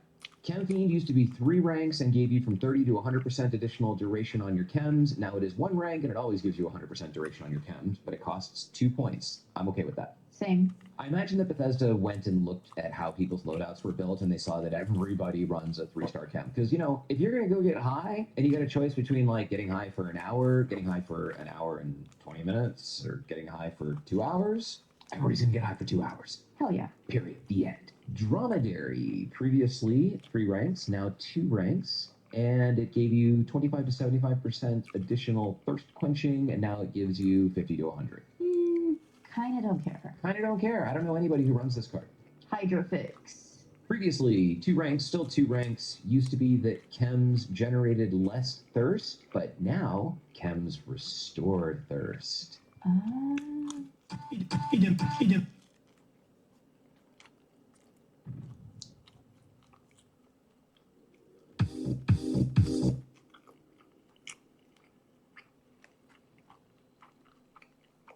Once again, I'm not sure of the value. It's like they just changed it because they needed to change something.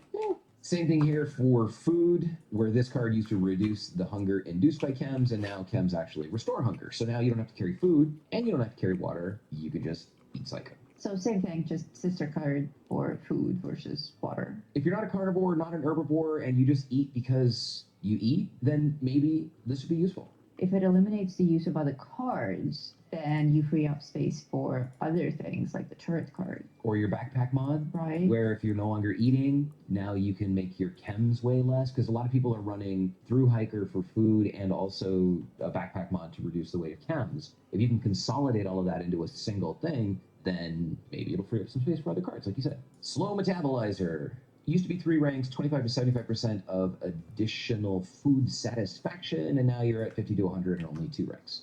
Armor. We're going to see a lot of stuff coming in now related to crafting loadouts, where you no longer are going to need a crafting loadout because the requirements to have certain perk cards in order to do certain things, like we saw up above with the turrets and home defense, is going away. Not having a crafting loadout is huge. Crafting loadouts are cool, but they take up space. You could use that space for a totally different loadout, like a raid loadout versus a fishing loadout, or even several different raid loadouts for each of the different bosses. And the other thing with the crafting loadout, we often forget to switch out of them. How often have you found yourself in the middle of the fight being like, why am I such a pussy? Dude, that's never happened.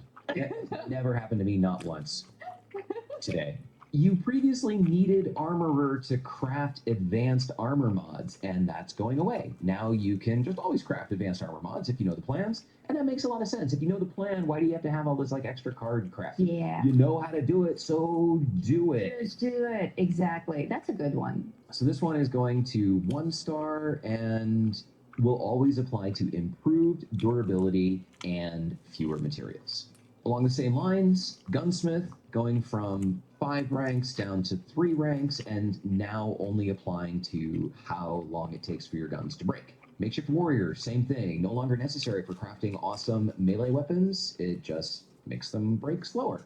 I like it. I like all of these improvements. So now you only need 3 stars to get an 80% slower break rate on melee weapons, whereas previously you needed 5 stars. So this becomes a 3-star card for those of you who were running a 5-star card, giving you 2 more stars, 2 more points to put something else in. Nothing to complain about. Nerd Rage. Hello, Bloody Builds. Previously 3 stars, now 1 star. Previously gave you from 10 to 20% increased damage, 20 to 40 increased damage resistance, and plus 15% AP regen. And now, while your health is low, you get increased damage and AP regen. And it scales. So now you no longer get damage resistance. Your damage and AP regen starts at 80% of your hit points and scales up as your health becomes lower. So for those of you who are bloody builds, at 20%, which was the previous threshold for this card to even take effect, you're getting 40% increased damage and 50% AP regen. But if you want to rock your bloody build down to like a sliver of life at 5% hit points, you get 80% damage and 30% AP regen. So we're going to see bloody builds where people literally are on death's door and are just murdering. That's pretty hot. Yeah, this is going to make bloody builds a lot more interesting. And it's also going to make it interesting to run this card even if you're not a bloody build, because you'll still get benefits as your health decreases. Sure. Powersmith, 3 stars to 1 star. Used to be required to craft advanced power armor mods, and like the ones we saw up above, now it's just your crafted power armor has improved durability and costs fewer materials. That's right. Bye crafting loadout. Science. There's going to be a lot of changes in the science cards here.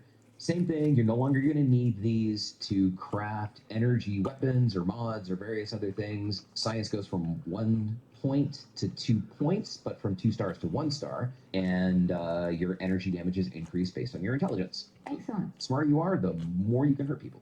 Science Expert has been renamed to Pyrotechnician. Ooh. It used to be necessary to craft rank 2 energy weapon mods, and then you got an energy damage boost, but now you specifically get a boost to fire damage based on your intelligence. Most excellent. So it's linear damage bonus up to plus 50% at 100 intelligence. Wow. Being smart pays off. At least if you have a flamethrower. All smart people have flamethrowers. Oh, hell yeah. It is known. It is known. Science Master becomes Cryologist and does the same thing, but now for cryo damage. White Knight is exactly the same, except it moved from agility to intelligence, which actually makes sense. Yeah, it does. Because, like, how agile do you have to be to have your armor break more slowly and cost less to repair? Probably not much. Center Masochist. That's going to be a hard word for some people to say. Oh, yeah. Formerly known as Commando, which was not a hard word to say. What's wrong with Commando? Commando just rolls off the tongue. Yeah, well, Center Masochist. Everybody shoots heads and then limbs, and the only time you're shooting a torso is if you haven't yet switched bats off of it, because you get the most damage off of headshots. Well, now you can get increased range damage when shooting people in their chest. This title makes no sense. Oh, it makes total sense. What's a chest shot? Everybody who's ever fired a gun knows center mass. Yeah. Center mass. Oh, kids. I mean, masochists inflict damage upon themselves.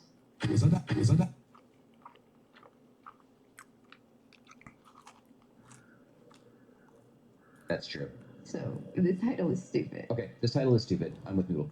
Expert Commando is now called Fast Fighter. So it's gone from being a boost on automatic rifles to movement speed bonus is also applied to your reload speed. That's interesting. In addition to going from 3 stars to 1 star, but going from 1 point to 2 points. So that's interesting. If you have anything that applies to movement speed, like Speed Demon I think actually already applies to reload speed. But anything that boosts your movement speed is also going to boost your reload speed. Okay, so you move faster, you shoot faster. I like it. Well, not shoot, but reload. Reload, right. And therefore shoot. Master Commando is now called Number Cruncher. These titles are so dumb. I'm sorry. Commando, Expert Commando, and Master Commando was just nice and clean and tidy. In the Number Cruncher card, your weapons have 2% increased damage per AP cost. Interesting. Okay, this is actually really interesting. There is an obsession. Wait. How interesting is it? Oh, no, it's very interesting. The more I thought about it and the more times I said it was interesting, the more interesting it became because I began crunching the numbers. I see what you did there. There is an obsession with having, wow, they made it expensive too. Okay, so yeah, this makes sense. There's an obsession with having weapons that have a very low AP cost so that you can get the most shots out of them in VATS before you run out of AP. Okay. What this is doing is rewarding you for having a weapon that has a high AP cost. Because for every point in the AP cost, you're going to get 2% increased damage. So if you have a weapon that has an AP cost of 50, it'll do 100% more damage in VATS. Holy cow. Now, you're not going to get very many shots off, but maybe that doesn't matter. But if you can reload really fast. If you can reload really fast, and if you're, just chowing on canned coffee, Yeah. this is going to make for some very interesting builds. You're going to see really, really expensive weapons that hit like a truck. Downranger. Previously known as Rifleman. Yeah, well, Rifleman and Downranger, actually, if you're thinking about any innuendo there, they're kind of both in the same space. Yeah, they fit. All right, so Rifleman was previously 3, still 3, previously applied to non-automatic rifles, and now it just applies to ranged damage. So the boosts are the same, but it applies specifically to ranged damage to far enemies. This is going to be good for, the long-range, ghillie-suited fixer nerds. Totally. Shooting stuff from across the map. And also for anybody using the CFC. We love the CFC. And what is the CFC? Because, the comment section is going to blow up. CFC is the Cremator for Commandos, which is a weapon build that we have a video about. A lot of us use it. It's basically a zero recoil plasma rifle that allows you to shoot stuff on the other side of the map. The expert rifle is now called Scoped Up, and your scope weapons have 50% more range when aiming. That makes a lot of sense. That really doesn't make any sense at all. No, that makes sense. No, it makes zero sense. If you had an actual rifle, the scope doesn't use the rifle. But it's a video game, so that makes a lot of sense. 1 rank, 2 points, increased range, fixer nerds, now you can shoot. Smart shot. That's Rifleman, now called Smart Shot, an additional 20% weak spot damage while aiming a scope weapon. Fair enough? Round pounder.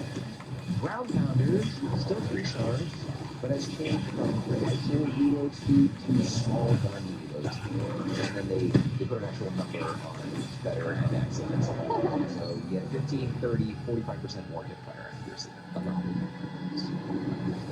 That's actually a thing. The U.S. military, when they were training troops in Afghanistan, had a really difficult time getting them to shoulder fire their weapons because they would just put them in their hip and just spray the air. Oh, no. And say Allah would guide their bullets. Wow.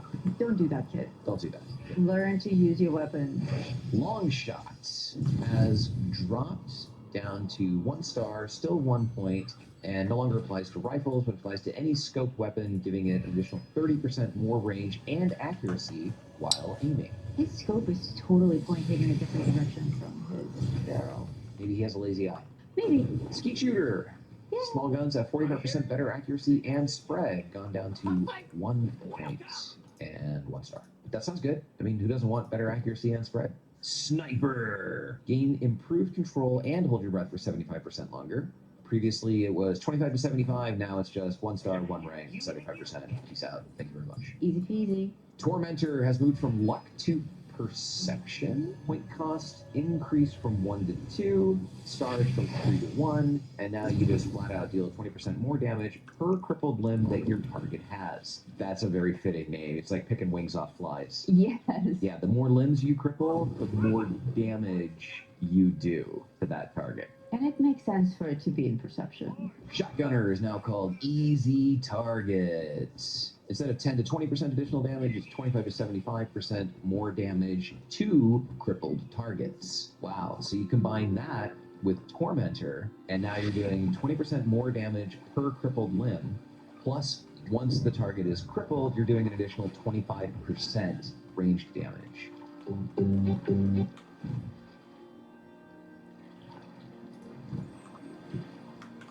With so much attention put onto further distance from target, specifically limb damage, we don't actually have enemies that are big enough to suit this type of playstyle, other than the raid bosses, some of the raid bosses. But in the main wasteland, we don't really have big bosses like that. Do you think there are big bosses coming?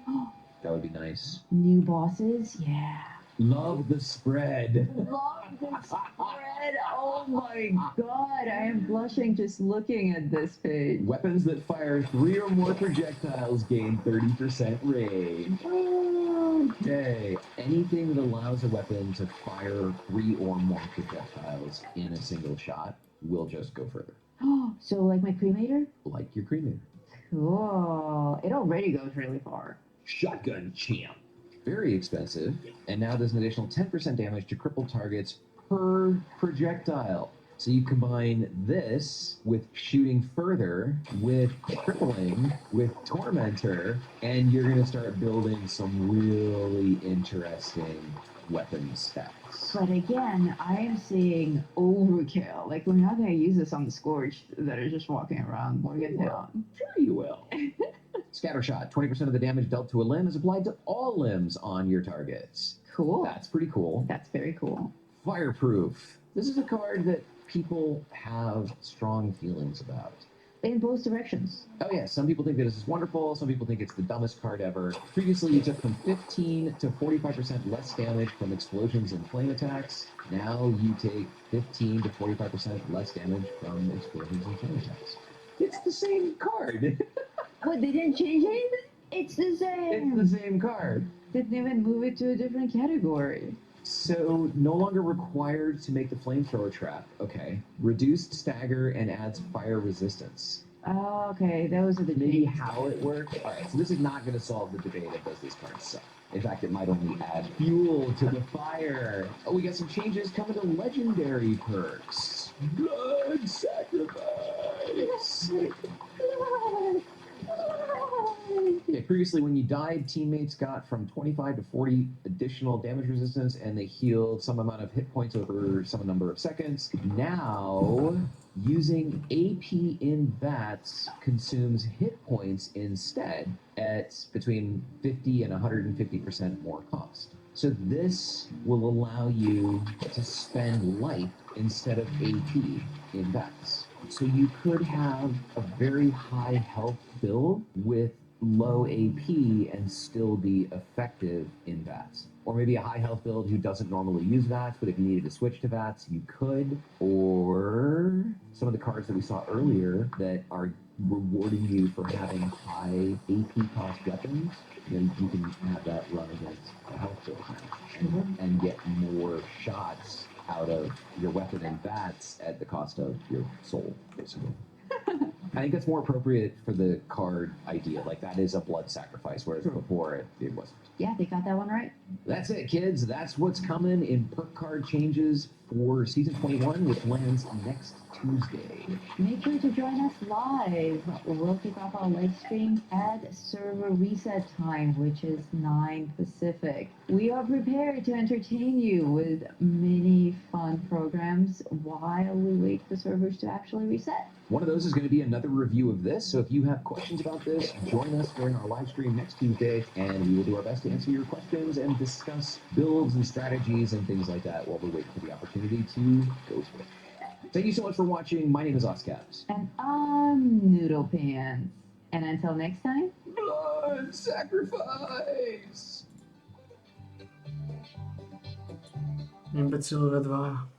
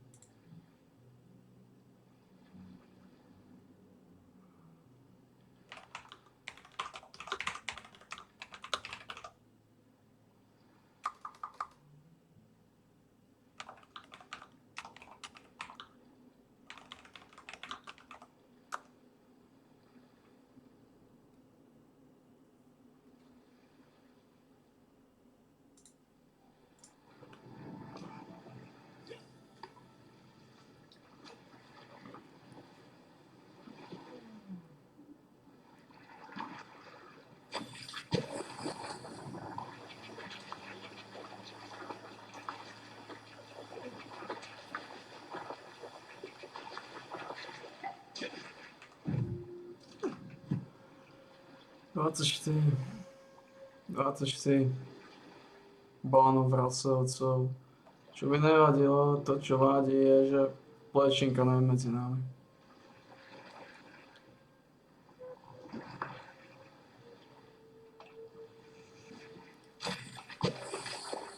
Máš pleš, tak máš mákový súdok.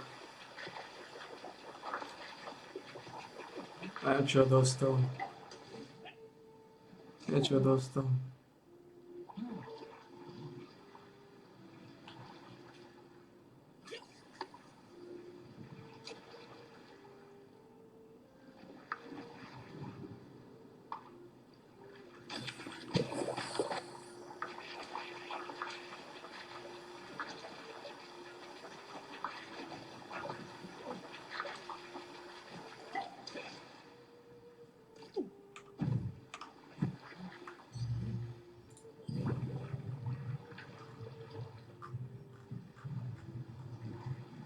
Čo to ukazuje?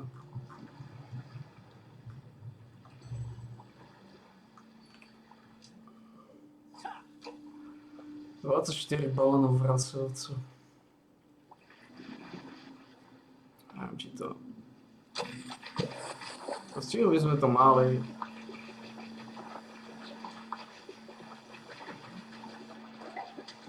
Si myslím. 24 balónov.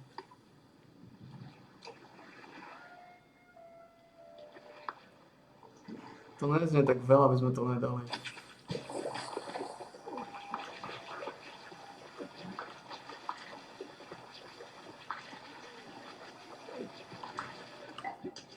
...23 balónov vracovcov.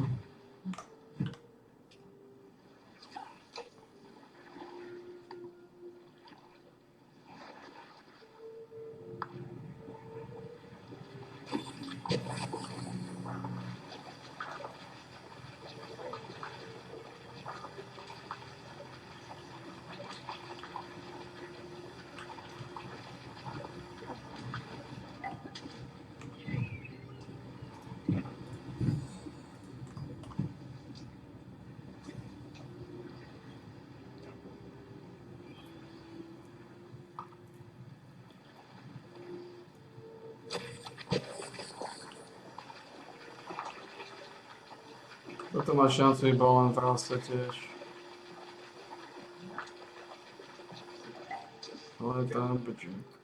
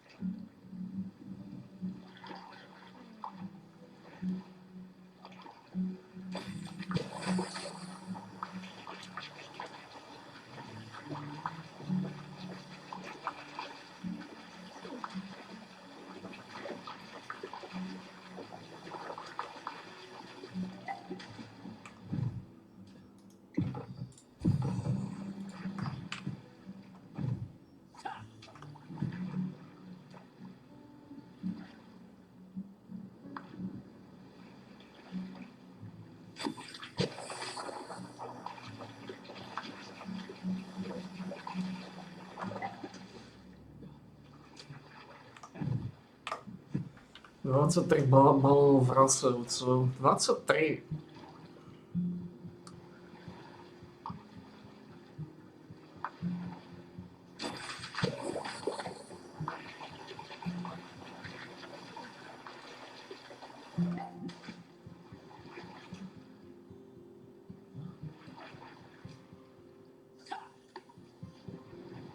Plešinka.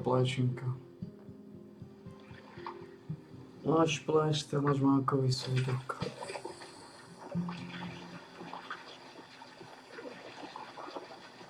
Nečakal som, že tento rok má... Nečakal som, že tento rok to skončí s tým.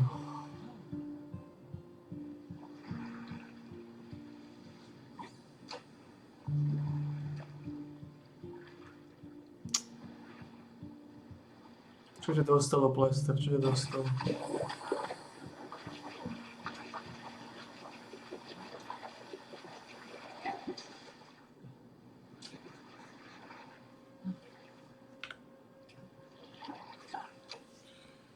A čo dostalo šedivku?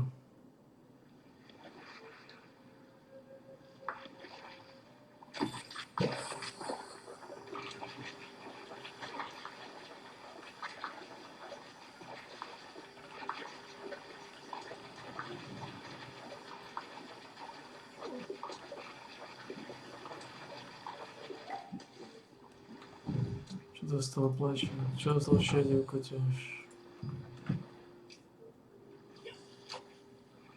Katáč. Náš plešter.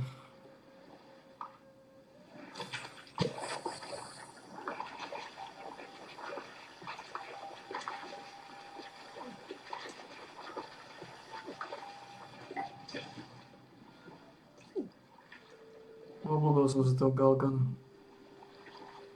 Bol súčasťou rodiny.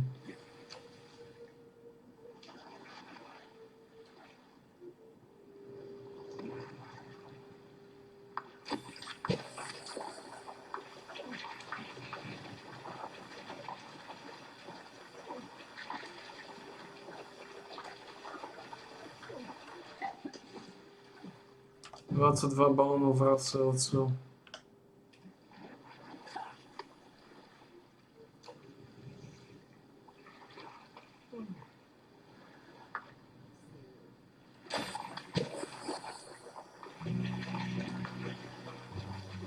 Toto môže byť balón vracať. Jop. Dvoch balónov za sebou. 21 balónov vracajúcov.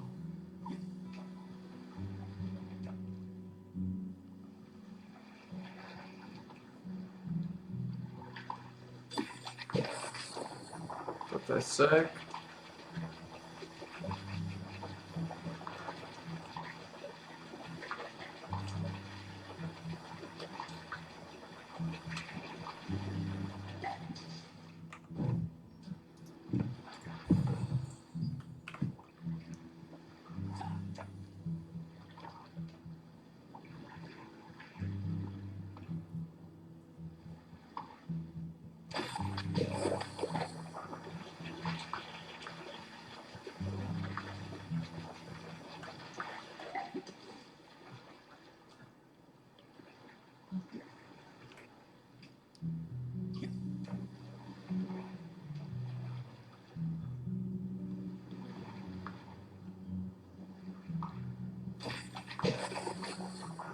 Další sek.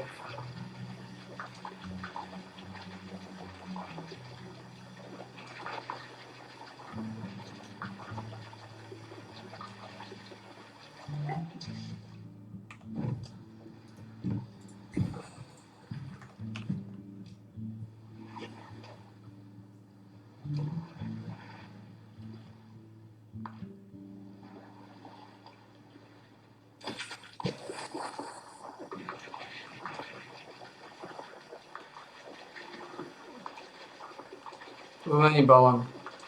To je múra.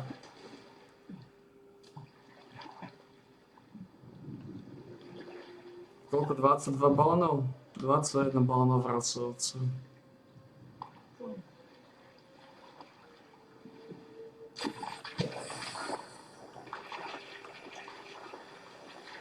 Ale toto je balón. Toto môže byť balón, ale asi nie. Amboček.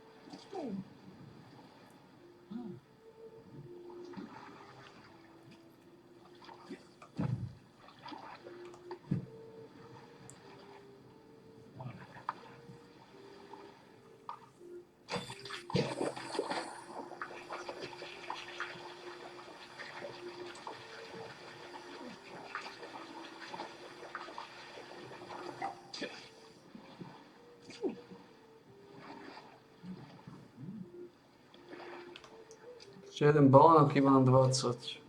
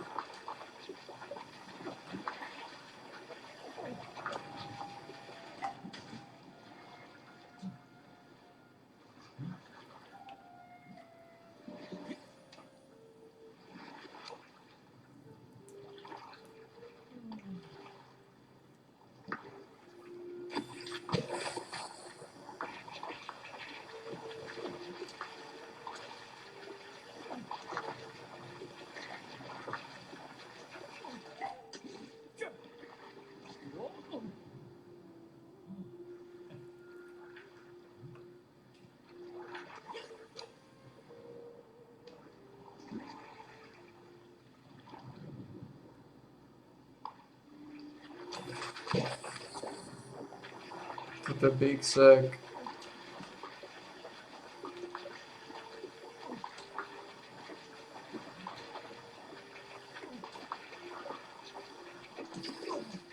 Aj som nevidel.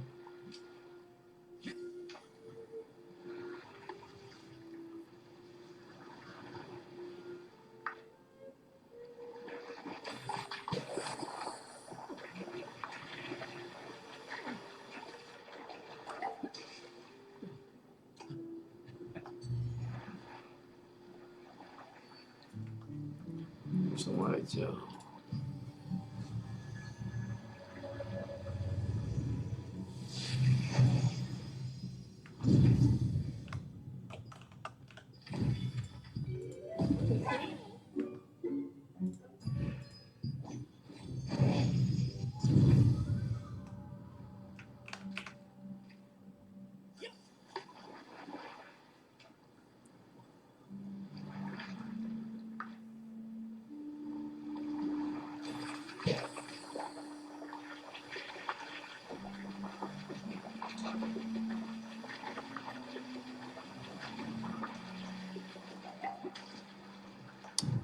Dvadsať balónov vrasovca. Posledných 20 kúskov.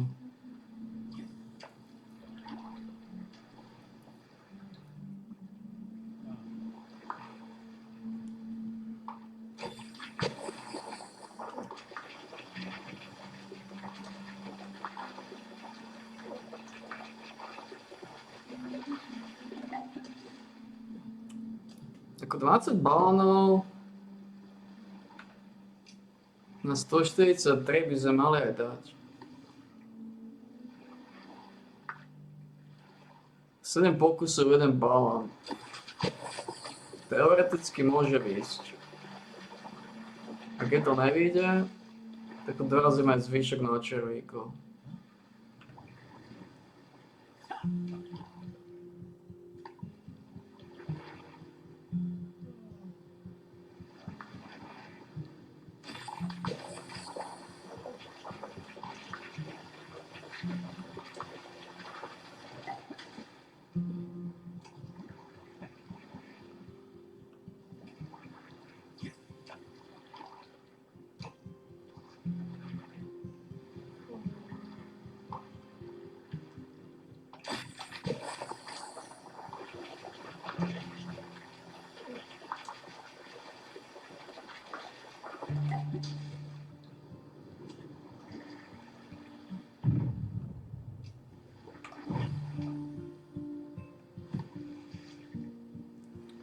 Z balónov vrasovcov.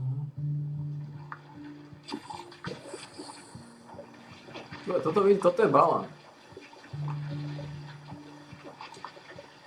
Nemusí byť. Ale je 19 balónov.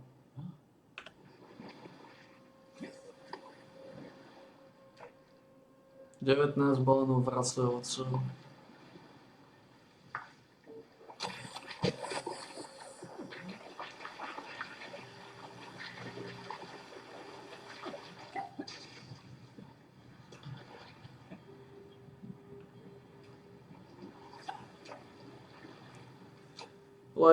Plešinka, prežil si nový rok. Neuveriteľné.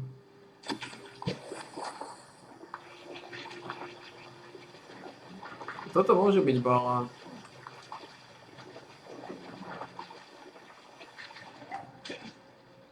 No je to amberjack. Ale už je to iba 19 balánov. No si myslím, že to dáme do jednej. Myslím, že do jednej dáme 19 balánov vracajúce. Toto vyzerá byť tiež ako balán, to je šanca na balána. Ale je to amberjack.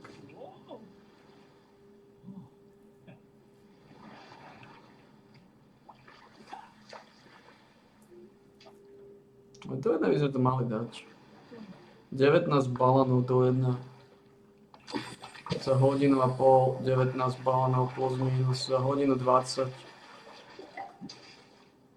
Za hodinu 20 19 balónov.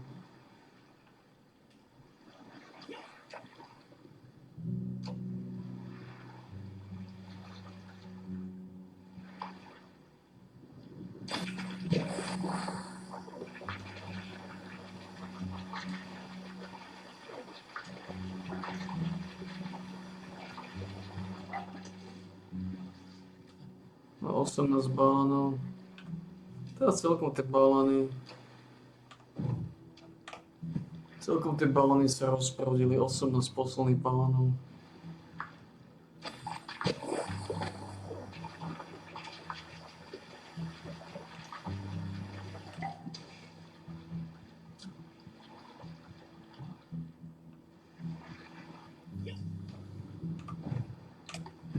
Osemnáct balónov vracajúceho.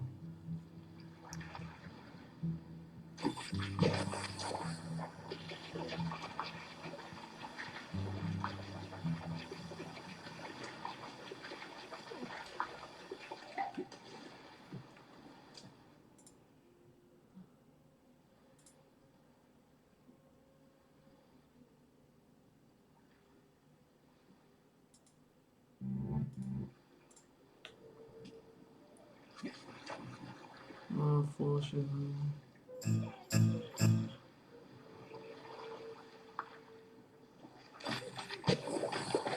We chop up all the hands and then we put them in everything and then you can see how it does with the both. These look like individual small clips. You're not Yeah. talking about like a whole string. I would not.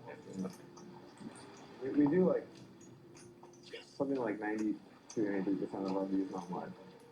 It changes around, so it's like 90 to like 94. But vast majority happens after. I feel like this one has good views, but most of us. Oh, I'm getting after it. 6-5 suited. And a good squeeze spot. However, hands waking up with ace king suited next act.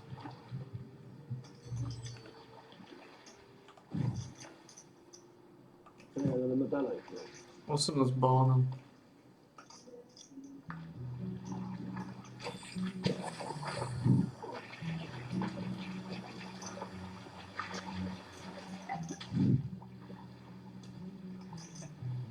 Big slick suited facing a 3-bet to 5,000. I raised 1,000. She needed 5. 12-5. Makes it 12-5 with the 4-bet.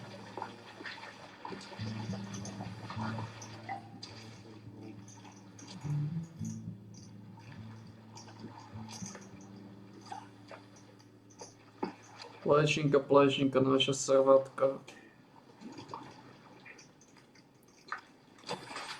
Interesting decision here for Juan. Dobre, toto je balán, takže to bude 17 balónov.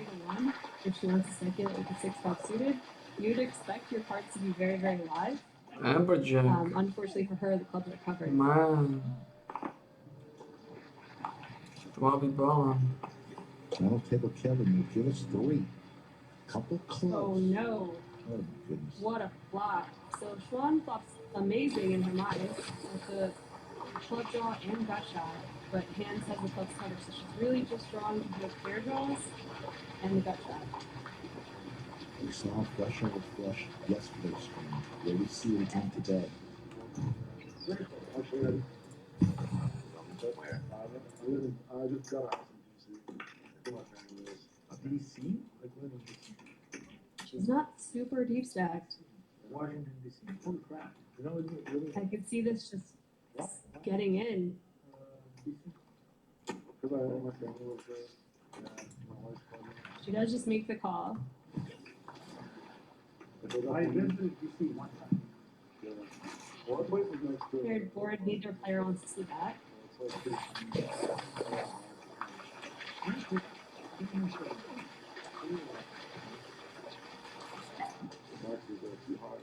Yeah, but I like it. Really. Just a pot-sized bit. Mm. And Schwann's stack. The fans wanted to put her all in. At that point, I was already kind of into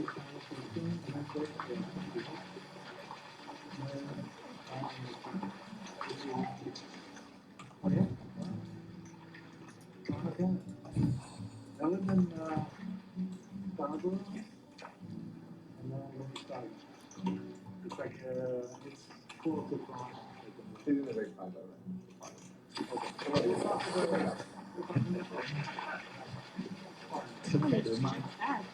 To us, the Juan is in a big. There's the club, Jamie. Oh my goodness. I need to have a word with this dealer. How could you do this to my friend? Oh, it's all going in here, isn't it? What's there is a board It pair out was. there. There is the board pair, but they're not sufficiently deep to ever expect one to get away from this. One SPR. Just bad news for Swan here.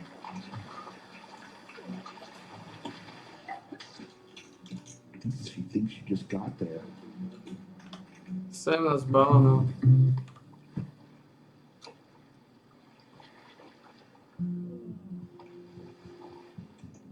Rightly so, that's 13,000. Their only hope would be hands just calling, but I don't think you can really do that. Nut flush, your opponent can have a lot of weaker hands. No,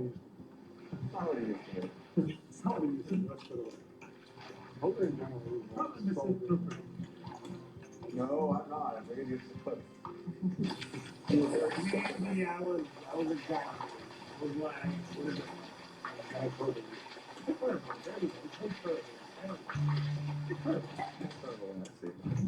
not literally nothing. You can get a white gun. You can get a private. You can get like 2 flights. Hands reaching for a punch, a double gun, and there's the call. Yeah. Juan's going to see the bad news. $114,000 pot, folks. What was the name? Let me see. There's just not a lot that can be done there. That flop is just brutal. Did I keep these? Yeah, no. Flush over flush. 55? Alex, the British Bulldog, in for 100K. Right. If you were right, it would have been that bad. Good game. I've been like the sickest hand. Really would have been sick. Almost $1 million on the table, and Dan Smith wakes up with the Cowboys.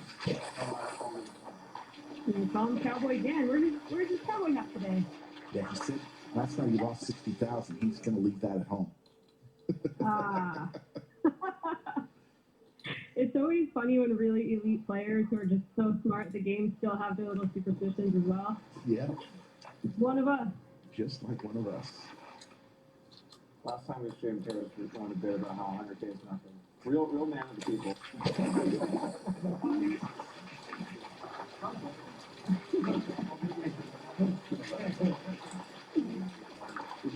Here's the raise from Hams.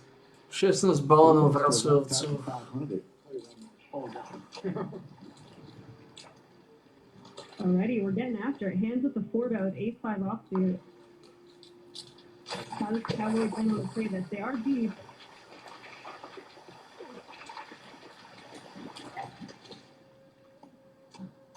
Both options on the table now. Do you want a flat and under up our hand, but we're out of positions. I'd probably go for the 5-bet. Don't want to give hands with 30% with that little weak ace. 28. There's the 5 bet. 28,000. Looking that way, isn't it? Man, has not released it yet.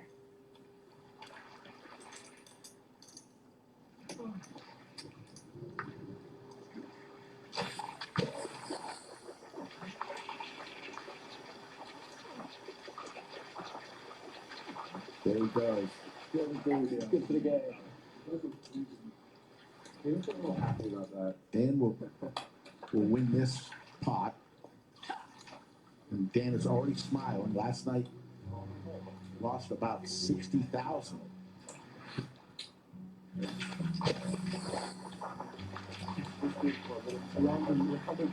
The coach will be safe and you need to be spending your time. He really thinks he's good here.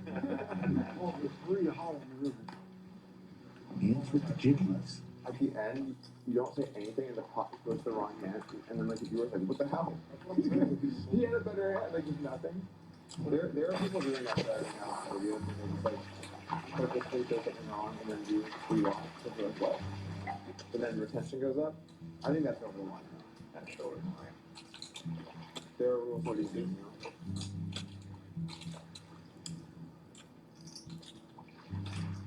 Hey, Ron, Nice of you to join us. Ross has played in one of the largest hands ever on the lodge last year. He went straight weight against KBM. Here's the 4 bet to 11,000 You said 2 from hands. You said get here too. Yeah, that's what he told me too. So get here too.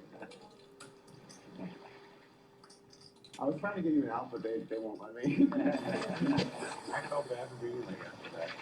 Now that it's a bigger game, it's real quick. As we see Juan arrive. Hey, Jody. We found an awesome spot last night at the piano bar. But, Were you doing with the piano place? yeah, there's a few of them piano bars. There's a drummer playing with them. Yeah, I've been. I can't remember which one I went to. I've been to one place a couple times. It's really fun. They can just play every song. Yeah, It's they're unbelievable. so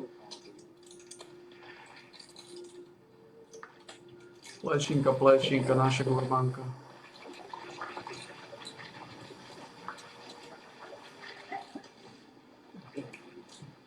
There's the plaque in play. That's 25,000. So he's going to 5 bet to 30,000. Here we go, folks. Brings like that pilot evacuation feel. Passes up the place. Before you do the first and realize that they're not very nice. Still. They're going to be burnt orange, like the Austin and Longhorn logo, with colors. Okay. So they're going to be very nice. I was going to suggest navy blue. Oh, burnt orange is good. Yeah, burnt orange. Austin.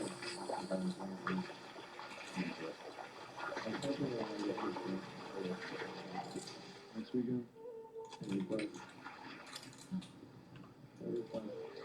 Good job to get you, by the way.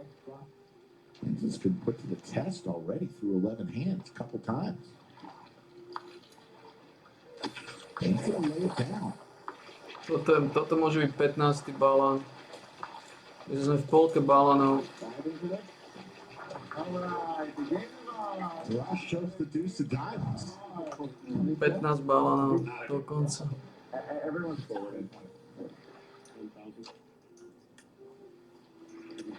Here's with some Broadway cards. Raises to 1,000.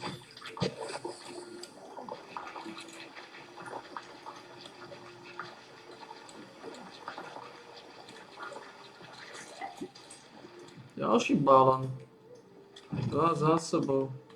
Posledných 14 balánov. No sweat. Oh, wow. You've already played with me some more. Are you think I'm looking for readings? You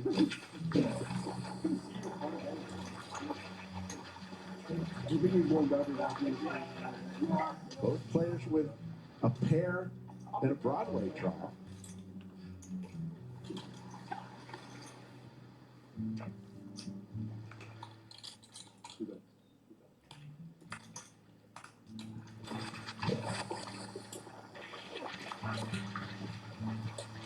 Hands need some help.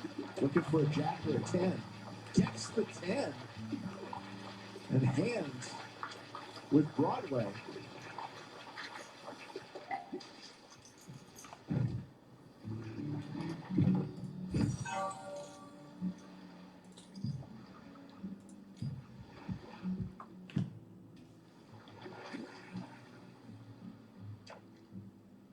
Ow, ow, ow.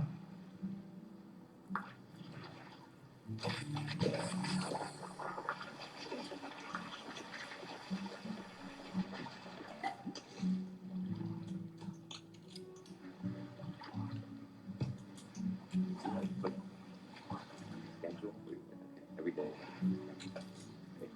So normally I just, when I wake up, Let's put 2,300. Hands has about 175,000. He's going to raise to 6,000. Two pair here for Josh. How many hours do you have to put in? So some are easier than others. If it's a hand review and I'm not going to run a sim on it, it's like pretty quick. And I just finish if it's like a news video, and if it's like one of the more detailed videos where I get into a subject or something, it could be some of those. Sometimes I'll break a hand down, I'll run a sim, and I'm like really in there, and then I realize like hours have passed, and I'm looking at like different textures on the river, and I'm like, my life is still under a course, and I don't have to for anything like 90 minutes. But it takes me too long, I'm like. Josh is going to lay it down. Hands is going to take that one. You're taking that sweat, buddy. Unless your hands. Then you just lose the biggest pot in Tussler history. Just run a block and you win. I put that hand down for a video.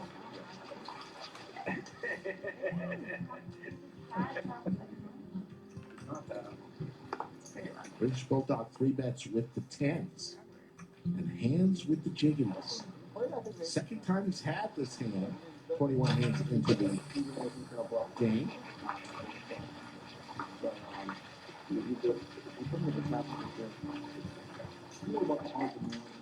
Yeah.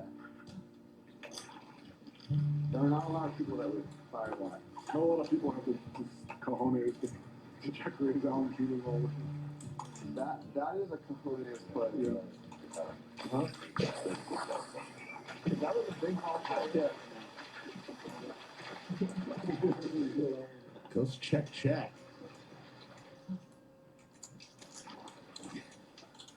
Both players with an overpair.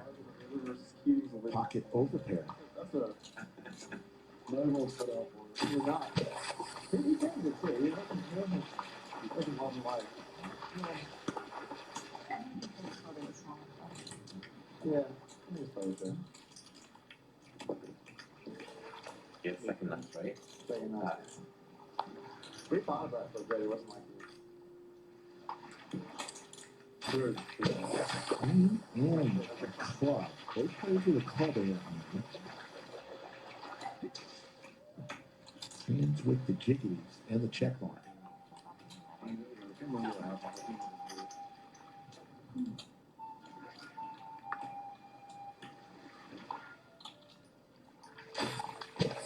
Again, it was the check mark put on. There's already been a foul starting out. It's like over 7K. If you don't with it. What game is it? It's on like just a screen? He's going to fire out 4,000. Macau level. Yeah. You looking at that? Macau? And then there's a 1-1 on a video. Oh, sounds good.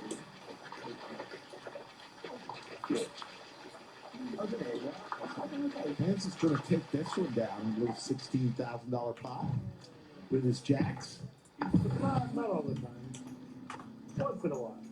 Once in a like once or twice a year. You know.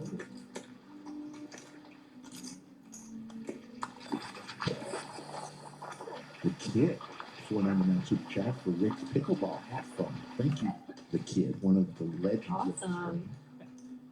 Doug with a couple of Broadway cards, 3 bets to 6,400. Doug R says. Plešinka, naša kurmanka, náš Marko výsledok. To miesto je prázdne plešty. It's a queen here. I have no idea what you guys. No. Yeah. Oh, that's surprising. It's just my. Hi. It's up down.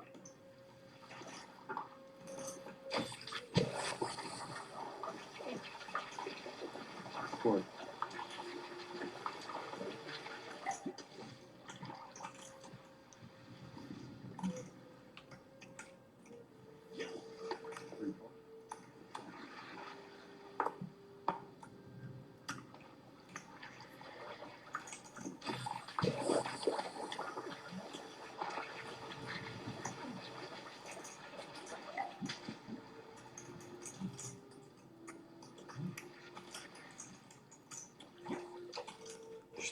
Jo? 14 balónů v rasovcu. To je nič. 14 hej.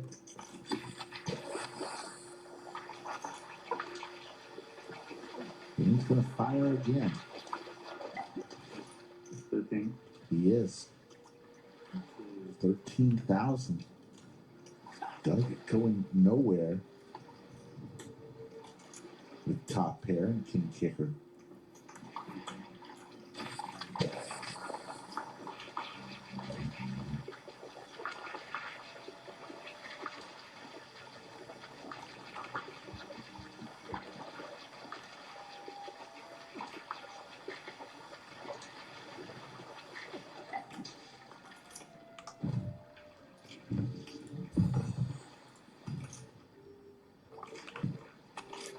Pot got very, very big. For one pair versus a side, no figure. Dan's gonna commit to this bid and fire one more time.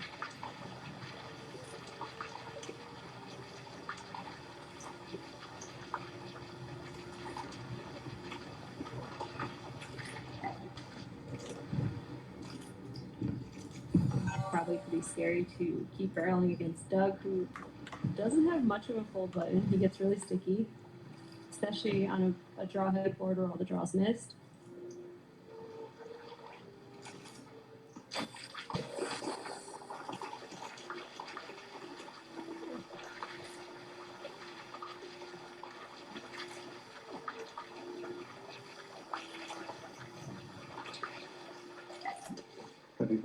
He's going for it. 25,000. Say 25 or 35. I think he said 35.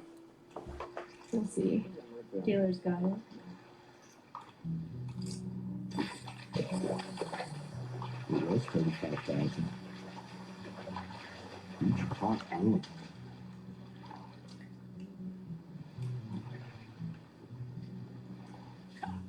Hands picked a really good size to put max pressure on Doug.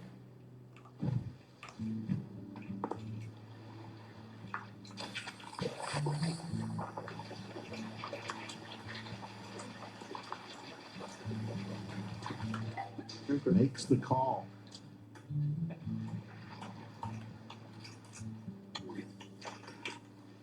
Seems like one of those right played against the wrong opponent.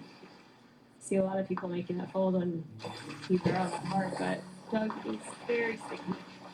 I'll take some action to finish throughout the thing. One.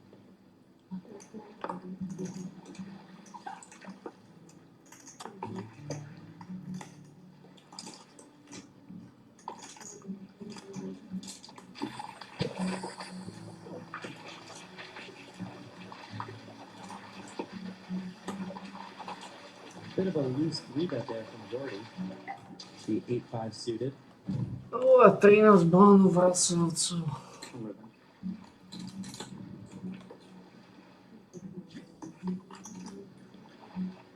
And a cold 4-bet from Hands. You got a game, folks. Lock the doors.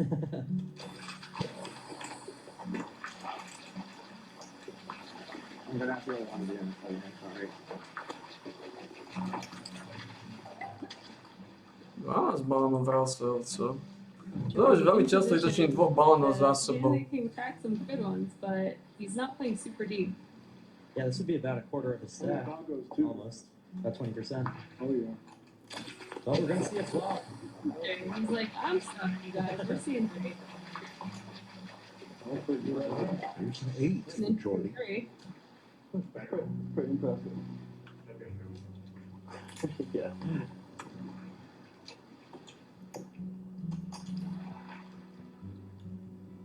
Det är clever just att ha hela det.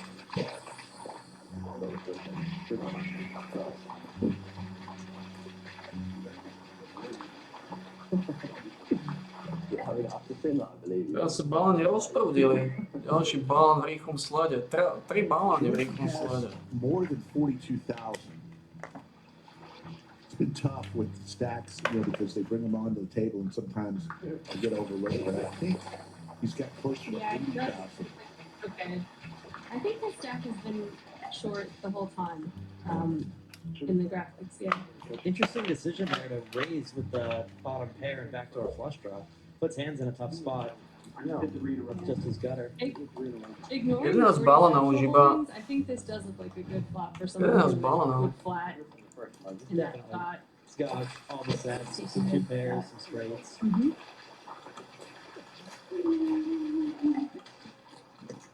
Half his net worth.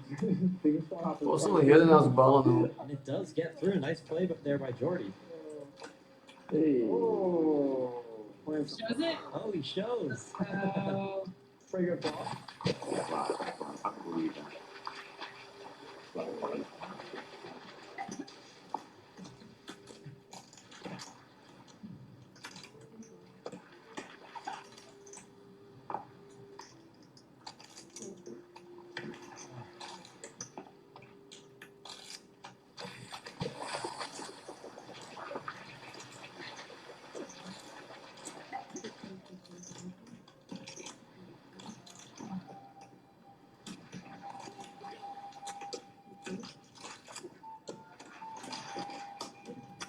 That's gambling.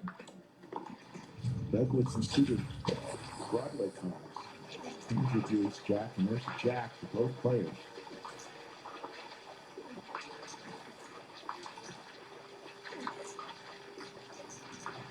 Go Nick, go Nick.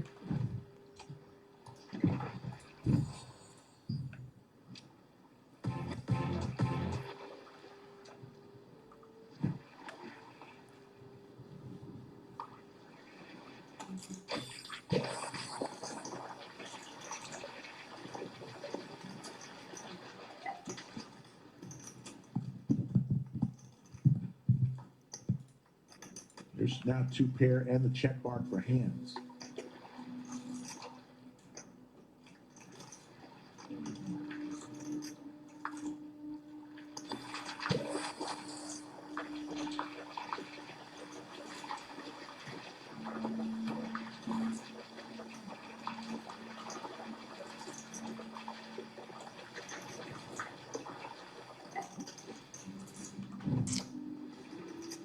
Saký.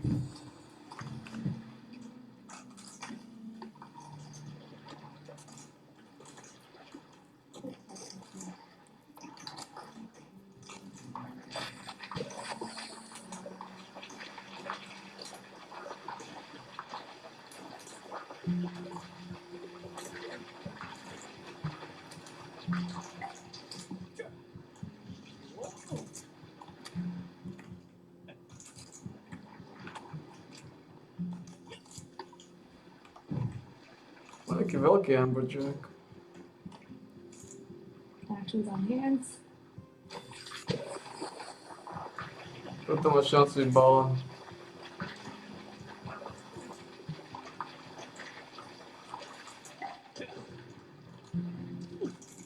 Oh, amberjack.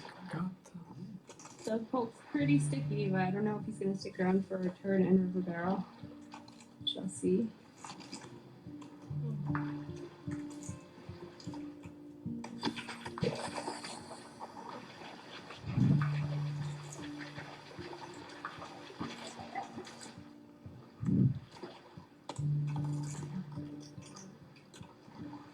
Yeah. Check, check. Gives Doug a chance to bluff it out. Unfortunately for hands, Doug had some showdown value.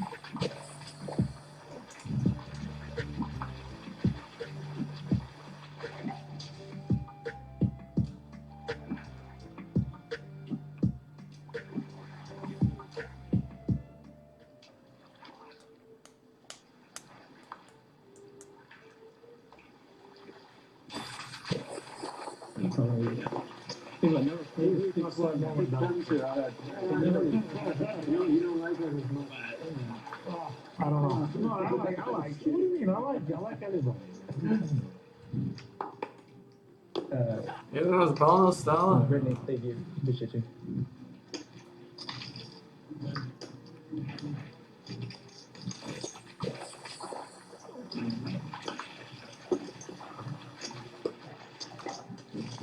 Got a nice multi-way pot developing here.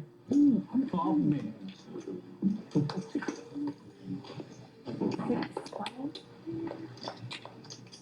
5 ways to this flop. Full house for Schwan. There you go. Unfortunately for her, not a whole lot going on for anyone else.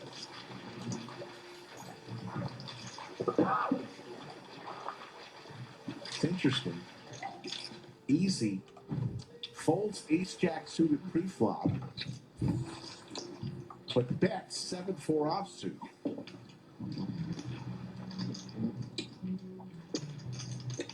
Pierre makes the call as well with some backdoor spades and backdoor straight possibilities. Just flat call. We've seen Terrace do some crazy things in spots like this before when he smells weakness, but he does not go for it this time.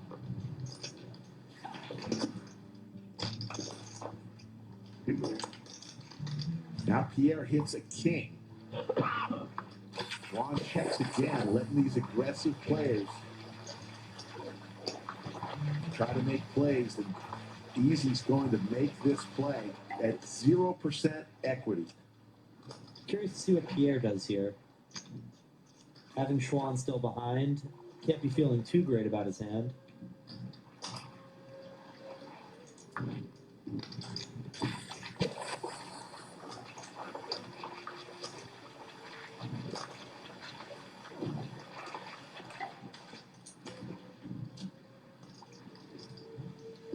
Plečinka, prečo si nás zapustil? Plečter, náš mákový soudok.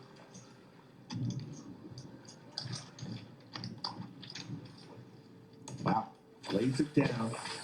Now, Juan's got a decision here.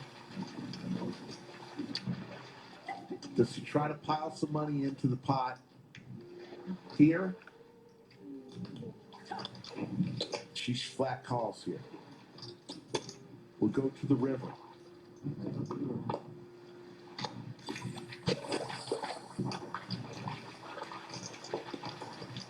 Can she afford to check again? She does. This is Bono. She knows it's easy. Up. He can,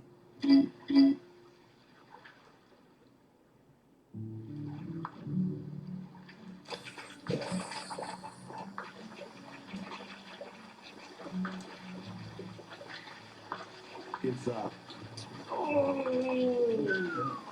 Wow. Well played by Juan. She's seen Easy blast off before. Gotta figure he was gonna take another stab at it. Juan wins a nice pot. They were comfortable. 6-7 suited for Easy, makes it 600. Who played in that? I was making. I'm out for revenge, HR, after that stuff. Aces for the Bulldog. Suited connector for Easy and Terrace. You know I appreciate it. Yeah. Showing some patience.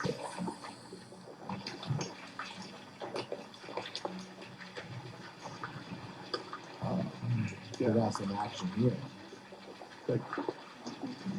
Connect with the pair, straight draw, trip aces. Yeah. Ooh, just trapping. The sets on the turn. There's the 8 though. Easy aces cracked. Yeah. Snap loses the minimum. Oh my god. Holy shit. Wow. Loses the minimum with the set of aces. The straight gets there on the river. I didn't play. No. And nobody more stunned than Ethan. Yeah, but on the river is funny. As he gives the pattern in. Wow.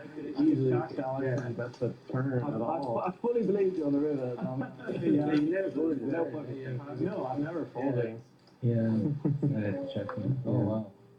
Pocket kings for the Ethan, who just rips it. Open rips for 44-25, and Jesse looks down at pocket tens. Who's going to make the call? Also, just a ball. This escalated rather quickly. Cool. It's a good time to wake up with a monster like aces or something. I wish I had aces.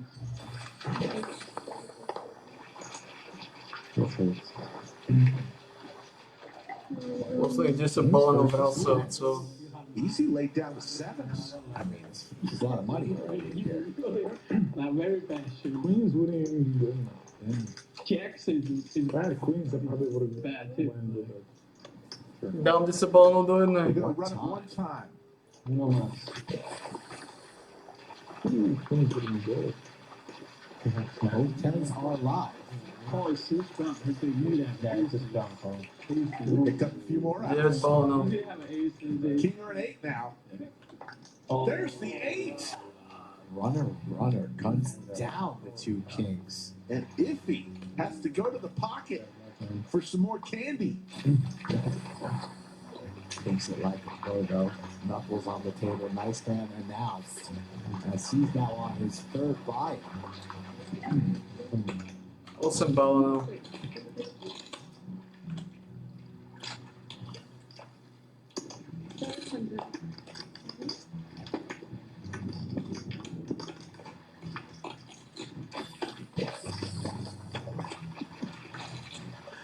Pocket nines for Ethan. Raise the 250.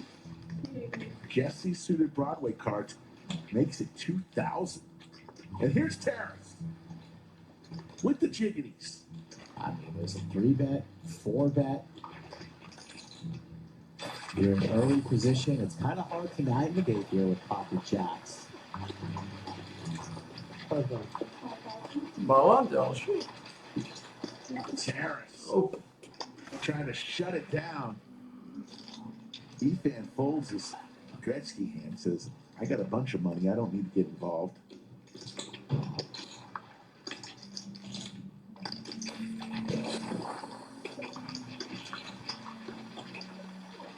He's not worried about any 4-bets. ball další. Jesse makes the call. Sem ball. Trouble for Jesse. He's got the overs. Much rather preferred some diamonds on this board.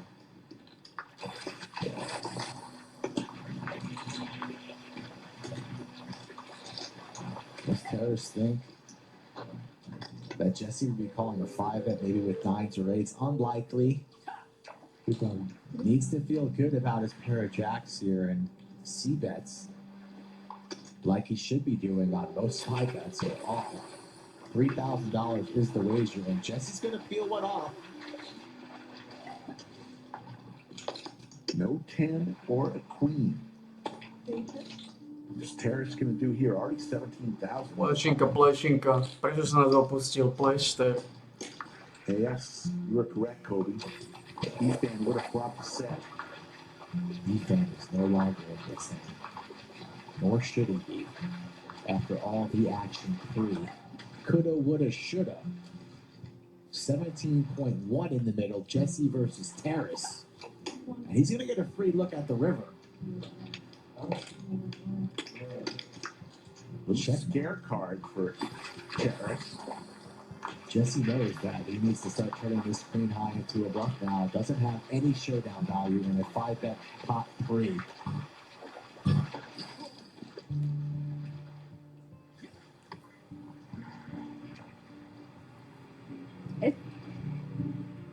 Sedem balónov.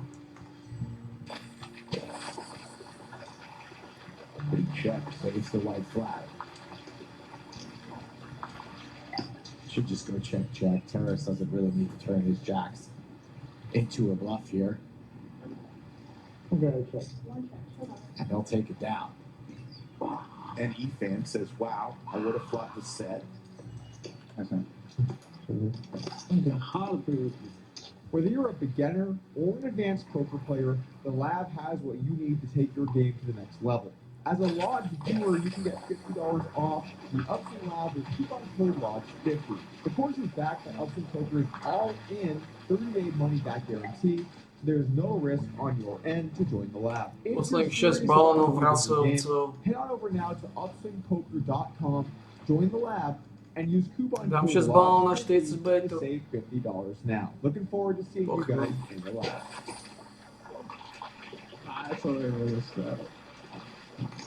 how much is it? Big hand developing. Jesse 3-betting the ace-5 suited. The new school aces versus kings and Poďme tens. napiť pánovi Štolverkovi, nášmu Gargamelovi. Pierre's been rather quiet the past 2 orbits. No, graphics are correct. Efan is up over 50 grand. All in from Iffy with the Cowboys. Not that much more for Pierre to call. I don't like it. I don't like it at all. Take it as a snap. 74.25. Any day. 74.25.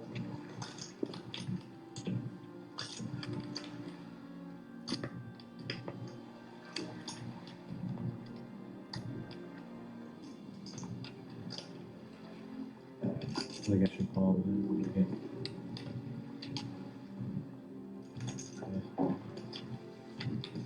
They should plan ahead.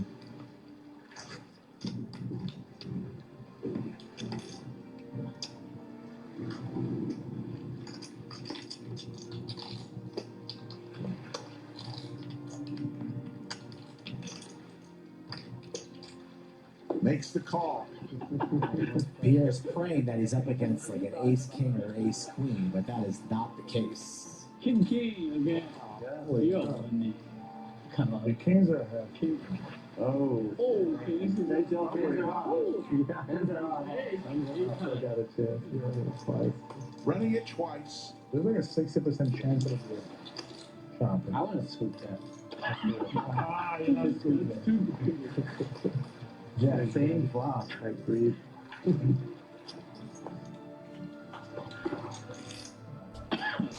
There are 2 red 10s available. Posledných 6 balónov vracel. First one goes to Iffy. That's still 20% chance.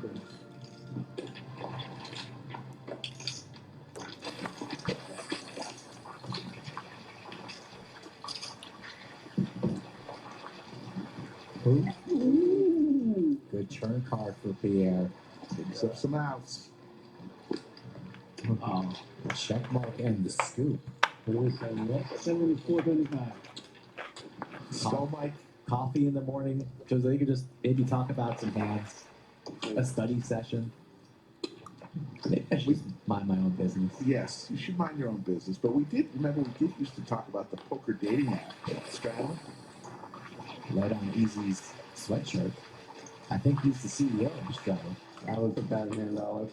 Huh? That must have been. It's bad, yeah. Yeah. Excellent fold. Discipline. Yeah. Well, Jesse, top pair here.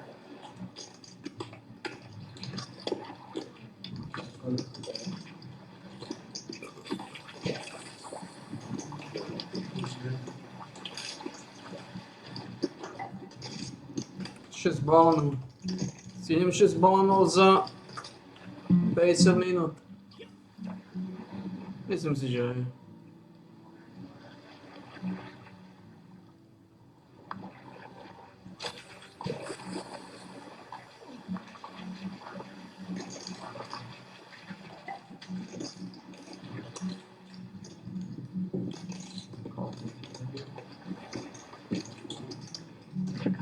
For it.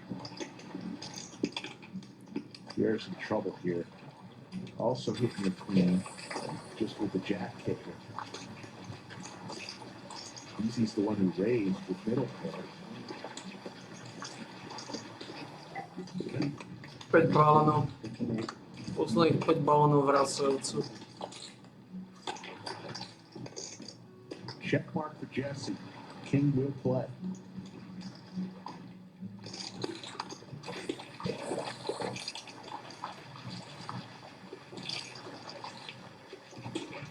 To má šancu byť balán.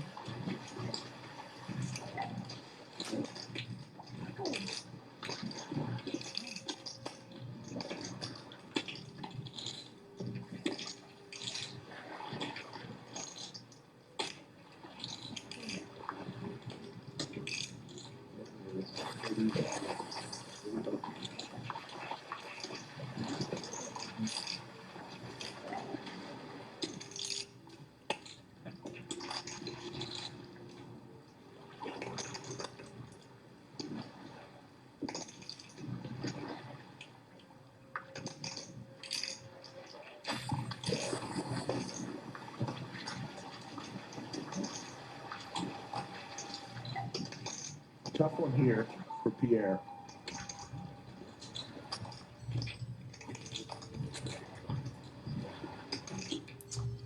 Yeah, Pierre needs to regroup a little bit. Got cooled a little bit with the kings versus the tens. Was giving a lot of action, driving a lot of the action early. Rebounded off of the straight versus easy and got the full double that brought him back to even. But this would be an outstanding fold if he gets away from $3,500 here and the queen jack. Hard to do so. Likely will just pay it off and see the bad news.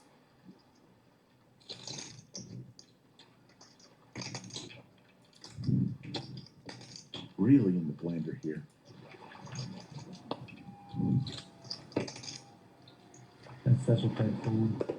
Gets the small on the arm. Bravo, sir. Good fold. Wow. That's world class right there.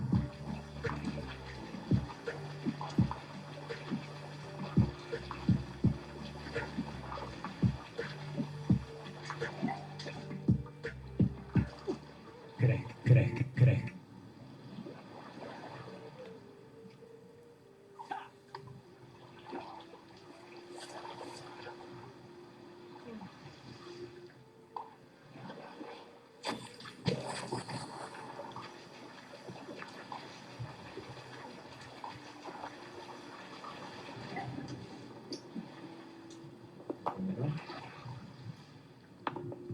Couple of calls here up front. Sashimi's still in the Nick game. Efan's still in the Nick game. I believe we're three-handed in that now. Pretty sure. Look at that stack for Pierce. Here's what really annoys me about that stack. Everything is uneven. He doesn't care how many chips are in any of those. They're just all in one massive pile of the only player up money in this game today. Just got too many chips, guys.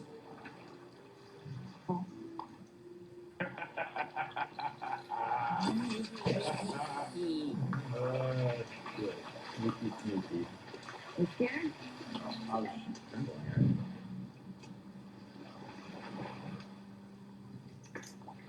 Taking a flop here forward. We actually have some reasonable hands this one. Ooh, massive flop for Sashimi. Flops a boat.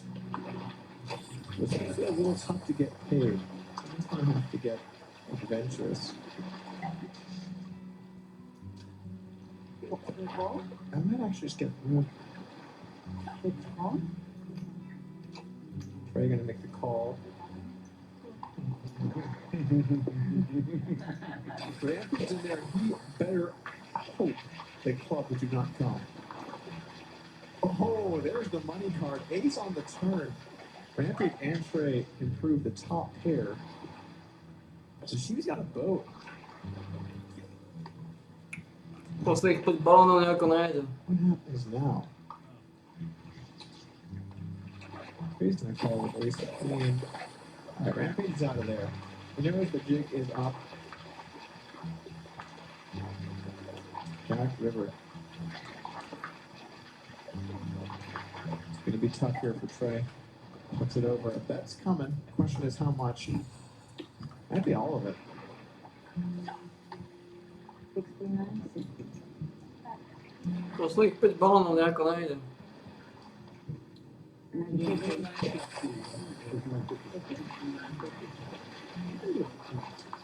No, Toto môže byť balón. Thank you for your input here.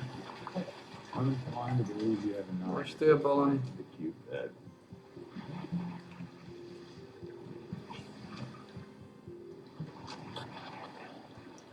Posledných 4 balóny.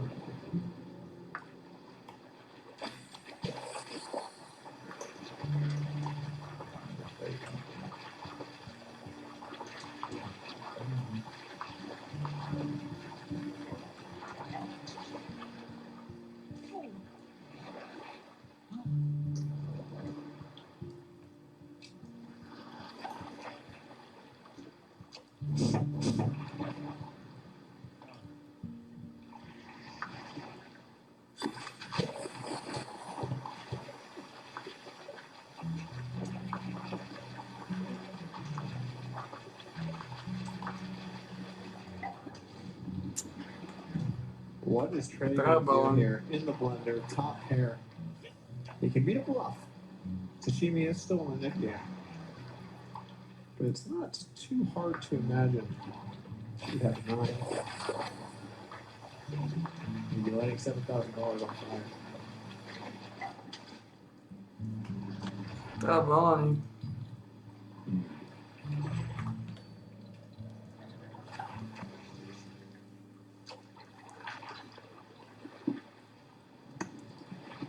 This might be the most tilting stack I've ever looked at. Look at that stack of chips for Paris. What are those?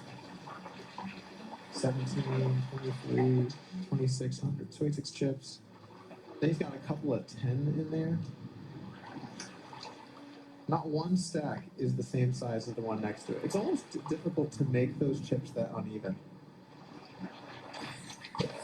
A true artist. That is craft. Anyway, back to the hand. I don't know what Trey is going to end up doing here. I think it's a really tough spot, but the net game adds the complexity, right? Maybe she's just trying to buy it, get out of there. Posledných 3 balóny. Very, very tough spot. God, I hate that.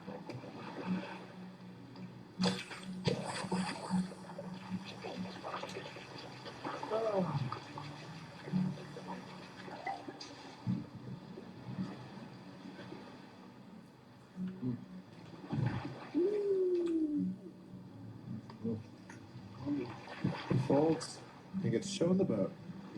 Good laydown there. Shout out to Michael McCaffrey, $200 donation. Thank you very much. Check out the pinned comment to learn about Lodge Card Club's next big tournament. By the way, why aren't we playing the next game? Yeah, we're having fun with it. Yeah. That was a first. Oh, we did say one hand off. Yes. We did. Can you correct me? How does that work? If you don't know, keep going, Eric. Yeah, It's not a hard knock. I want to give a big shout out to that Michael McCaffrey. $200 super chat. Assholes, fuck. Patch this out. Patch this out. Okay, I'm gonna look at some patch notes. I'm gonna look. I'm looking, chat. Shit. Whoa.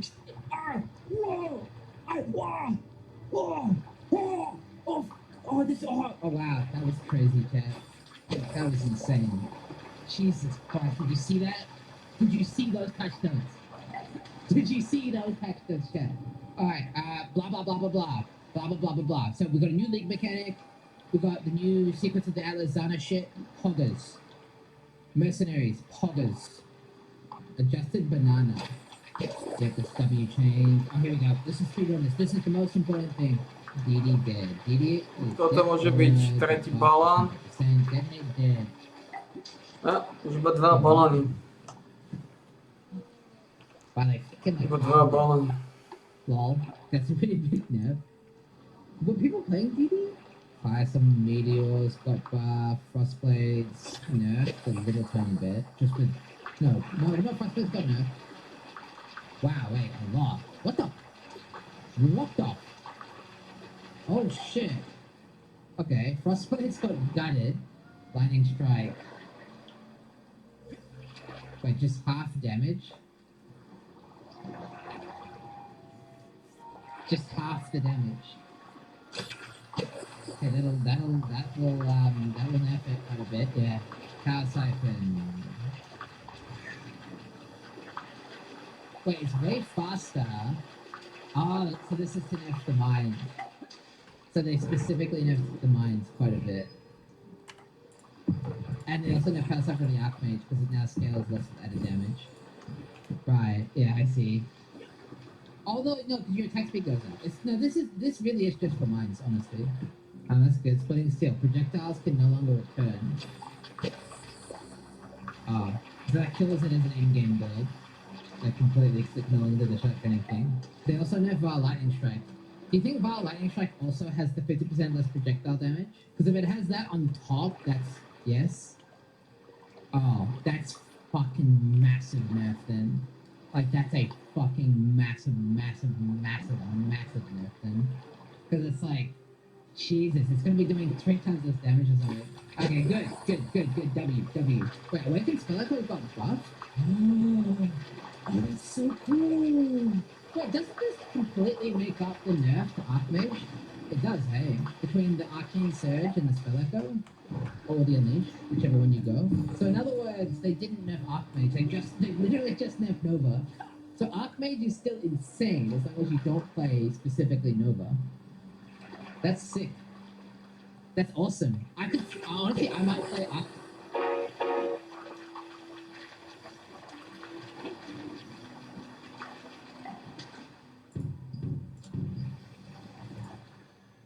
Toto neuveriteľné. Toto v živote, toto som toho nikdy nebolo. Toto nikdy som nemal, aj mi do YouTube videí skákajú množstvo reklamy. Ja neviem, čo to je za sáčku.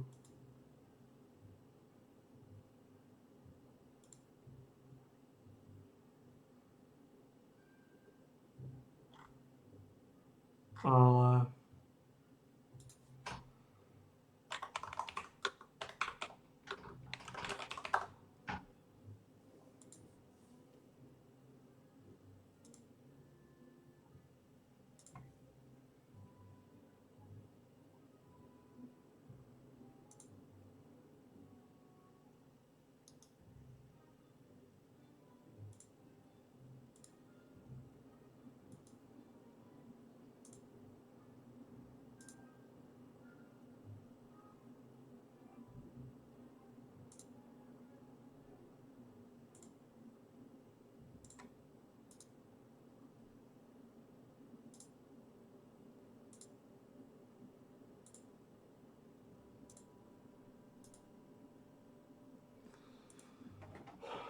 Pomohlo to niečo?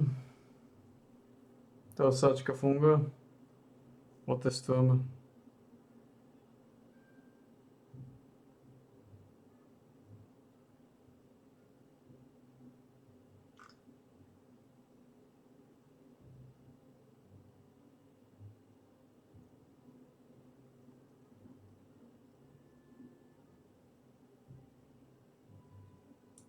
Phil Hellmuth angle shooting allegations have rocked the online community after this clip from a high-profile Hustler live stream. Just have no idea what to do here.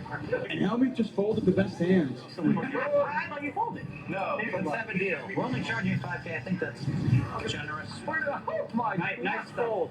Ooh, you hate to see it. Not a good look for Phil, not a good look for poker. Besides this hand, Phil was up to all of his old classic tricks, refusing to straddle in the best game of all time. I'm not fucking straddling. Min buying in and keeping a short stack when YouTube influencers and Twitch influencers have hundreds of thousands of dollars in front of them. There's one good thing for you, though, Bugtail. I don't have enough money, so... Can you buy him more so if I went all in, I can get more money? I wish I could buy him more. Why can't you? Berating recreational players when they play big pots and he loses. It was the classic Phil show. I mean, what the fuck? She called $50,000 for ace-9 offsuit, and I'm losing in this fucking game. What the fuck? But this might be one step too far, and the online community has spoken out, both in the poker world and outside of it. Today, we take a deep look into exactly what went down on this Hustler live stream. Before we jump into today's video, and you know it's going to be a big one when I'm wearing a blazer, I want to briefly talk about CoinFlex's US launch. CoinFlex recently launched their exchange within the United States, and they have a pretty sweet offer if you're looking to trade cryptocurrency. 0 fees. That's right, no fees when you trade cryptocurrency back and forth on the platform.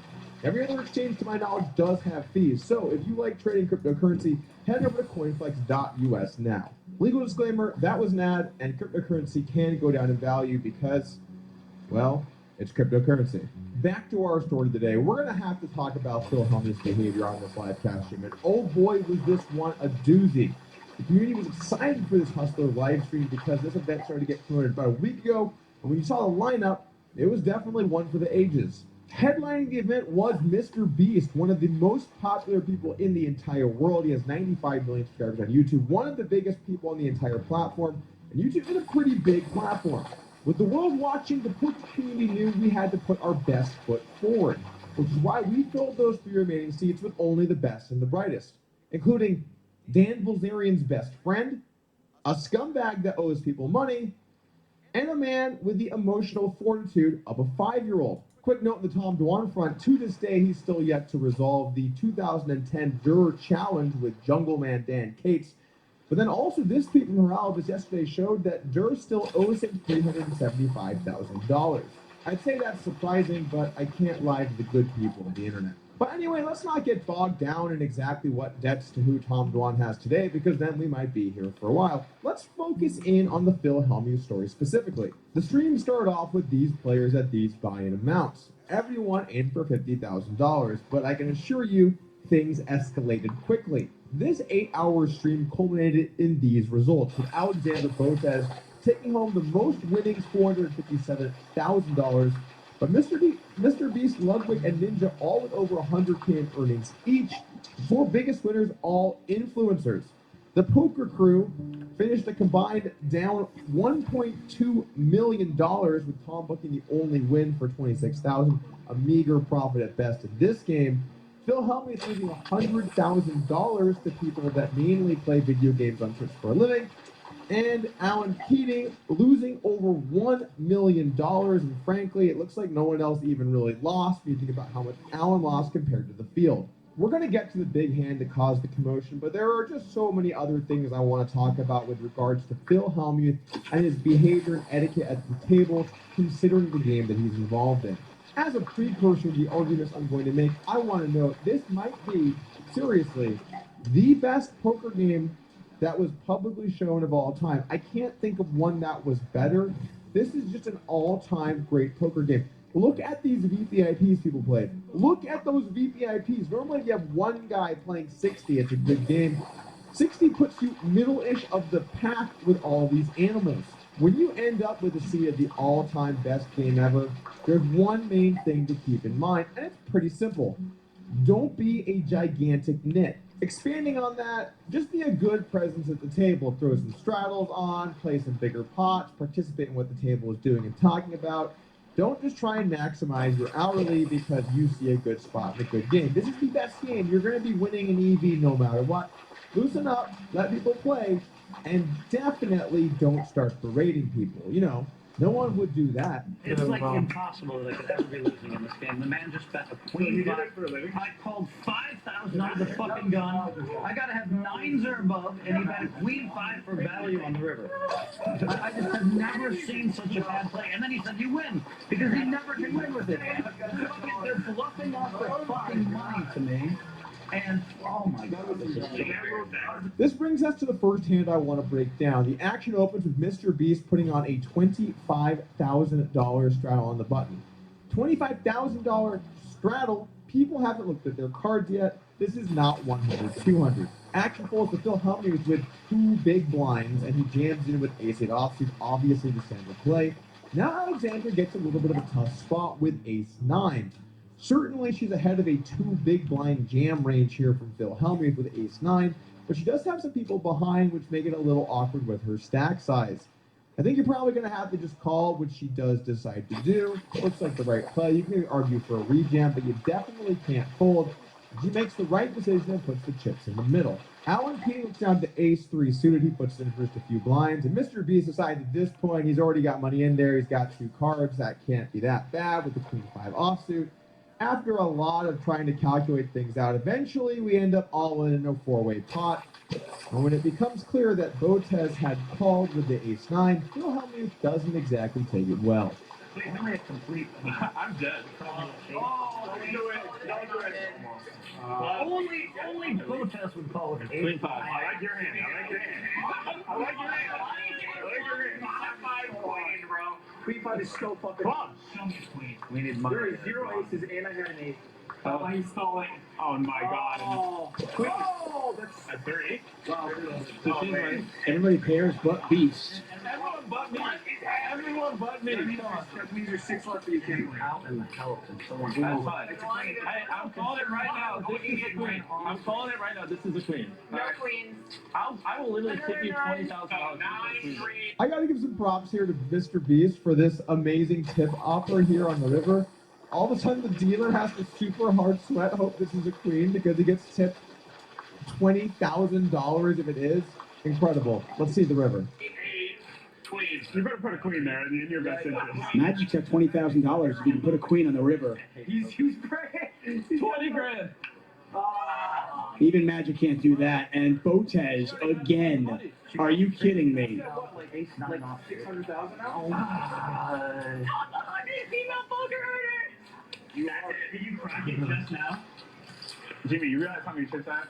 Phil Hellmuth, as always, gracious in defeat. I have like 10K left. Oh, really? 50,000. Bro, where did my luck go? I've never been to that. I mean, what the fuck? You call it $50,000 with an ace 9 offsuit, and I'm losing in this fucking game. What the fuck? I didn't believe you. I do this as What's happening? What is that? Well, at least, Bro, we're getting steamrolled. at least I know she'll lose. Hey guys, I like to joke around on this channel a lot, but this is just so fucking over the line from Phil Hellmuth. You're berating people that are playing in your game you played for a living for incredibly high stakes, and you're just going to insult them when they make what you view as mistakes. And by the way, putting 2 blinds with ace-9 isn't even a mistake. Phil is actually even just wrong here. But regardless of that, to treat people like that is completely unacceptable. We can't just allow this behavior, regardless of if we think it was angle shooting a lot, and we'll get into that later. This is totally unacceptable from Phil Hellmuth, and we just need to take a moment to acknowledge that. Comment's honestly disgusting. Can we also pause for a moment to talk about the fact that he's still promoting Bitcoin Latinum? What the hell is going on? This thing, in my opinion, looks like a clear scam. This is the graph of the Bitcoin Latinum price. Looks like you probably did pretty well if you sold for that, I don't know, 10 minutes. Phil, if you're watching, stop promoting Bitcoin Latinum. You need to talk about this. You need to stop promoting something that has gone down so much in value, that is very clearly a marketing ploy, in my opinion. You need to stop promoting this. People can get hurt and lose money. If you're going to promote something that's crypto related, you need to stick to legitimate, upstanding businesses. Anyway, back to Phil Hellmuth stuff. In this hand, a bunch of people limp in with air balls, and Phil Hellmuth jams $50,000 over 4 limps with ace king. I guess he hasn't learned his lesson about large jams that he tries to stack people with. It's such a monster raise. It's completely absurd. He has to get through him, and then he has to get through me. No, this is a fold. Wow. Regardless, Phil gets needled by Botez and then told a little bit about how to play poker. You just love to see it. I don't know, Phil. I have another ace 9 and I'm feeling lucky. What are we not doing? I do fold. I can't do it. Okay, look. 49.9. Painful, right? Yeah. Okay. I'm not going to reward you for waiting till you get a great hand and then all that free flops. It's just absolutely incredible that someone like Beast, who does not play poker much and has a background as a YouTuber, can recognize that Phil's just playing tight and trying to stack people. Truly phenomenal. Next, we gotta talk about the stack sizes. Guys, look at this image. Look at these stack sizes And look how short Phil Hellmuth is. The self-proclaimed greatest of all time, playing against people that have never looked at a pre-flop raise chart. And this is the amount of money he wants to be in for. Against these people, what are you doing? What a great message this sends to everyone watching this stream for the first time. Hey guys, the best players in the world, well, they can't afford much. They're going to wait for good hands and then berate you. All right, so he's playing short, and he's berating people, but at least he's getting into the table dynamic when it comes to straddling. I'm not fucking straddling. To be fair to Phil, he would have been the fifth straddle here, which is a pretty big straddle. It's okay to sit out the fifth straddle. You don't need to do that to be part of the game, but you gotta look at the environment and try and match the atmosphere. If people are constantly straddling it up to 1.6K or 3.2K, you should probably throw a couple in there and just be a good sport about it. There's an art to straddling. You don't have to be the guy that's always straddling every time, but you want to be watching your table and try and match the dynamics so you don't look like you're the player that's trying to take advantage of things. I get sometimes mistakes get big, and I get that also you are leaving money on the table by doing so, but atmosphere is important and it can make sure that in the future you get invited back to the right games. I say this as someone that never played in private games and never got invited to anything, so, you know, grain of salt. We got another play where Mr. Beast goes for a value bluff and completely wrecks Phil Hellmuth with pocket nines, who makes a call, isn't good, and, you know, does some classic Phil Hellmuth stuff. It's like impossible that I could ever be losing in this game. The man just bet a queen five. I called 5,000 out of the fucking gun. I gotta have nines or above, and he bet a queen five for value on the river. I just have never seen such a bad play. And then he said, "You win," because he never can win with it. What am I even watching right now, honestly? What am I even watching? You might be thinking, Doug, you're overreacting to this. This game actually isn't that crazy. Oh, yeah? Well, let's watch Alan right after he gets a $150,000 loan. Yeah, I think that this is going to be like a $390,000 flip. Somewhere in that neighborhood. Yeah. This is a 400K flip. Yeah, it's a 400K clip. You might be at home thinking, what would you do with $150,000? Don't think it was this. Oh, if I win by the way, you get 10 grand. One more time. I'll bring it down. Okay. GG. No problem. Hey, interview her. What she's gonna spend 10 grand on. There are plenty of other great Phil moments here, like one where he folds the best hand while getting berated from the table about not being a pussy. But we could go through Phil moments all night. It's time for us to get into the entree of the evening. Let's talk about this angle shooting incident.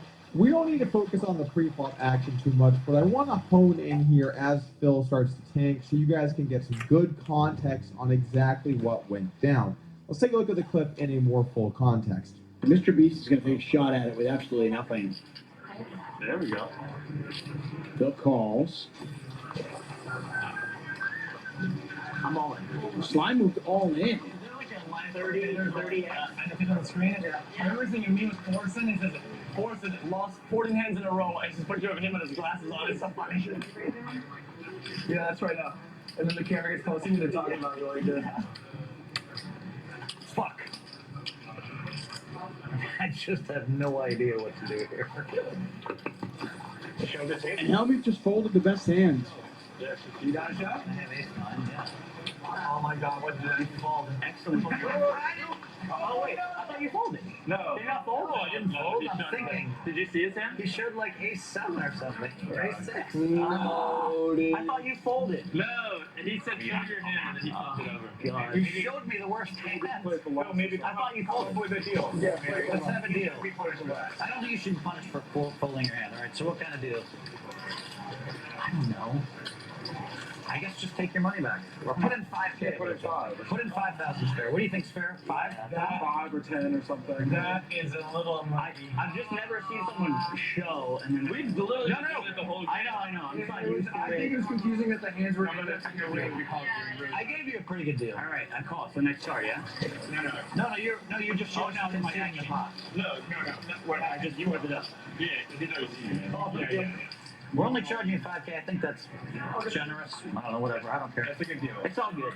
Good deal for you. Cliff notes here, what went down. So on an ace-8 deuce flop, Phil Hellmuth bet $5,000 with ace-9. and Slime jams for 35,000. At this point, Phil begins to tank and think over his decision. Then Tom Dwan, as can be seen here at the bottom of the screen, basically wants to see Phil's cards. Phil pushes them forward in a very folding-like motion so that Tom can look at them. Slime interprets that as a fold and then thinks he's won the hand, tables his a6. Now Helmuth knows that he's ahead and he can make the call. Once this has gone down, Helmuth decides they should have a deal where it should basically make it, because of the misunderstanding, where he basically pays some kind of penalty but doesn't have to get stacked, and decides that his opponent should throw $5,000 into the pot and totally forfeit their hand. Lots to talk about here, but I think the first thing is that a floor should have been called to the table to take care of this. You have two people that have very different incentives. The floor should make a ruling as to what should stand, and then the players can decide afterwards what they think is fair amongst themselves. But I do think that when you have an instance like this, because it is a little bit confusing, you should get some kind of manager involved. As for the fold, quote unquote, fold, not fold, whatever you want to call it, I do think that because Helmuth's facial expression does not change whatsoever when he passes Tom the cards, I don't think he thinks that he's folding, he's just passing his cards to Tom so that Tom can take a look at them. What I will say here is the manner in which he does it is typically what you do to fold. And in fact, when I turn a hand over, if I want to show some of my hand or I'm debating a call, I do so carefully so that no one will interpret my action as a fold. I think this is something that players that have been around for a long time would recognize, that you don't want to basically angle someone into making the wrong decision. The way that he does it, it's quick and does look very fold-like. I don't think that he was folding. I don't think personally that he was trying to angle anyone, but I could see why Slime, especially when you're a recreational player, might have interpreted that as Phil Helmuth letting go of his hand. As for if it's a fold or not, I guess it depends on what the rules are at the location. I'm not familiar with Hustler's specific rules, but forward motion and your cards past the betting line could be ruled a fold in some places. It really depends on what their rule for folding specifically is. In terms of intent, if we had had a wider angle shot of what had happened, I bet you could more clearly see he was passing his cards to Tom. But again, fast forward movement, probably past the betting line at the table, definitely could rule this as a fold from a floor perspective. It's going to come down to the location. I don't think Helmuth's angle here was to fold or to get a reaction, though. I really just don't think that it was. I think he was passing the cards over to Tom Dwan. My problem is, once this goes down, I think that the way that Phil handles this is not correct. This is not the way you should be treating people that are new to the game and don't understand exactly what's happening. What I think would make the most sense in this instance, and if I was in Phil's shoes, what I would say is, hey, I wasn't folding. I was showing my friend my hand because I wanted him to see the spot that I was in. But I realized that the confusion made you turn your hand over. I have a better hand than you, so let's just put the rest of the money to the side, besides in the pot, and let's run the board out, because I don't want you to think that I was taking advantage of you and basically trying to stack you or make you make a mistake. And instead, this way, I am ahead. I'm not going to fold, but I'm not going to take additional money. What Phil does is he decides that there should be some kind of penalty, 5 or 10K penalty. But the way that he words it is he says 5K or 10K. It's a little bit ambiguous as to exactly what that means. He tries to say that what it means is that his hand is dead, as in the guy can't win the pot. But that's actually a bigger penalty than 5 or 10K because there is money in the middle. He's actually also forfeiting thousands of dollars in equity in the fact that he could chop or just outright win if he hits a 6. And so by doing it this way, it's not just costing him 5K, it's costing him 5K plus what's in the middle. I feel somewhat strongly about this, guys. This is the type of game that we're in. Pre-flop in this hand, the player asks when the blinds go up. It's a cash game. Regardless of the rules of the Hustler, Helmuth should do the thing that's most fair to his opponent. And by all means, if Phil really thinks he should be calling, letting his opponent out for 5K is much better than, of course, forcing them to run it. But to try and get a little bit of extra money here and forfeit your opponent's hand, it just really doesn't sit right when what he did was questionable. Again, I don't think that he was angling, and in some places, if intent is what matters. What the fuck is going on, man? And his opponent should, really be protecting their hand and making sure their opponent's action is clear. But we're not in normal poker room territory here. We're in crazy high stakes gambly game with people that might not play again or very rarely ever play poker. Well, I And so can't think get the we need last some one. context Jesus here. Christ. Slim clearly thought his opponent folded and was happy, pounded the table in excitement, and then ends up having to pay a 5K penalty and totally forfeit the pot. Where I'm driving this is back to the most important point, which is this is a classic situation where Phil Hellmuth doesn't realize what's happening in the world outside of just to Phil Hellmuth specifically. What he did here caused a mistake from a player that never plays poker. And then rather than give him the benefit of the doubt and try and offer a solution where he doesn't lose more money in this game that is already a huge game and he probably doesn't play very often, he makes him pay $5,000 and buy out of the pot in its entirety. I just don't feel good about that. I don't feel good about treating people that are new to our game like that. And I see a lot of people when we talk about Hellmuth and we go back and forth, they misconstrue the arguments. I know we've had a lot of cheating stuff lately, and this kind of falls under that umbrella-ish because it's debating if it's an angle cheat or not. But Phil Hellmuth is not a cheater. He did not cheat here. I don't think that he meant for this to happen. But what he did do is when it did happen, rather than trying to make sure that his opponent feels good about the result of things and doesn't feel angled or cheated, he thinks about trying to make an extra 5K and forfeit his opponent's hand. Hallelujah. That's my real problem. Not Phil Hellmuth going over the line in terms of what's legal or not legal, or what are the rules of the poker room, but rather the way that Phil Hellmuth treats people and the repercussions that it has on not only the table, but the poker community at large. Although you could argue, he might have been on better behavior today than normal. I think I'm gonna burn this fucking place down if I don't win this fucking tournament. Fucking burn this fucking place down. Damn motherfucker. Thanks for joining me today. If you like this video, hit the subscribe button. Make sure you join the channel. A lot of great content on here. I'll see you guys again soon.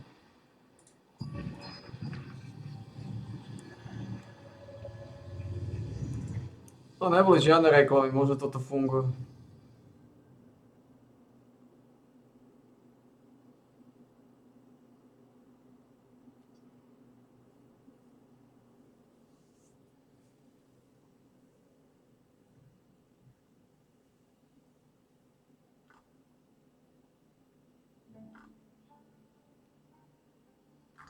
Zvládli sme, to je koniec. Tento čo?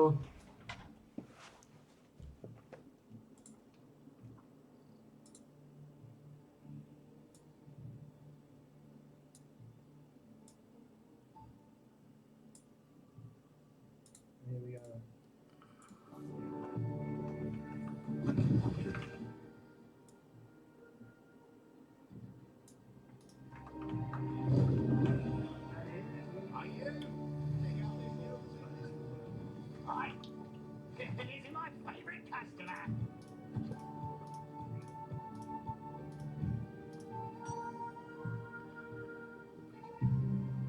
Toto sme zvládli.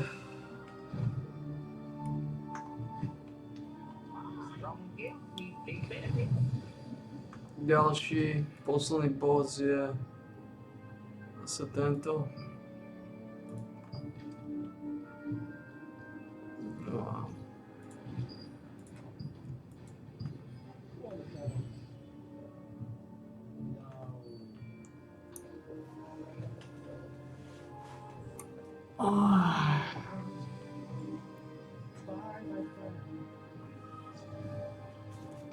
And hello, Ace King.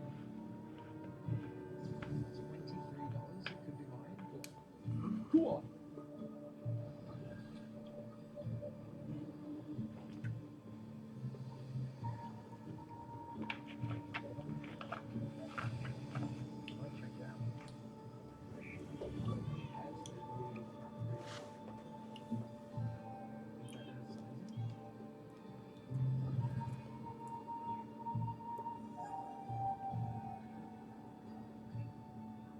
I don't know about that.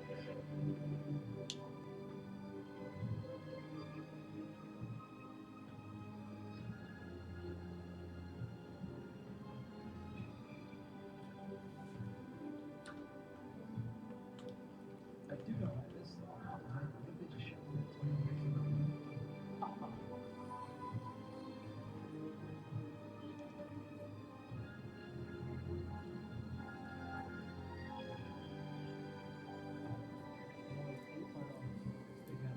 Hold it,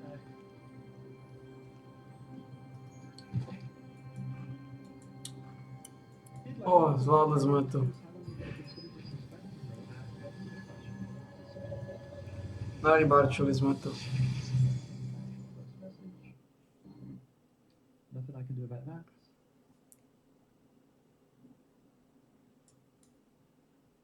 If I didn't see it, I can't reply. Given the nature of this message, though, I can't imagine it was something serious. So sure.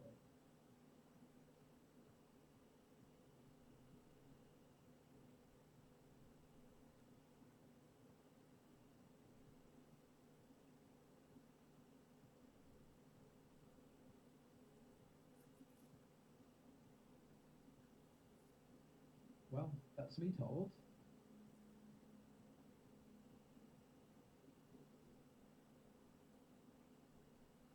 Jets this season, we are in short sack territory now. 200k chips, 20 bigs. Sorry, 10 bigs. Excuse me. 9.8, 9 bigs. Excuse me.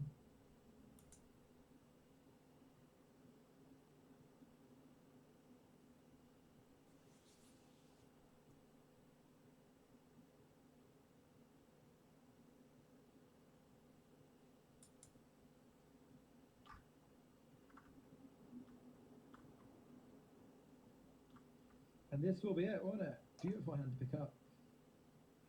We're all in. Still $0 in bounties, but I still think jam is best strategy. We've got $84.47 locked up. We did not come here for that. We came here for a day 2 stack, please. Let this be the first step back on the road. I only have a $17 bounty, so they shouldn't call very wide. Which I guess is, you know, whatever. Either here or there. It's 9. 9 high flop. How very pathetic. Oh, yes, we're out of the main event. Why would I double up ace queen against ace 9 in the key flip of the main event today? Why would I, you know? Fuck me right out of there. $84.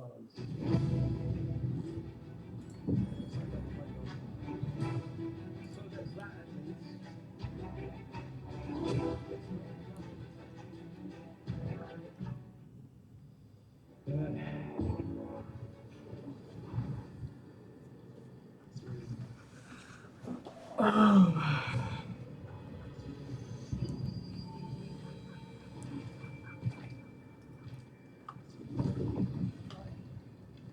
Be right back.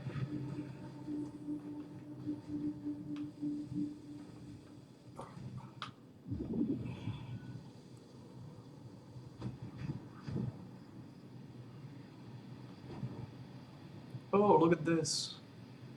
A mojo.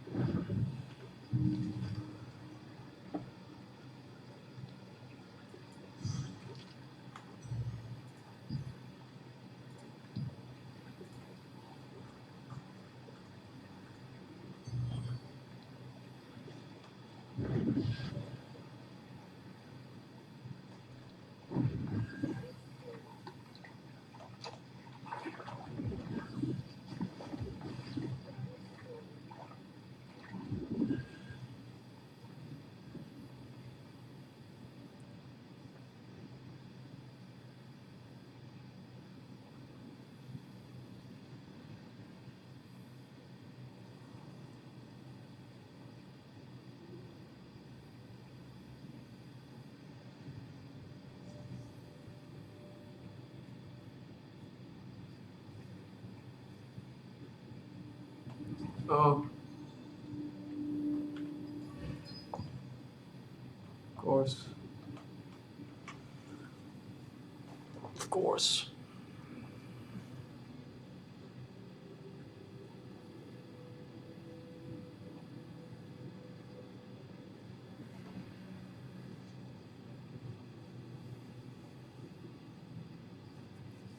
Of course.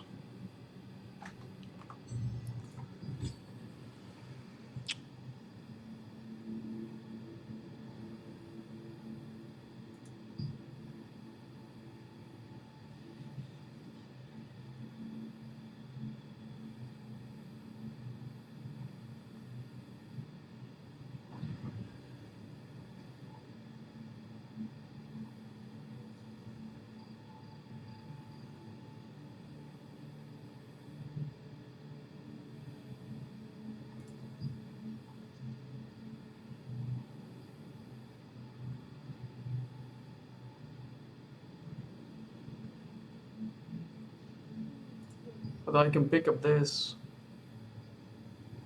All evasion up. But like, it's costly as fuck.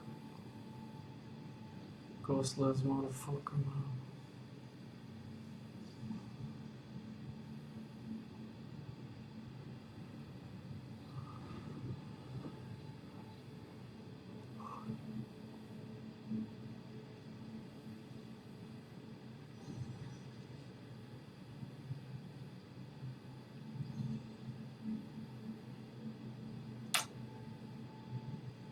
I guess it's fine.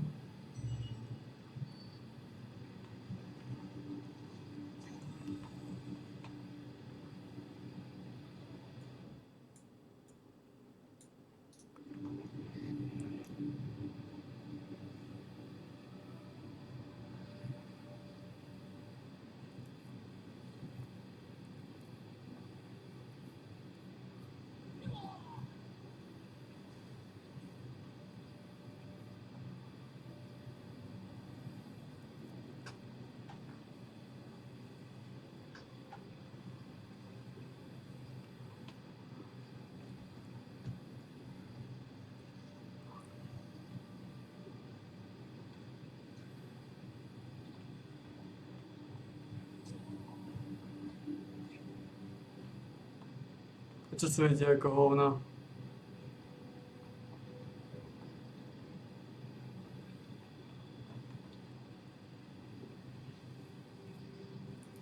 Co světě jako hovna.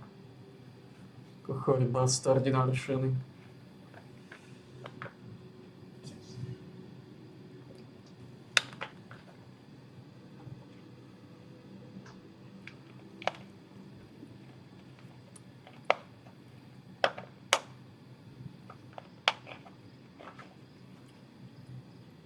Narušený petolízači. Radom všetci.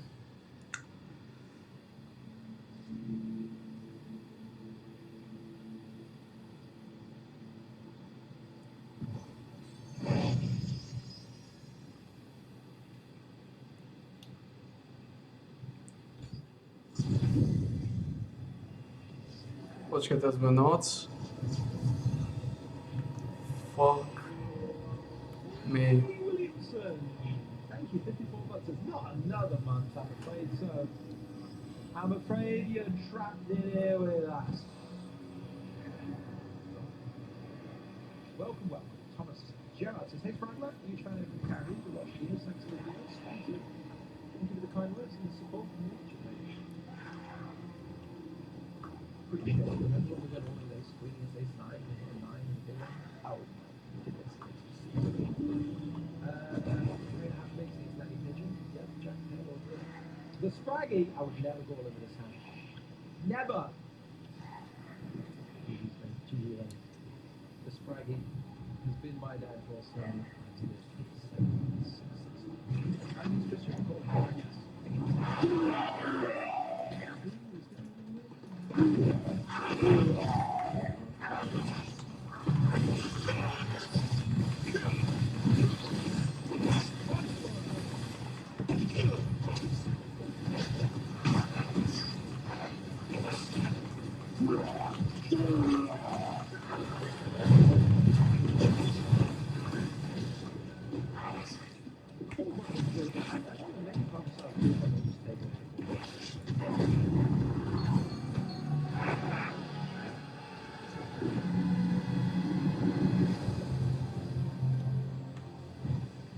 What is he giving me bullshit, man?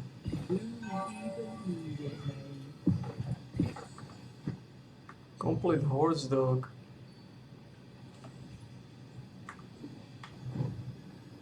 I guess you'll need a careful.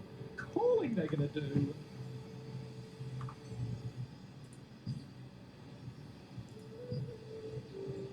Three streets with ace high, huh? Just never believed it, not once. Not once. Not even when 4-6 fills and 4-3 fills and 6-3 fills. Eventually they'll believe it. If at first you don't succeed, try and put your stack in a hot corner line.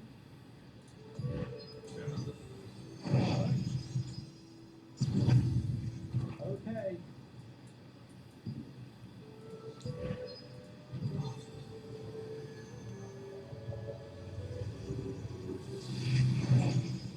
A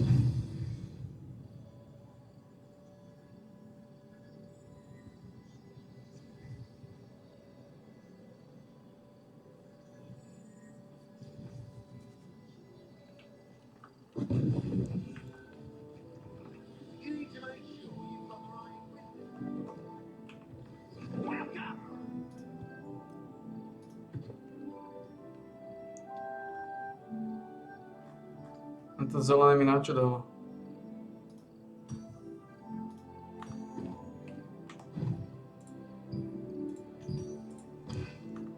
Tento nemal. To sa nemenilo hento DV. Či menilo?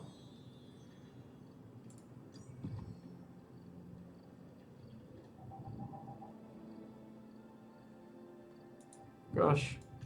Down to 17. And we can Menilo do it. sa aj We toto. can do it. Wow. We actually might. We got queens. Go on then. Go on then. Do I just jam? No. Even with a bounty? No. We got calls. Icho man. Icho man. Go ahead. Make my day. Just the jacks. What a cooler. What I want. What a cooler indeed. Chipley, plot for me. 1 of 16. Come on, the hot hyper 1650. You can do it. I believe in you so much. 31 United States dollars. How can I say no? Maybe I can say no. Koľko to bude? Might have to call. 21 minút. No. Reveal yourselves.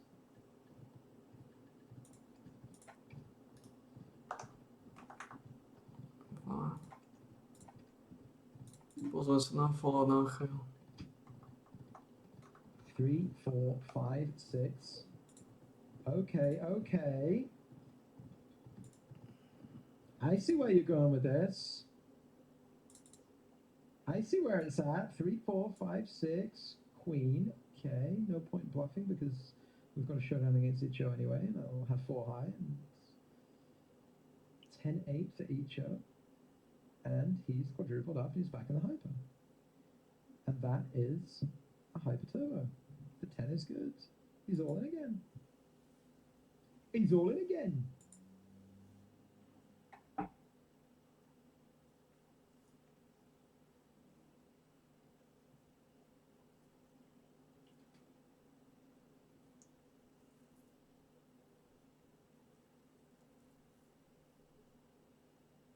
Did we run out of music? We shouldn't have, surely. It's just, this song just has the longest flat waveform at the end of all time. Thank you. Excellent choice. Excellent, mate.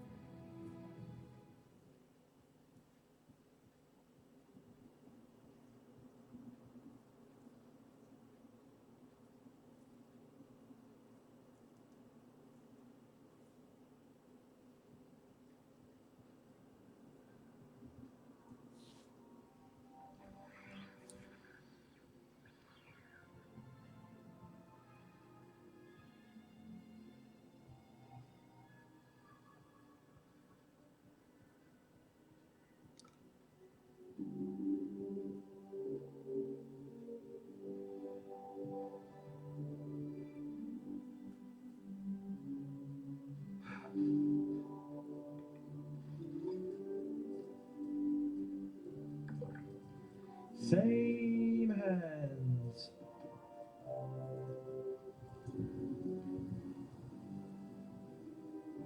Eric Williams says, when I order simple poker systems, Should I use promo code for Spraggy? No promo code, no. There is no promo code. There just, I don't, maybe there is a link. If you click the link, you buy it, if there's a link. I don't know. It's not going to give you any money off. No, don't worry about it now. Like, don't worry, obviously, like, you'd like a promo code for a discount, but I don't think there's anything like that available, and it's fine that they don't necessarily know that you came from me. I don't think I have a link like that at all. I could just have no, couldn't I? But here we are. I defended, and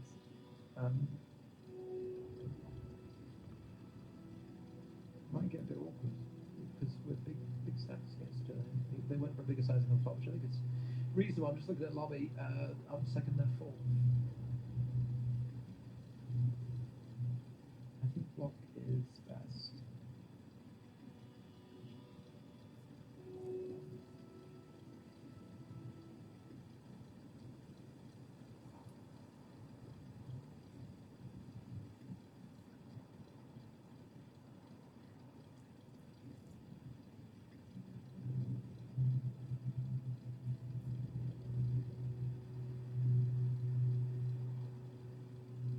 I'm not going to try and get 7-fold Nova Power. I think it's very underbluff, but I think they're very capped, but I think they just have like jacks and queens in them.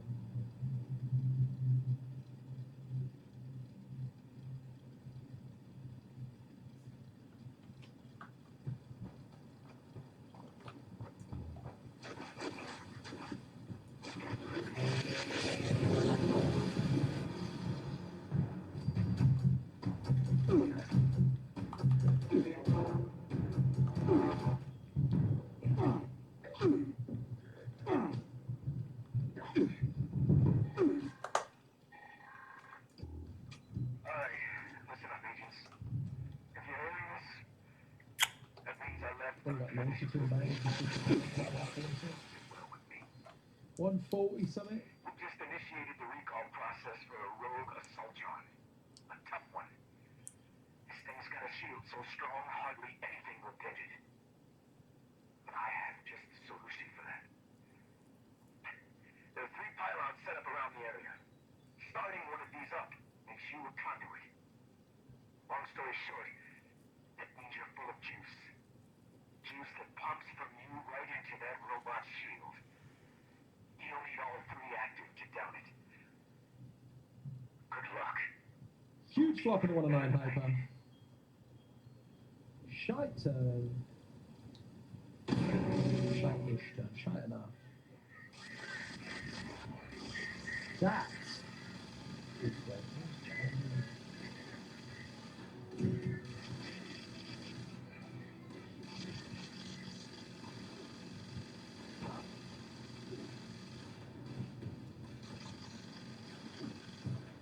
Because when I went to Miami, I called, they called, they called, they called. I've got 8. And we'll be away. Just a little bit more comfortable for me.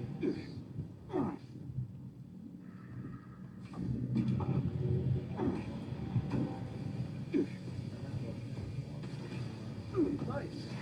Beautiful.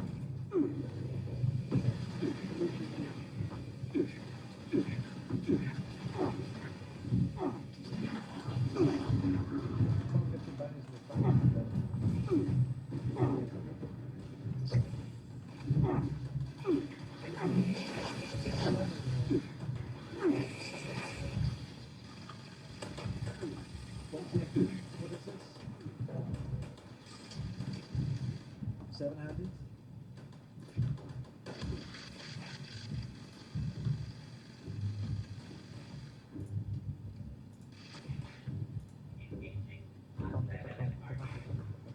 Each table's a max of 7 players. We'll play 4 and 4 and then an active. Okay.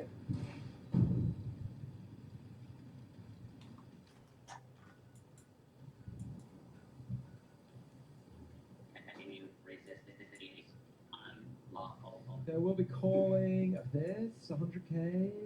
What is it? 8 bigs. Huh? I actually don't know. Is attempting to evade capture, beginning 42% I can live with. 85's better.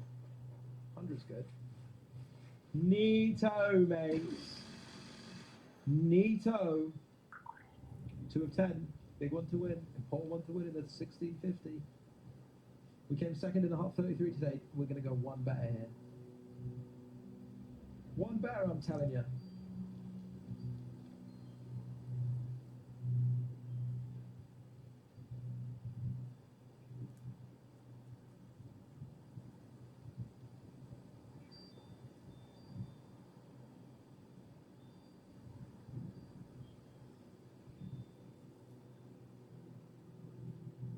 Check.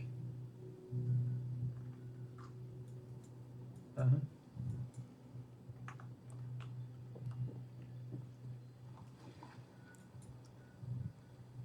Look at us.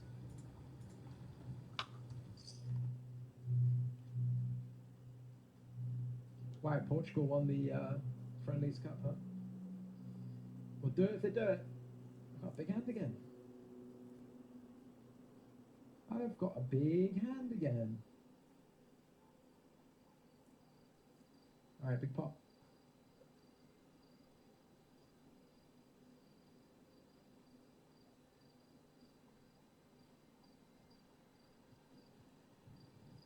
$29 bounty and a lot of chips. A lot of chippies. BBC Poker, I'd love to see it. Good luck, PK 9 and 10. Do I mean it?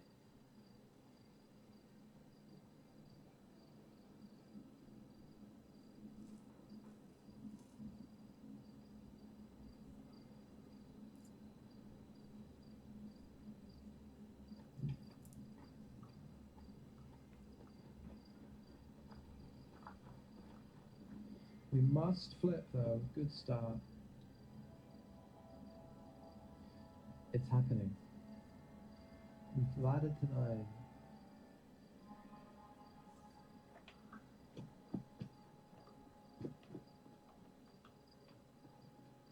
We've laddered to 9. At your service, sir.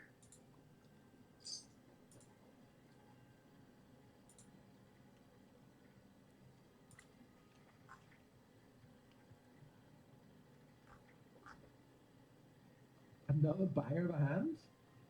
22 big blinds affected. Another banger of a hand covering everybody.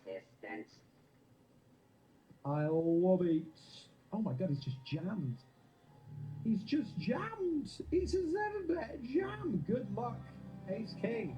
Ace 10 for all the chips in the tournament. Holy shit.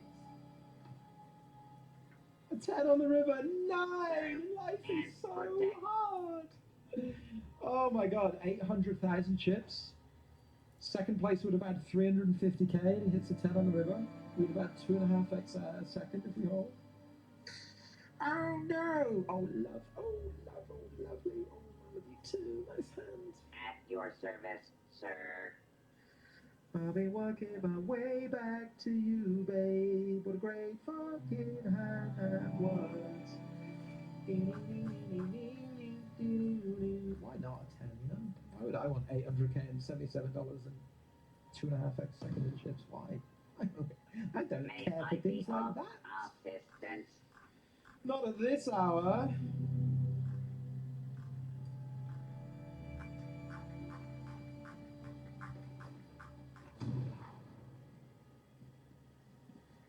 Don't mind me.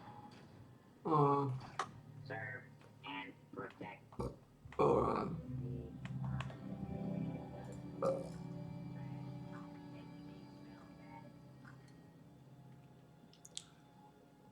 Got too much white, something is going on. Let's play a big one in the 109 hot hyper, shall we?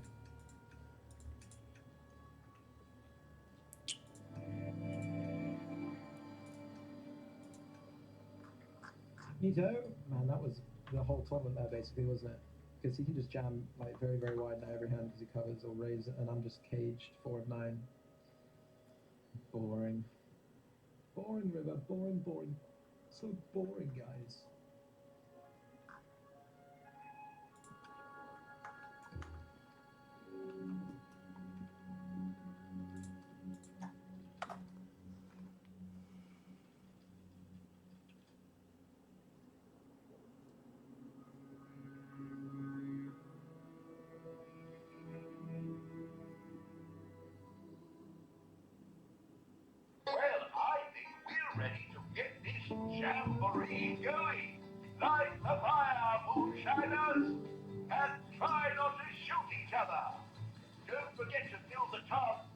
sizable salamander venom.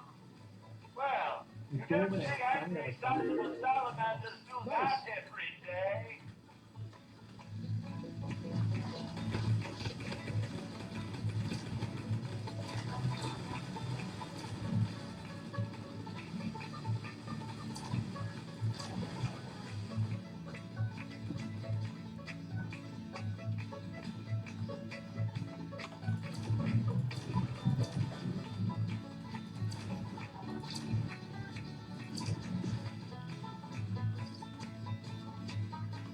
Are you a witness of the Well, if I had the Ace King, I think I'd have been a very good chance of that happening, but I don't know about that. I mean, 4 bet, fine. I have an 800 pay, and everyone else is 300 pay.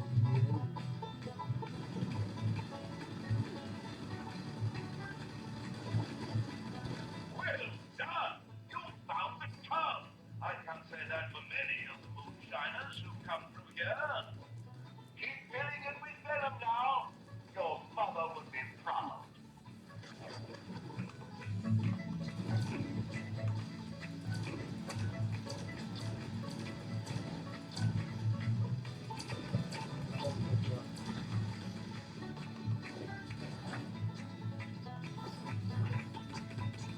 I'm throwing babies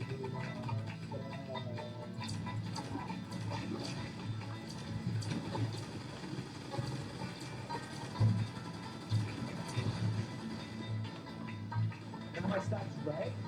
All my seven souls, 8 high shit to down. Nice game. We're just stealing all the chips. Big fat stack.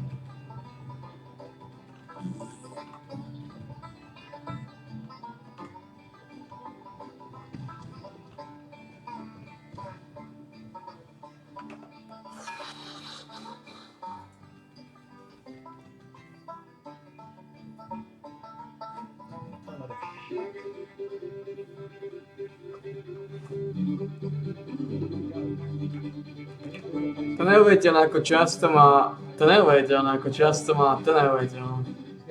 To neuvěděl, čo dostal do ruky jako často. Zase má Ace Queen, Ace King non-stop, zase Ace Queen, to neuvěděl. Sure. I mean, sure. We will. We will. I knew it all. Justice. It's so bad.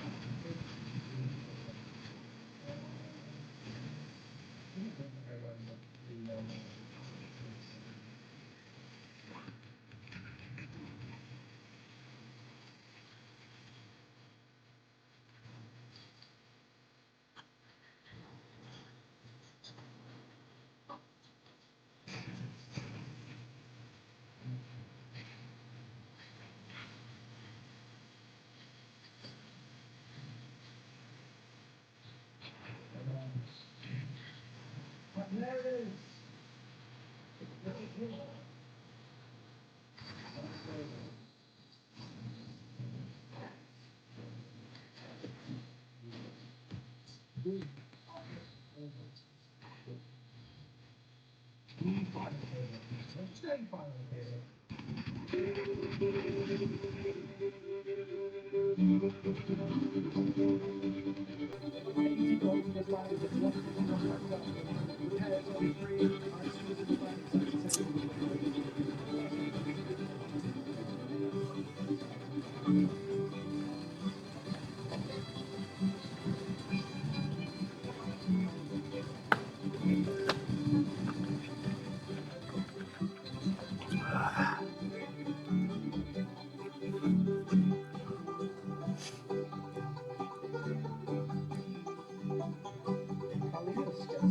Doing well, moonshiners. The venom you've collected is filling the tub nicely.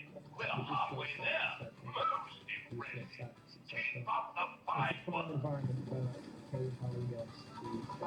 Excuse me, but if you haven't noticed, A7 is the on steels are being attacked. And we're down to 6.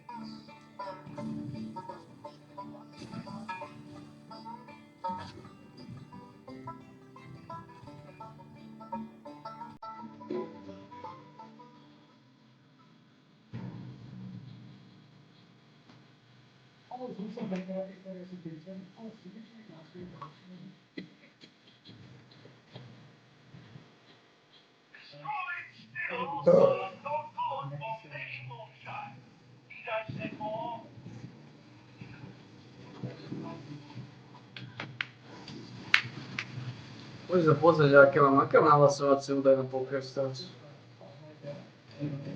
Musím to pozrieť. Aj som si poker.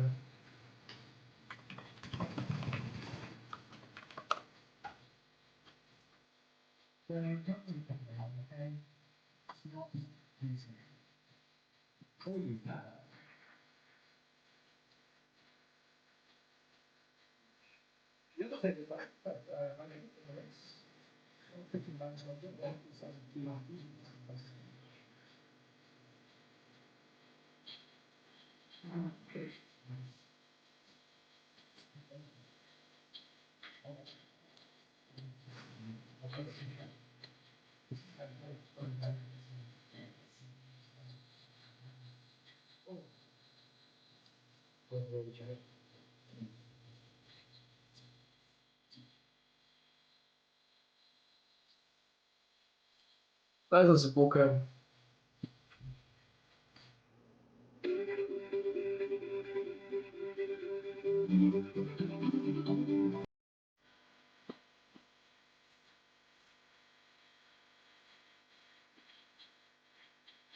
Tak, poďme toto.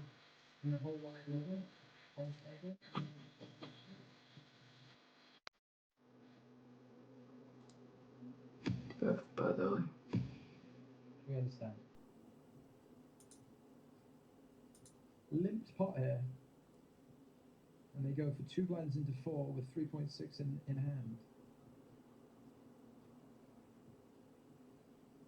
Commitment made. 6s and 6-5. 2 hands, folks. Maybe not what we expected, but it's what we get, and we are down to 5 players.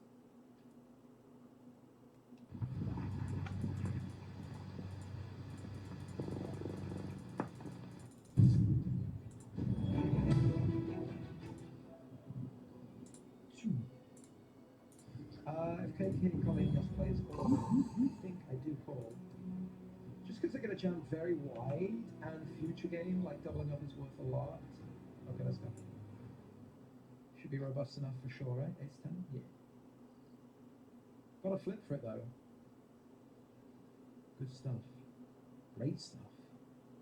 Chip leader for me. It's happening. Now it's my turn to wreak havoc.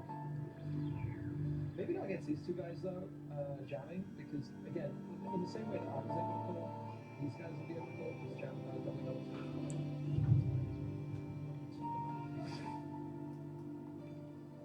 Wow. Wow! Going 3-handed, are we? Going 3-handed, just like that, double knockout. Woohoo! K. Carlenius' downswing, short-lived. Wakes up with the ace-king, it's queen jack and ace 10. And then blue 3.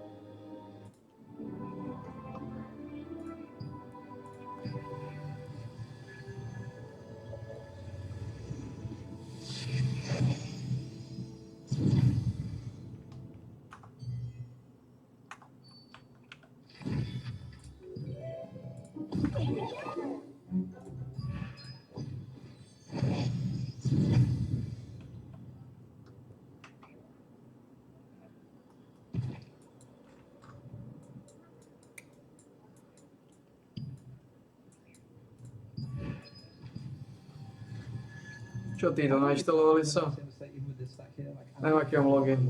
It's very top heavy pair, right? So I don't really. So, I guess. Although it was a 300 double jump, this is the biggest jump. Maybe I'm a fucking idiot. Nah, because he's just opening the button. He's still gonna fold a lot. Alright, 8-3. Good luck. Oh my goodness, this is not what we wanted. The short stacks doubled up against 8-3. Now, bro is cooked.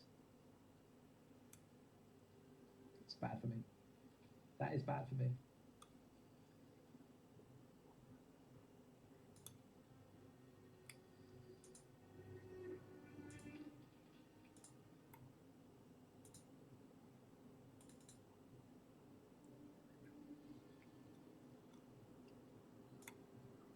Vai lá, calma lá.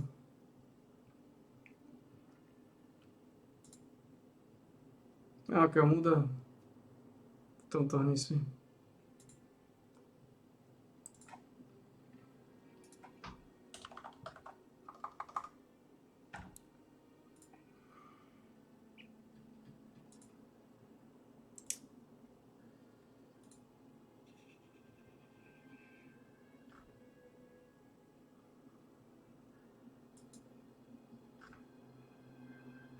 It was a much nicer distribution when they didn't double up against 8-3.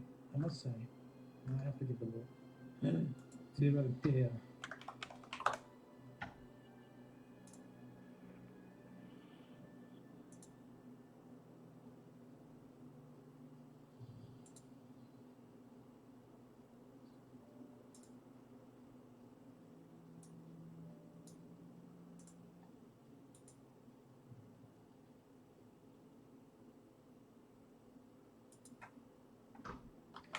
This is not much fun either, is it? Jack 6. No, no, no. Yes. Sure, sure, sure. God. Goodness.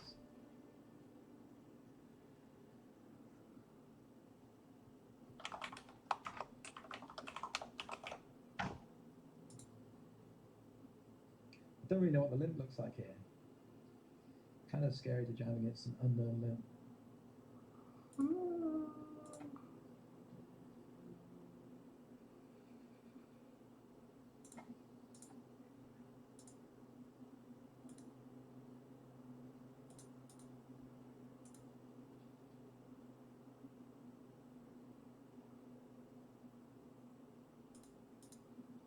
All right, big swing.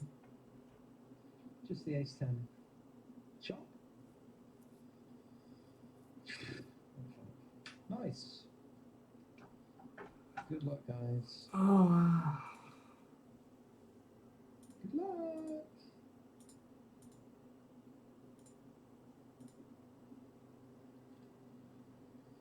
$504 for us.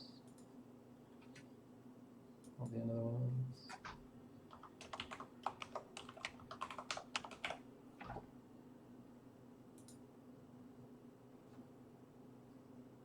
Not the end of the world.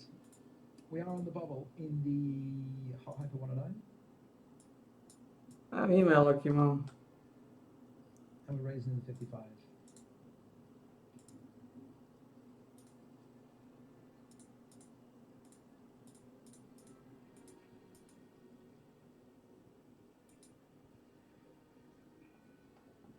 Por que o email não tá nisso aí?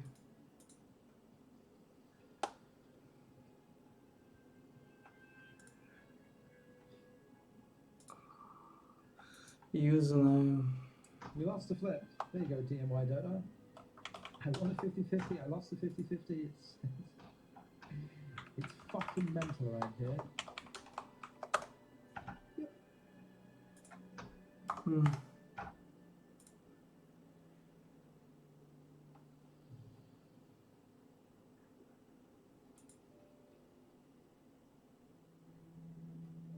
$21 and $26, 24 paid, min cash $194. As of right now, we're minus $1,700 for the day. We got another 10-minute timeout as well. Holy shit. Holy moly.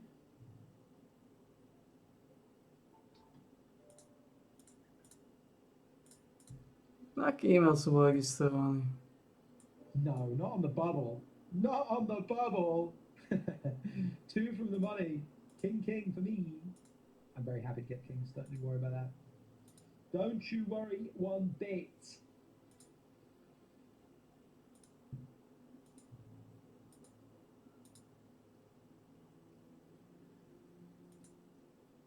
all in on the bubble.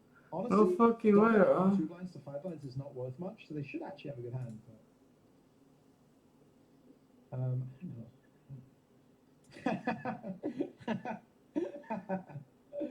nice. I think you should fold this hand, by the way. When you're on the stone bubble, going from 2 blinds to 4 blinds is not worth enough to risk it all with ace 5 on the bubble. But they will crack my kings with ace 5 offsuit. That is 3 5s, and now they have a nice stack in the 109 hyper, and I've got 3 blinds. Nice. Good one. I know it seems silly to fold for 2 bigs, but I think if you have like 7 bigs, you should shove. And if you have 2 bigs, like going from 2 to 5 isn't enough to risk not cashing. Fuck. Right? I think. I would walk out this hand if I have 2 bigs, for sure. You don't really have any fold equity. And you don't want to be all in. Unless you're going to crack kings, and it's fucking great. Then it's great, mate. Chyba jedna cesta, jako to Then it's zjistit. amazing. For that reason, it's the same reason I'm going to fold here, because I don't know if we really have any fold. Chyba jedna equity. cesta, jako to zjistit. Doesn't do much for me doubling up in comparison to not making the $194 min cash, so. I will try and make some money. Sem rokov dozadu. What a problem that is, though, losing the kings here, really. 24 and 25. 7 rokov. Are you fucking kidding me? Stunning. Takýto Nick som mal.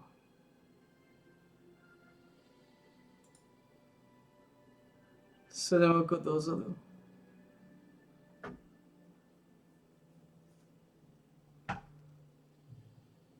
Sedem rokov dozadu, Kriste páne. God We made it. We did it. fucking We don't have a damn. stack anymore, sadly, but we can spin on, right? We can spin on. No teraz jakie som mal heslo.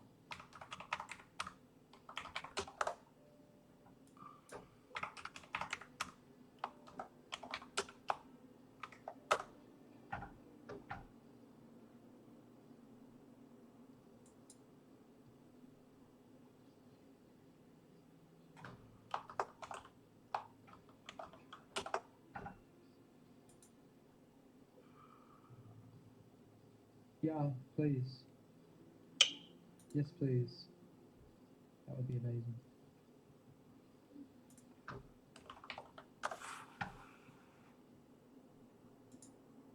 Alright, when's first page? First place is 3.3k, first page is 17 to 246. We just need a spin.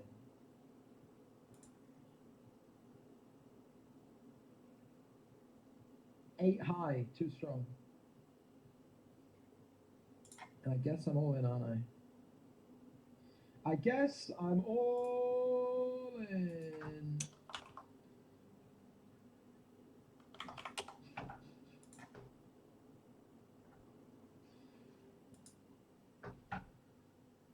Oh my god, so close.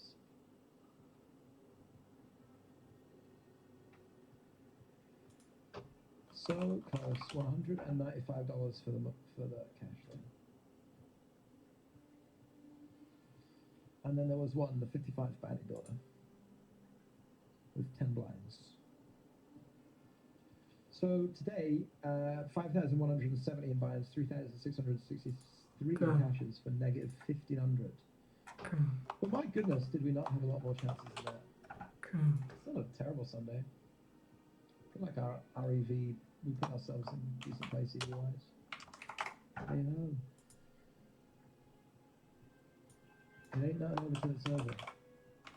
We can win this. We can spin this. Julie Penning says, no big tournaments left, only small stakes. As ever, Julie, you've watched a long time. As ever, all the tournaments are always going to be listed beneath the webcam. And we've been live for 8.5 hours. So the session is drawing to a close. Whatever you have left is what we have left. Just God damn it. small little tournaments, unfortunately. Some micro stakes shit. I'm sorry, just a 109 and a 55 in the late night.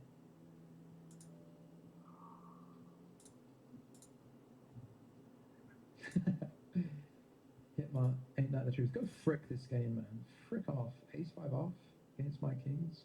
Frick you, buddy. You know what?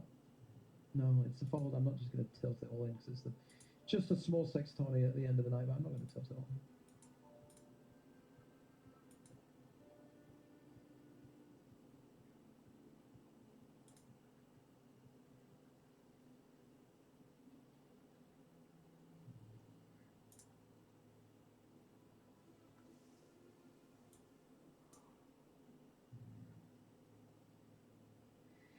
Come on, man.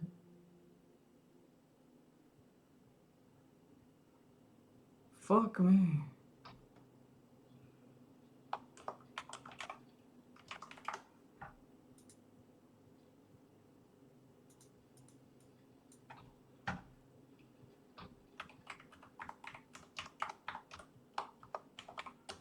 Piss.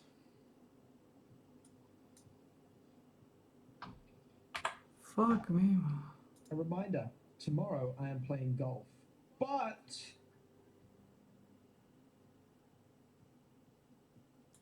it is episode 3 of Jet Set season. It is Miles TV's event. It is my darling wife's event. An 11, an 82, and a 215 Monday mystery. Fuck me, And man. Miles will be streaming. Miles, you streaming tomorrow?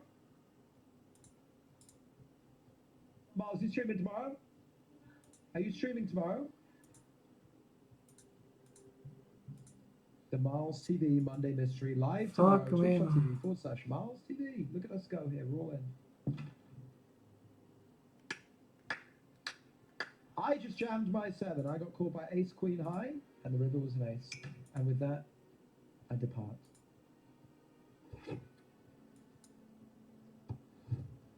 Let's not forget to add my $12.15 bounties. I'll add 12. Come on, round it up. God, Thanks, fuck, Chris. anche se I'm non very scorda fond of adesso. It's fun Sunday stream. Good to be back. Do feel free to subscribe on YouTube if you haven't already. Do feel free to follow on Twitch if you haven't already. Next stream for us is probably later in the week, Tuesday. Probably. We'll see. We'll see how the week goes. Fajnáltam neki, Definitely azt get some mondtam. streaming going. Tomorrow, like I say, I'm playing golf, but Miles will be on twitch.tv/. That's nice. She'll be streaming the Monday Mysteries. YouTube uploads will continue throughout the week. We should have more episodes of The Inside Scoop coming your way. That's nice. Obviously, we're still rounding out that series, Fajnáltam. etc. You've been wonderful today. Thank you also for your support. I want to give a big shout out again to Isolator for the Big 50 gifted pack. That was very kind. You've all been wonderful. Sorry we couldn't quite close. Fajnáltam. Second place and the third place. Minus to me, man. Minus about 1,500, which in for about 5.8. Akkor amit én is jöttek. Good night, folks.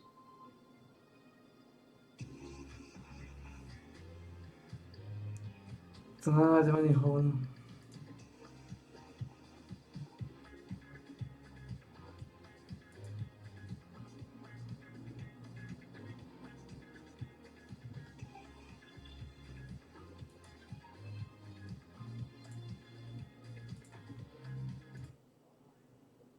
Fajnáltam annyi hónap.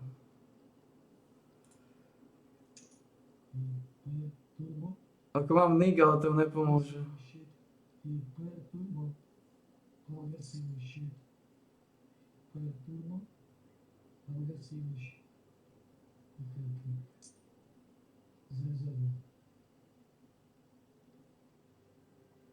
Čo je hyperturbo? What the fuck?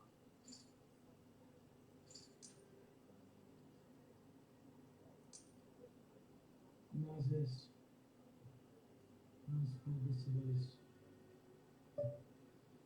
This race.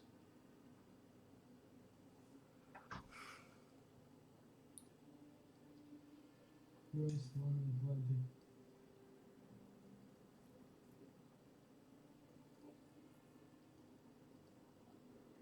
Race.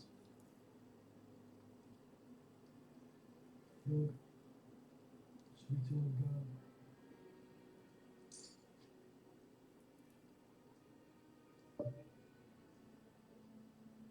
И поэтому агрессивный щит.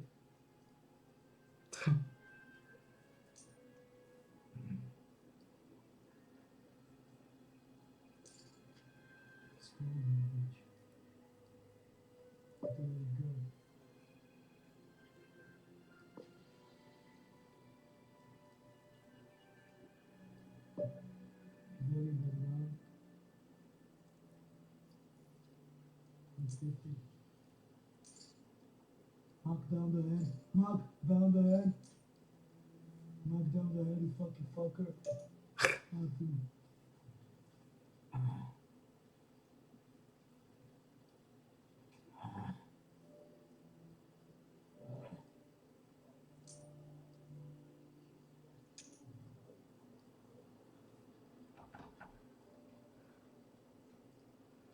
Oh man.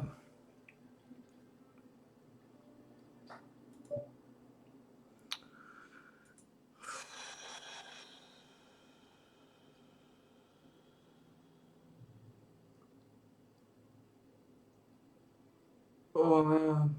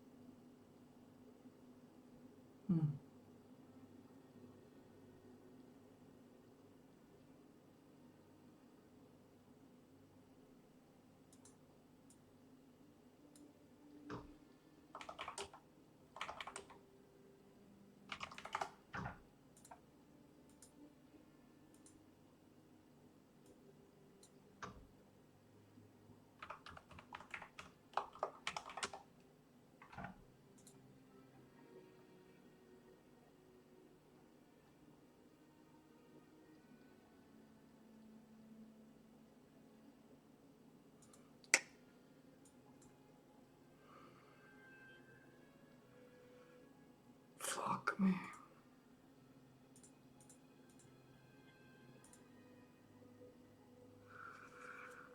Oh, Samantha.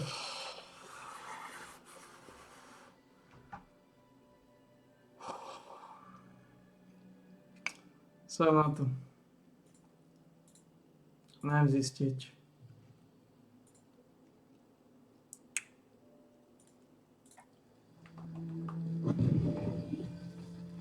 Досадочки, наверное, здесь идем. Наконец лосо.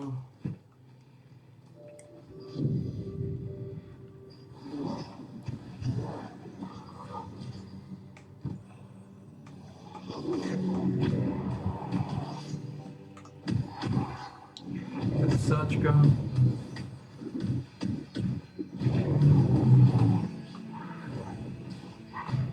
Досадочка. Обалдел, наверное, здесь течь. Как это здесь?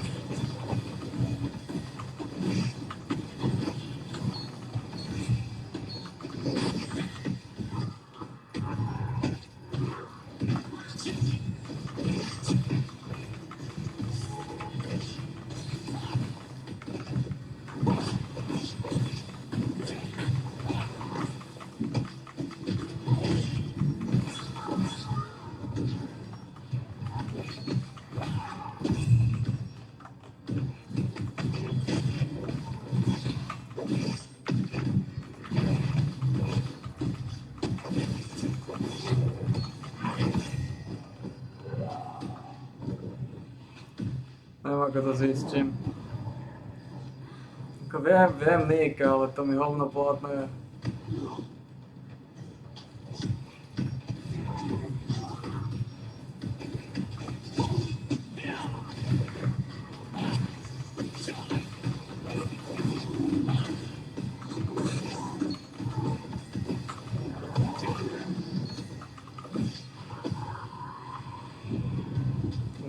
бесплатно.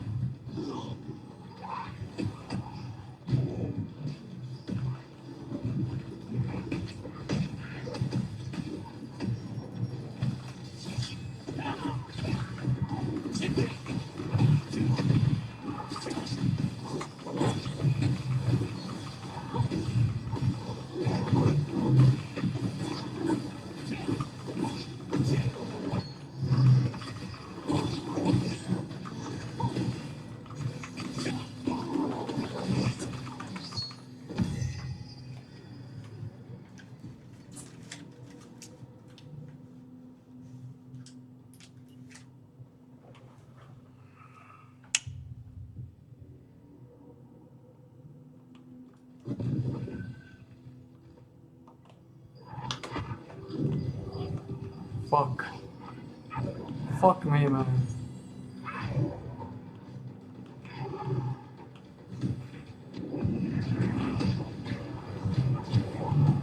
Fuck me, man.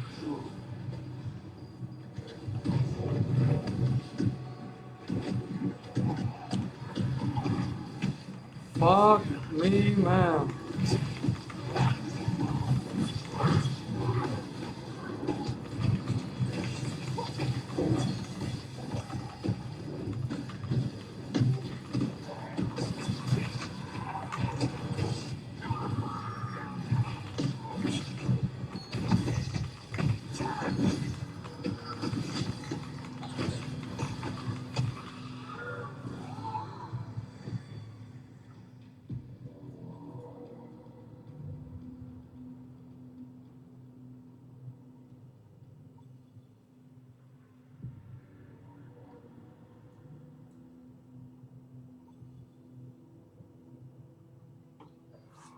Fuck me, man.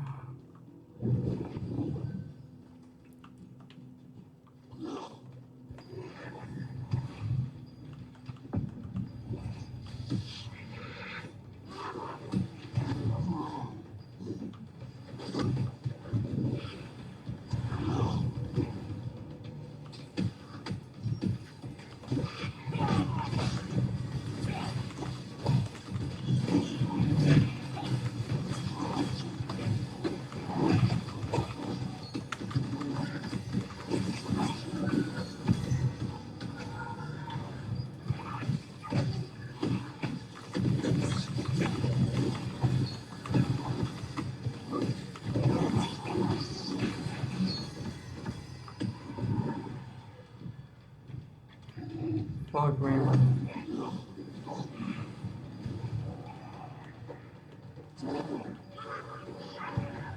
Let's go, Sazoma.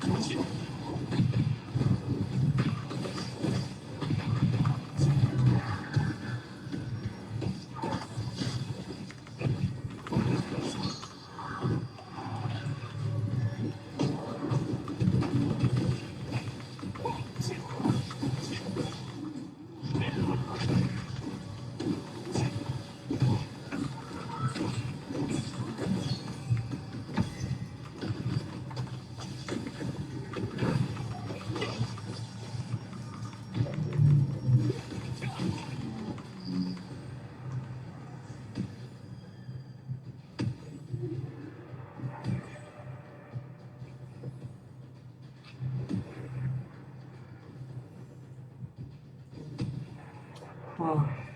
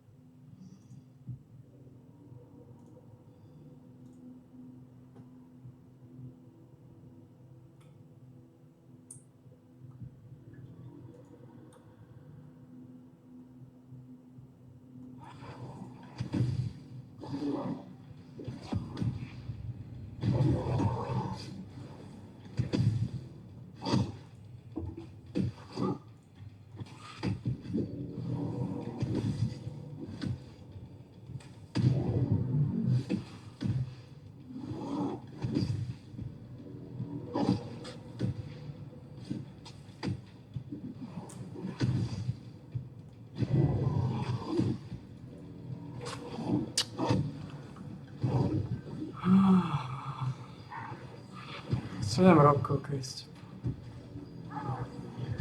Co nem Rocco. To jsem neviděl.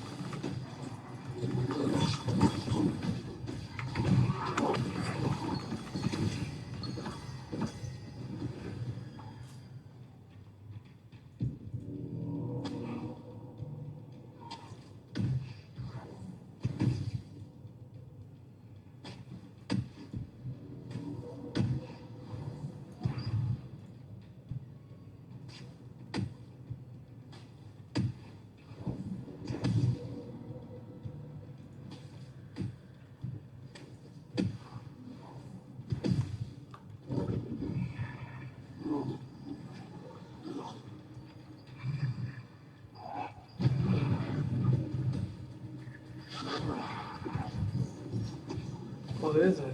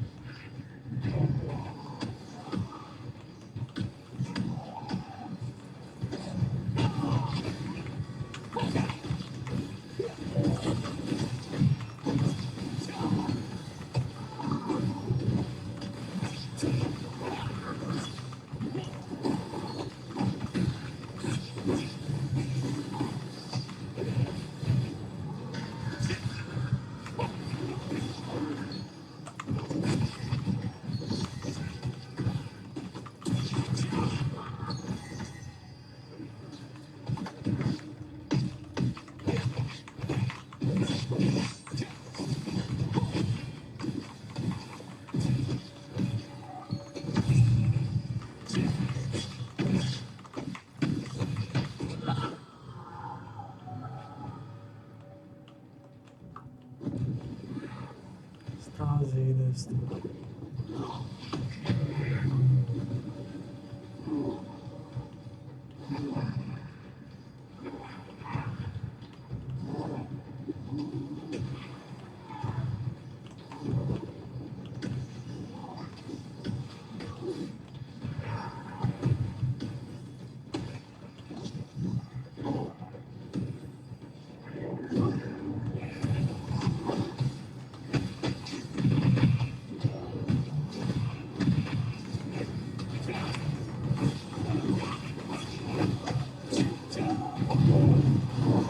Oh shit, man.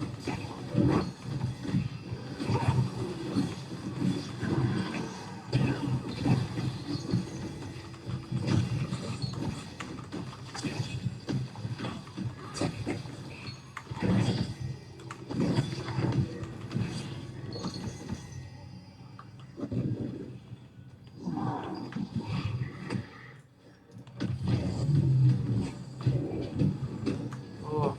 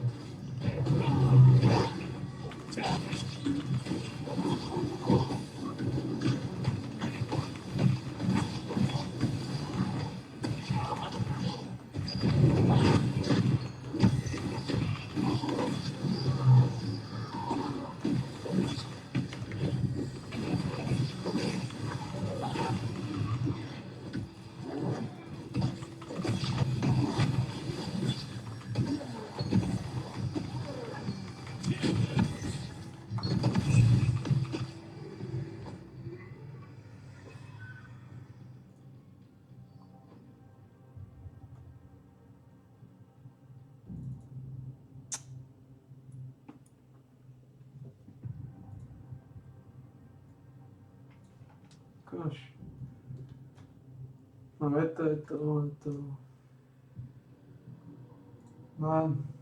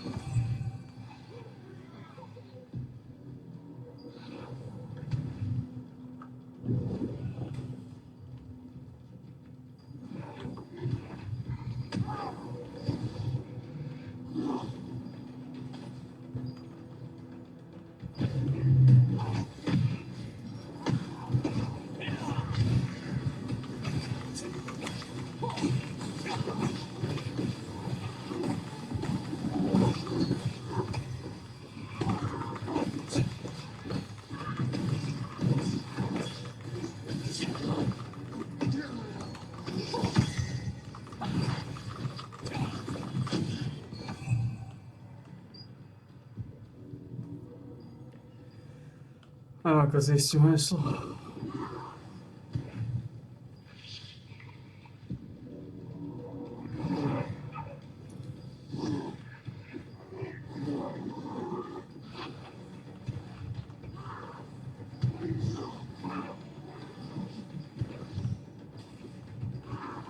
80%.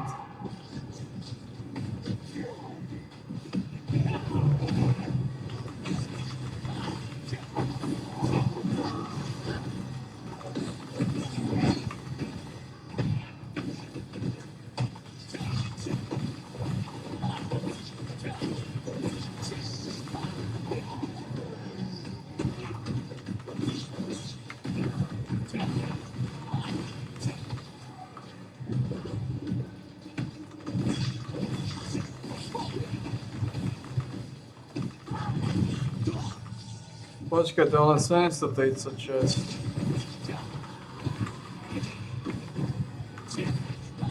Prečo som si myslel, že mám 800? Nejde len. To je nič, toto je hovno, čo mám.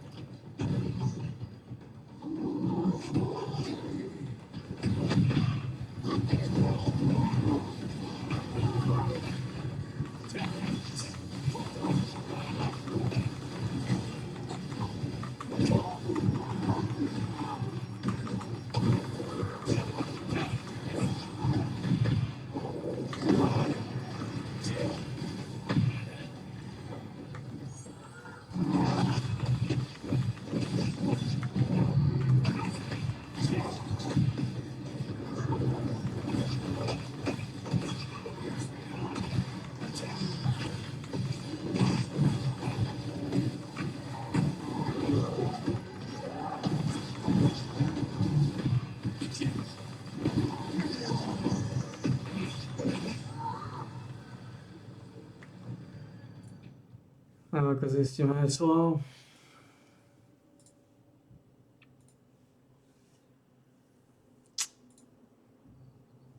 Celá tá sáčka.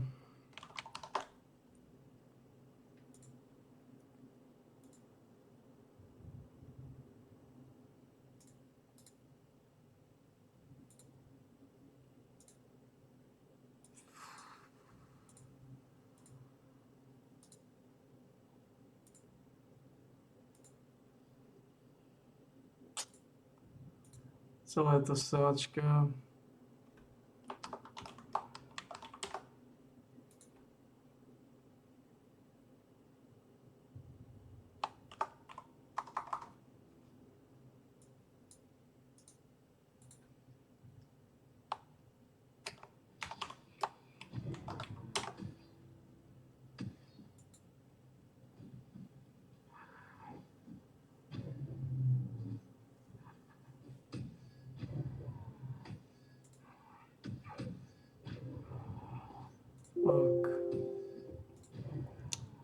To je odsáčka celá. Neviem, aké heslo som mal mať. A ten hnoj.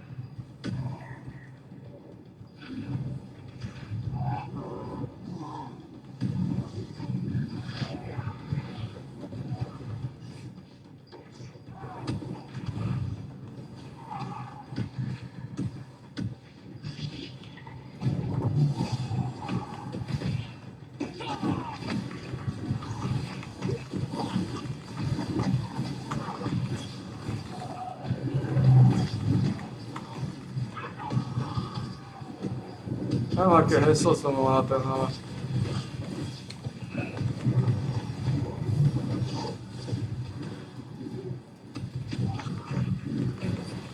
Nerobia taký damage.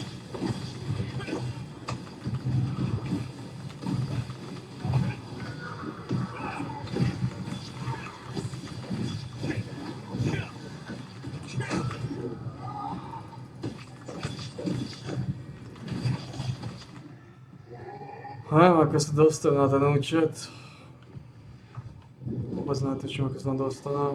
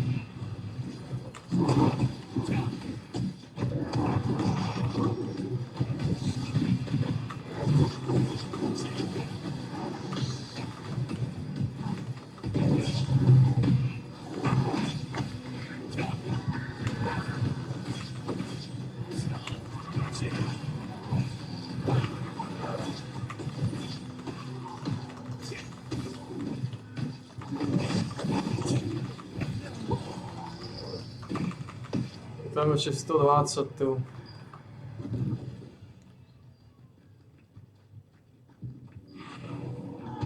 Ovo netočím, ako zostať na ten účet. Ovo netočím, ako zistím heslo, alebo ima.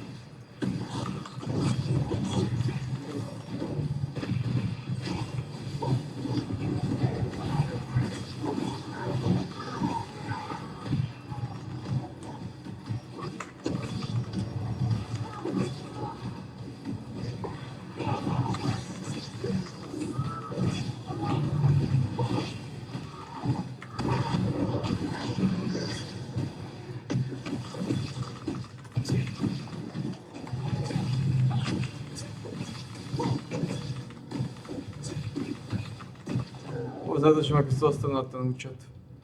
Káte. Ako mám vedieť heslo? Lebo som zistil login.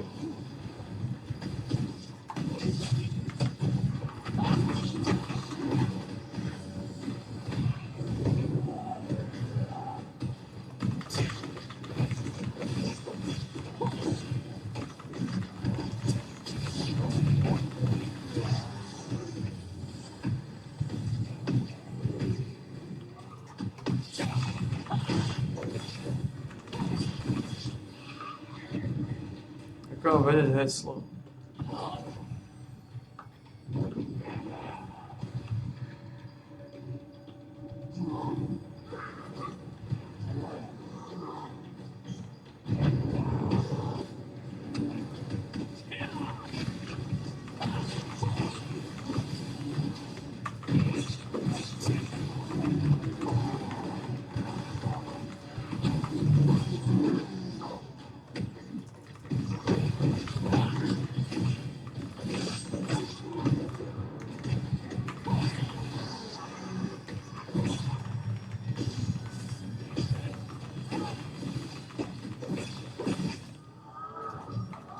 To 10.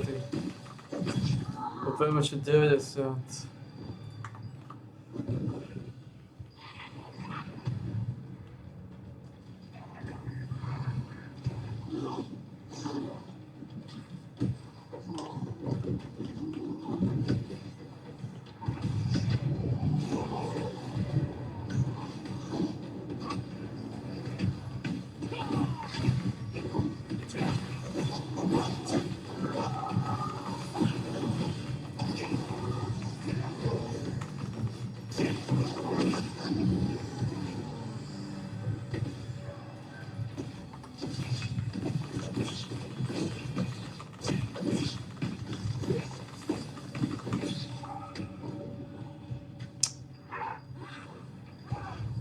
A vôbec. Vôbec netočím, ako sa dostanem.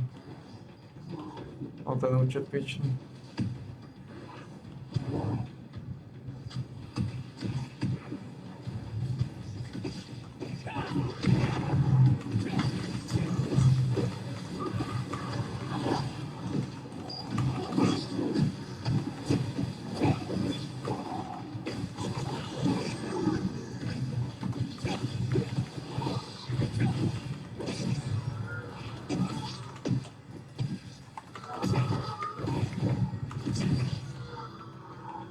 Oh, fuck off, fuck off. Fuck off, man.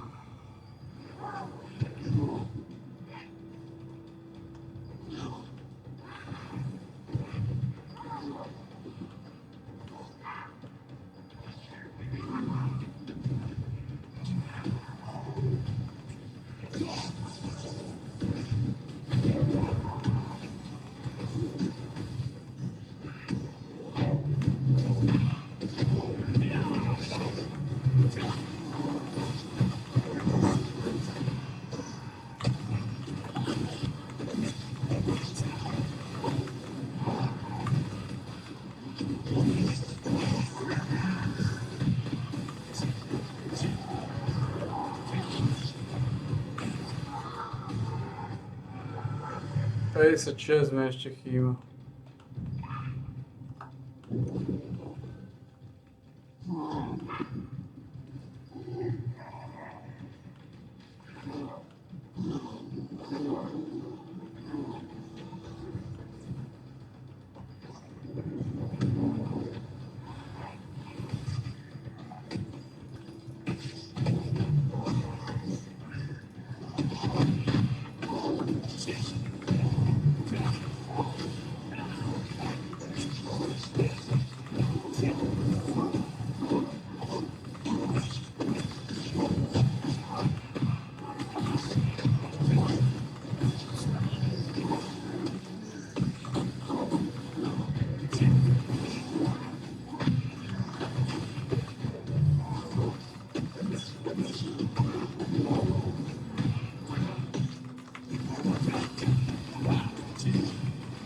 Ah, 50 necelých, 48.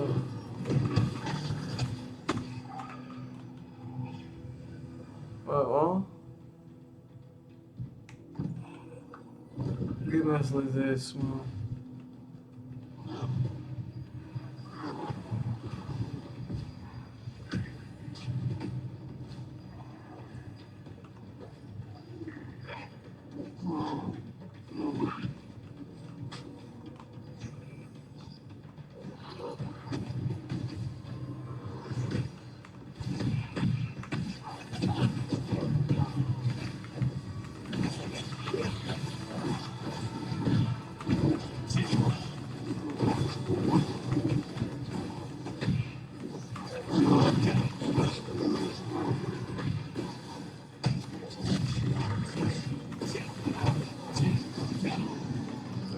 Adam. How we go together?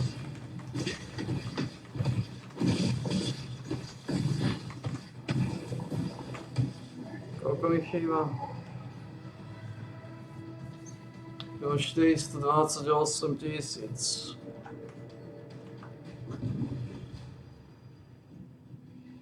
A co?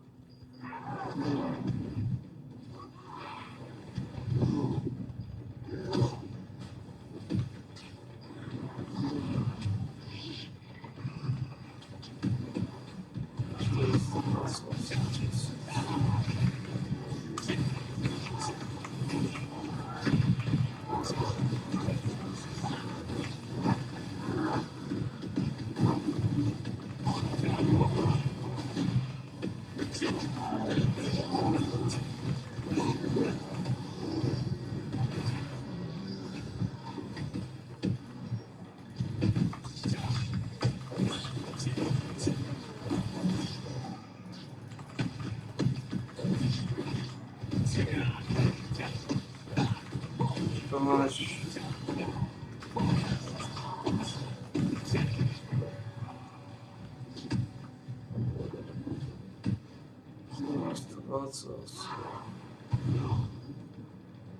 a 23, to nič už, no.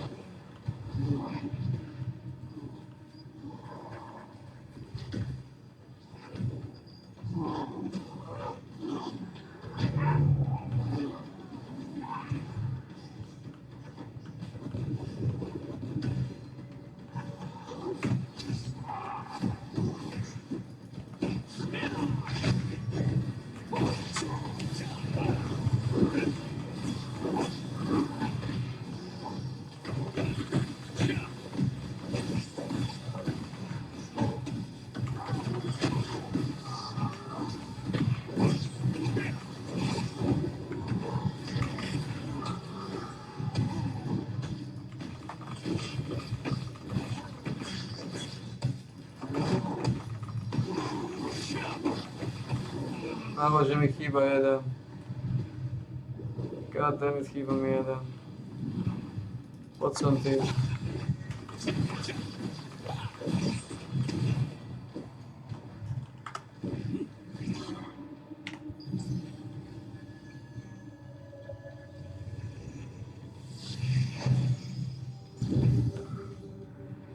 Ale to sme skončili.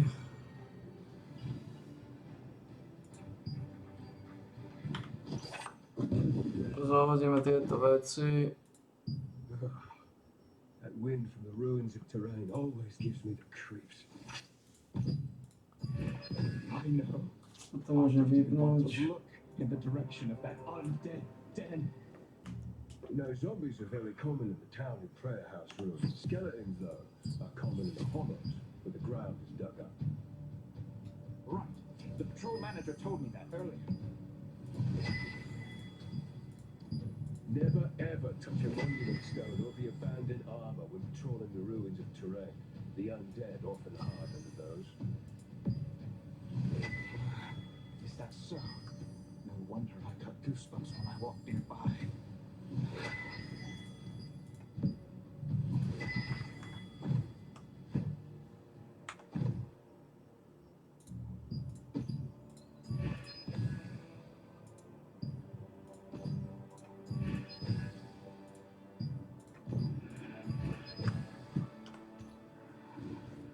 Máme koľko? Dneska tam 75%. Plus minus. Skoro 20. Hey, you over there. Your belongings are safe and sound, as usual.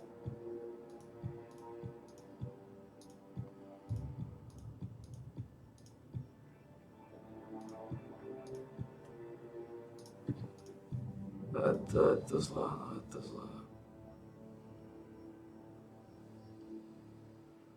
Oh. Leaving already? Take care now. It's my pleasure serving you.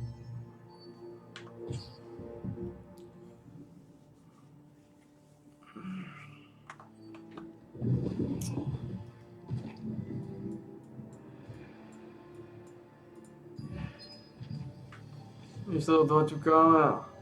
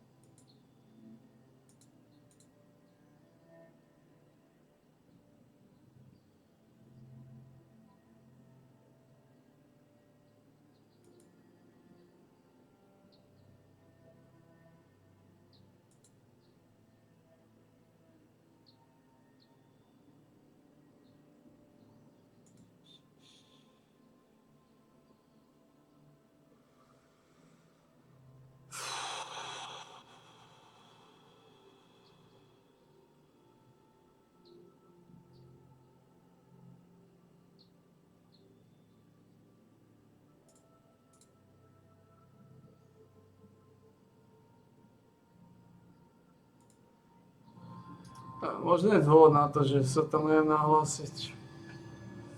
Možno boss nechce ísť do South Poka.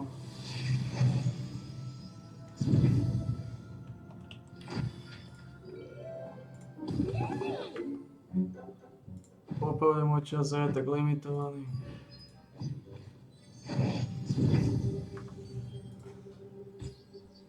No 450 som mal. Piča sa pomýlil. Fuck.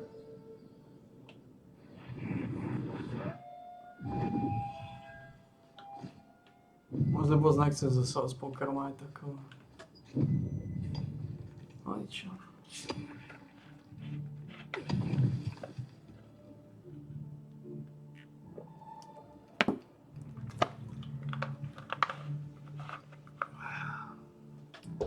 Tomu sa pomýlil.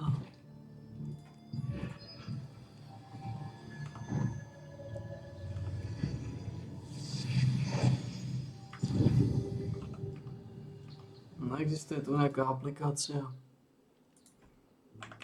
Niečo nové.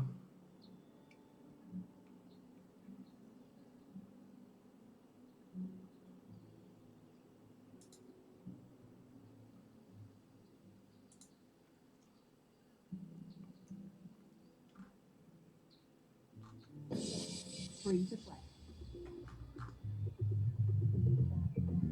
Vyzerá ako hníz.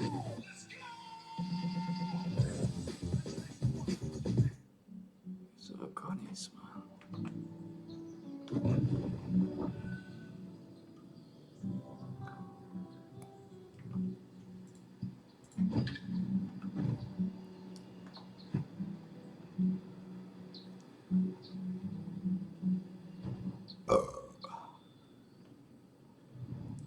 Dostal som slinu na poker, ale asi ma tá slina mala veľmi rýchlo prejsť.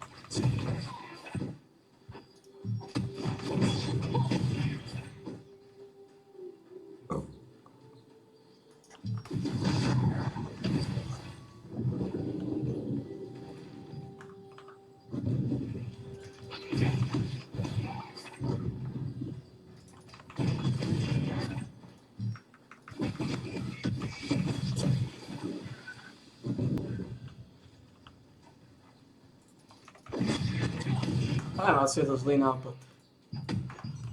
Preto sa len dostal na ten účet.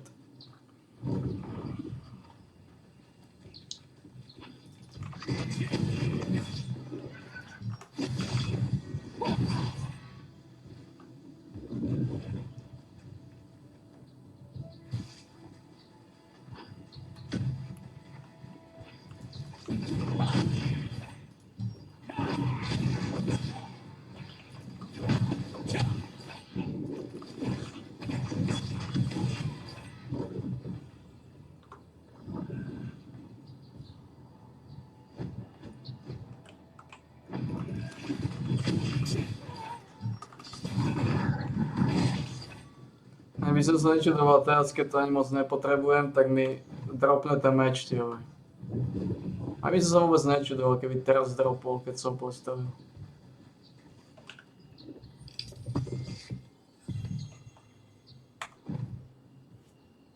No.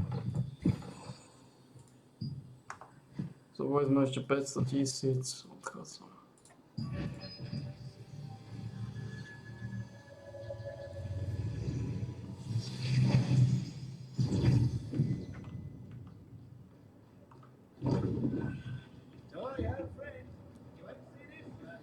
No, takže toto bude hotové niekedy o 55 minút, o hodinu. No,